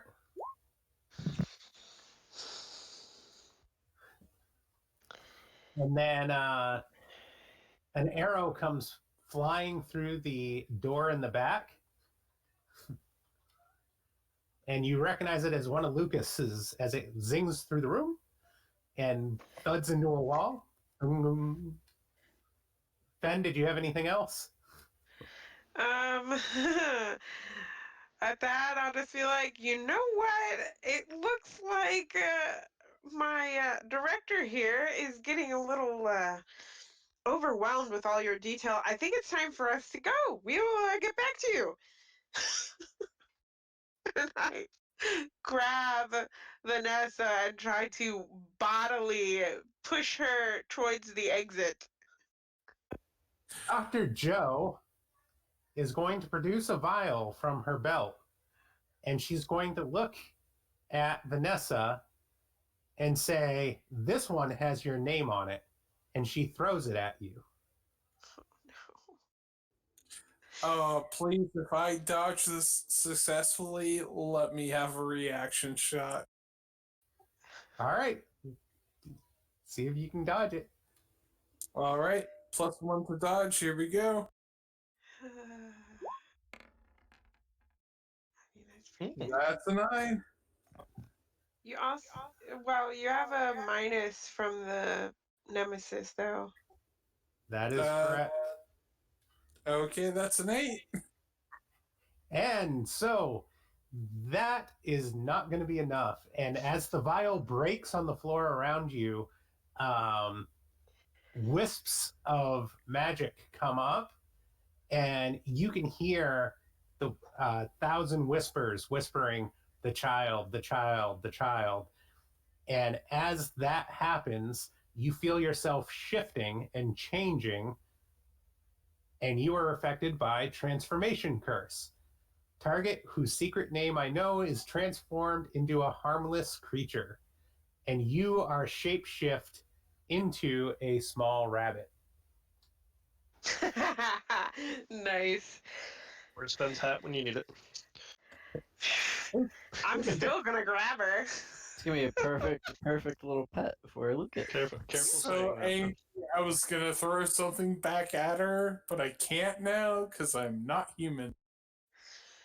Can I still even more easily grab her? Right by the ears. Just pick her up and Yep. go by the scruff of the neck. I'm booking it. I'm And grabbing her and booking it to the door. at that moment, the rest of the party is going to emerge from the Times door. Go, guys! Yeah, we both say at the same time, it's time to go! Did we just become best friends? Let's get out of here. Yes. And as you guys are coming together, the illusion of the building is starting to fade, and you still see the rooms that you came through, but they're starting to turn opaque.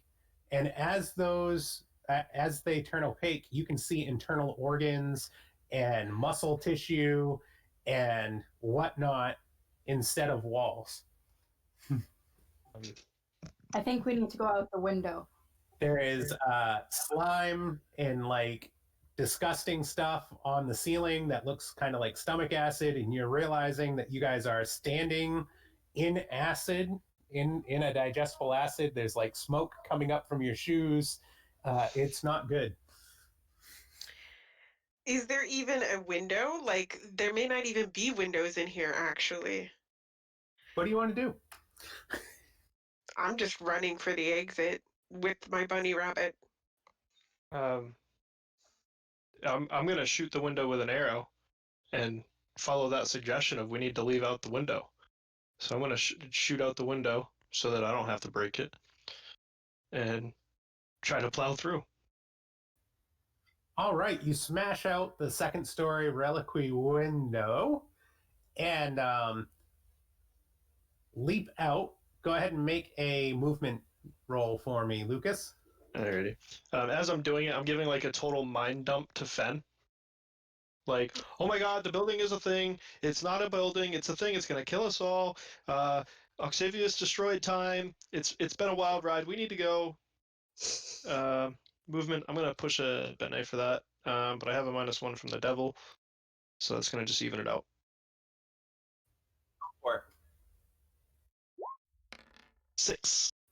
all right, you land successfully on the ground as you realize that the window has moved as the creature is moving, so that it's only maybe 3 feet off the ground at this point. And Sweet. the entire structure from the outside is starting to shift, and the inside it's almost like the thing is standing up, but the estate grounds outside are starting to rip apart as whatever it is that the house is coming up out of the ground. Yeah, if I actually see it open, I will move towards it. This may or may not be good, but I'm gonna stuff this bunny rabbit into my pocket. Oh god, lead the way. At least she'll be protected in case anything happens. How many objects of power can you hold, Natalia? I thought you could hold 4, because you're a maker. They can hold 4 if them are they can only hold 3 just like everybody else. Ooh. Is anybody not full on objects of power? Full. Yeah, I think everybody's full at this point. Even if I wasn't a rabbit, I'd be full. Okay. What are you grabbing? I'm Nothing. following out the window. I'm going. I'll let everybody else go first. So yeah, we have to roll when we go out the window. Yep, just make a movement check as you're jumping out the window. I'm gonna Okay. use movement. Oh no. Oh Jesus. I'm gonna use a plus to negate the minus of the card, and then I'm gonna use my 1 point imbalance for like landing successfully. Okay, go for it. I have 2 levels of sports training, and I have a level in running. Would those help me? Yes, they would. You have a level in Everybody running with should that. roll out of this window instead of jumping. Alright, that brings me to a 5. Do I have to roll for being squished? Nope, you're inside my pocket. You're not in an actual pocket. You are in my pocket. Oh, thank you. So, yeah, you landed on a bunch of knives and things, but as long as you don't move around, you're fine. That's perfectly fine. Hey, Elias did amazingly. Does All running right. add to it? Yes, if you have running, you can add to it. Okay, cool. All right. So as this target score was a 3 difficulty to land without falling over. So it looks like just Oxivius and Fen. No, Fen, you would have been fine with your other additions, right? No, because that was already minus the like Oh, I actually gave it a +2, so I subtracted 1. Okay, so Fen and Oxivius kind of tumble out onto the ground, whereas everybody else lands on their feet. And as you look behind you to what used to be the Chateau of Time,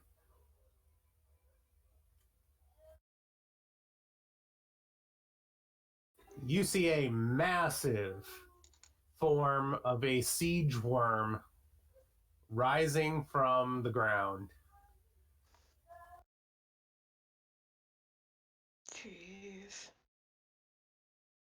Pro tip: don't Google siege worm. Okay.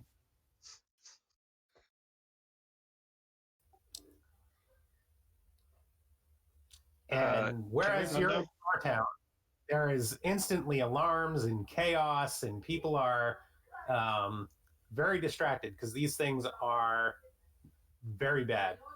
Um, and yes, you can run now if that's what you want to do. I was talking to the group. Can we run now? Yeah. And as soon as I get up, I'm going to continue running, hoping to goodness that it doesn't turn towards my house. No one can hear me, but I'm all for running at this point. Zogi, I think you need to get your friend. You know, the diamond guy.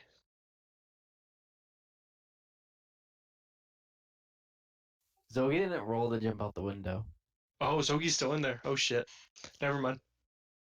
Zoe's gonna throw his mask out and he's gonna pop his wings and go deeper into the siege room, hacking and slashing at all the organs with his archangel sword as he can. Oh shit. Zogi pulling a Lucas? Are you trying to get to the heart again? No, Okay. there's no way it would work like that again. There was sigils and different things set up, Okay. but Zogi's patron would not be okay with him doing something like this, and Zogi would not be okay with releasing a death engine, even if it means killing himself. So Zogi's gonna try to do what he can do. Okay, so you're just going to start hacking and slashing at the inside. Yep. Did you Yes, say you were going to try to do something with the mask? Yeah, I said I'm throwing it out the window. So that your mask lands outside? Yeah.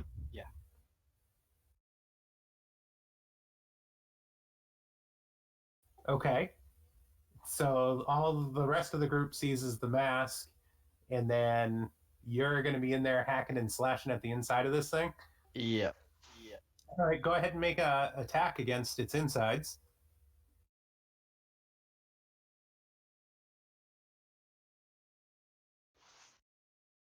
Biting my nails right now.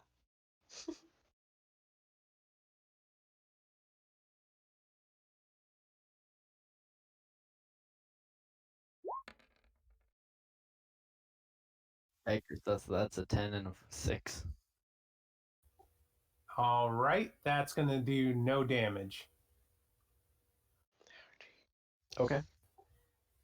And then it has deteriorating touch, which sickens all living matter in contact with it, and it inflicts 1 scourge in all pools. Okay. Zogi, are you flying though? Yeah, I'm flying.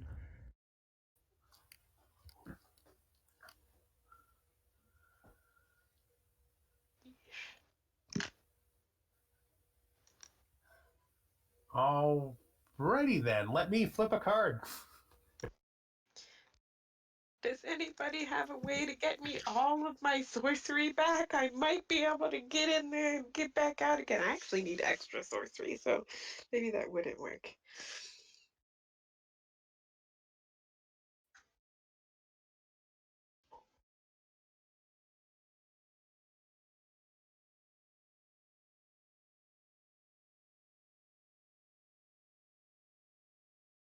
While you're working that out, outside the face lands on the ground there, his mask, and I'm gonna kind of ready and start counting. Where's Vanessa? Where's Zoki? Don't worry. She's a bunny rabbit. She's in my pocket. Don't ask. What about Zoki? Fox, did you see him on your way out? Did not see Zogi. His mask is over there on the ground. Oh no.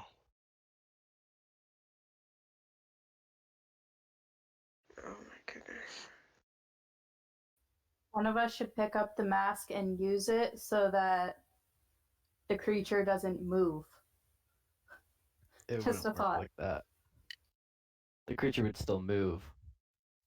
Well, the creature would be sucked into the mask, but that's a high roll that you'd have to make against it, and it doesn't have to have a soul, but you just have to spend an action staring at it. But all of you guys are full, so you'd have to drop one of yours. Sounds to me like Natalia was volunteering for that. Same. I'm actually going to end the session right there. Yeah. Cliffhanger! I think that would be a cool Zoki side session though. It's 9:30. We're almost at the end, or it's almost 9:30 here. We're almost at the end. I want to have time for wrap up, and yeah, I think we can stop it here. Sounds good. Does anybody mind if I go first? Because I have a reason to No walk problem. away. Okay, what do you got, Rabbit? Well, and this is the other reason why I wanted to go first, because this session was almost the exact polar opposite of Fall from Grace. So how does that work? We definitely have not completed the Fall for Grace on it. Polar opposite. You're not going to lose progress on it, but you're going to get the 2 acumen for the session. And then I am going to give you a joy for successfully completing the task for Chiana, which you wanted to impress, and you guys were able to save Fawn. So both of those things were high on Vanessa's to-do list, so I'm going to kick you a joy for that. Nice. I will take that. That sounds about right. Even if that wasn't enough, I would have said just nailing every shot that I tried after that stupid gun shop incident. Vanessa's feeling way better about herself. All right, and then Natalia, why don't you go next? So I got 2 acumen for this session. I'm not sure I really did much arc-wise.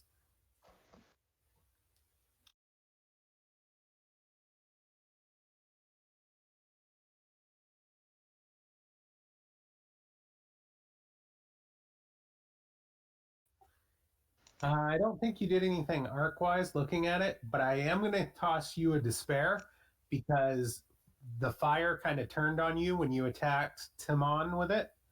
And that's That the was first. no? No, there was no E on the end. Uh, that's the first time that your fire has been completely useless to you and has left you in a state of being useless. So I'm going to toss you a despair for that. Okay. Yeah, that was special. It left you completely inert. All right. Let's do Lucas. What do you think, Lucas? Oh man, what do I think? Lucas got the 2 acumen, and then he got a joy for the card flip with Telsa, or with the spell that he used, rather. Yep. Uh, he's in a world of mess right now. He doesn't have any arc progression, but mentally, he's really worried about Zogi. He's really worried about Fen and her house now. Yeah. He's also very, very concerned that ripping apart a time realm would be detrimental to Fen. But he's conflicted on it because it was Oxivius who did it, so he's not sure if it was a good thing or not yet. And that's really toying at his mind. But in a side session, he's working on meeting Refaxis. He just doesn't know it yet. And so that's been going well for him. Outside of that, I'm not going to be here next Saturday. I'm moving, so I won't. Neither Lucas or Aso will be at the session next week. All right. We'll have to. You'll have to watch to see how this all turns out. Yeah. Oh, jeez. All right. Who wants to go next?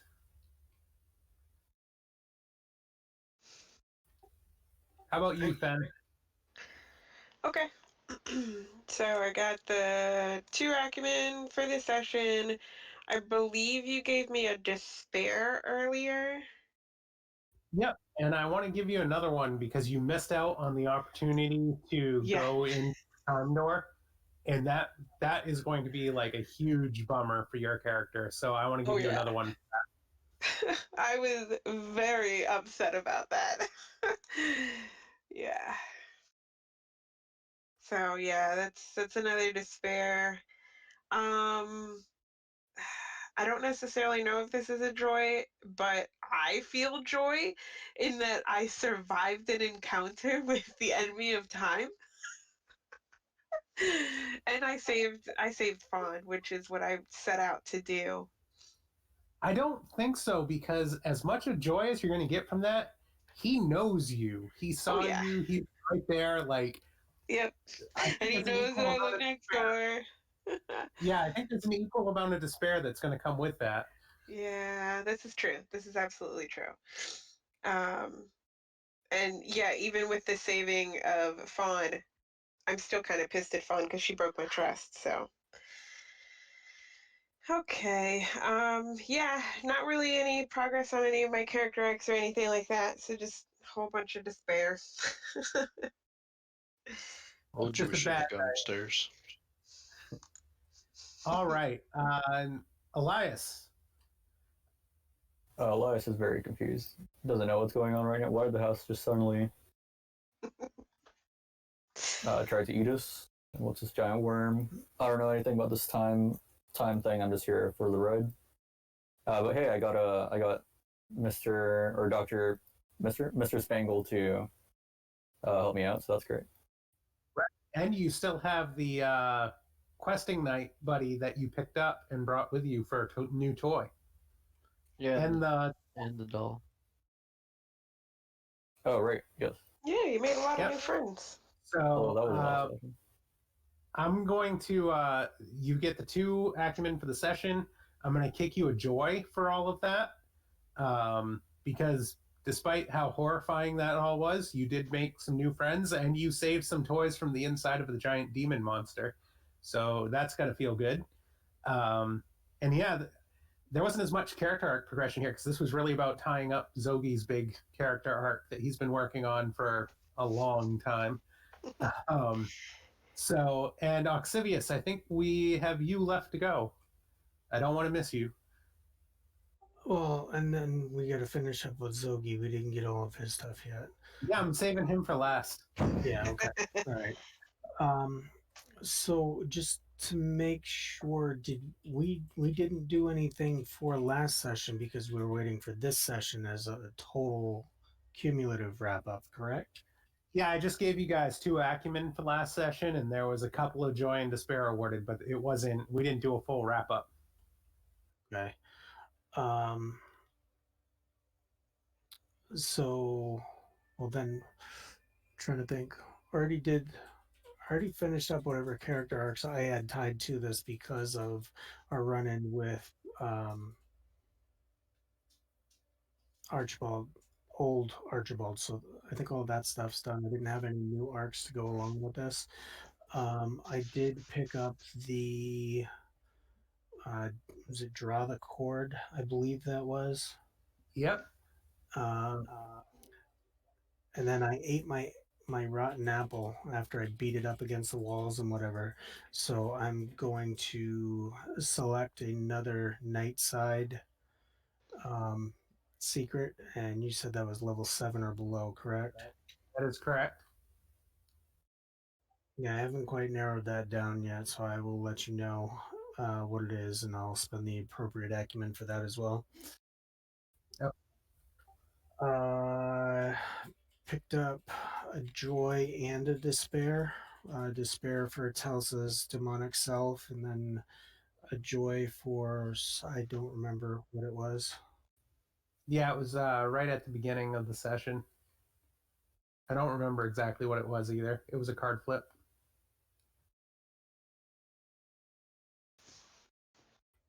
Um, and then other than that, I picked up a few interesting little baubles.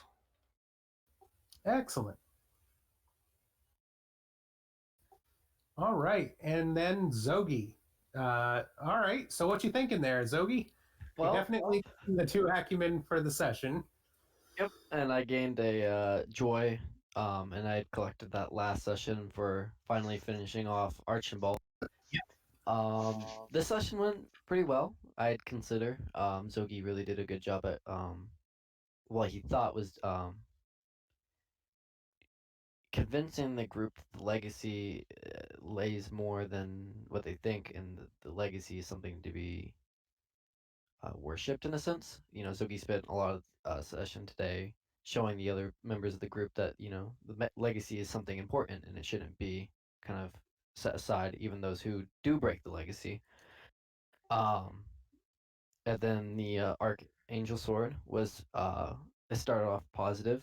Zogi thought he was putting an item of the legacy uh, back where it belonged on the Silver Sun. Little did he find out that was opposite of what he was doing.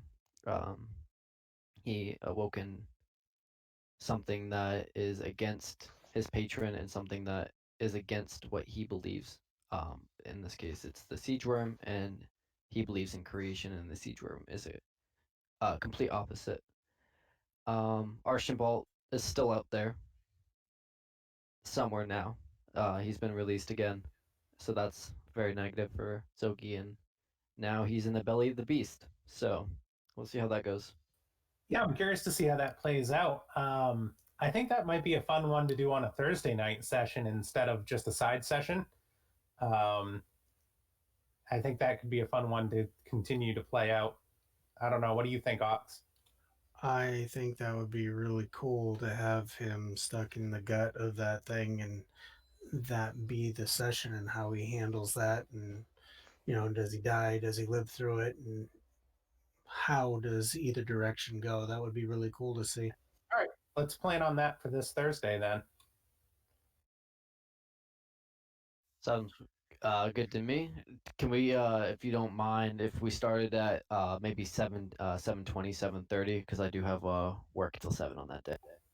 Hey, that's fine. We can start a little bit later.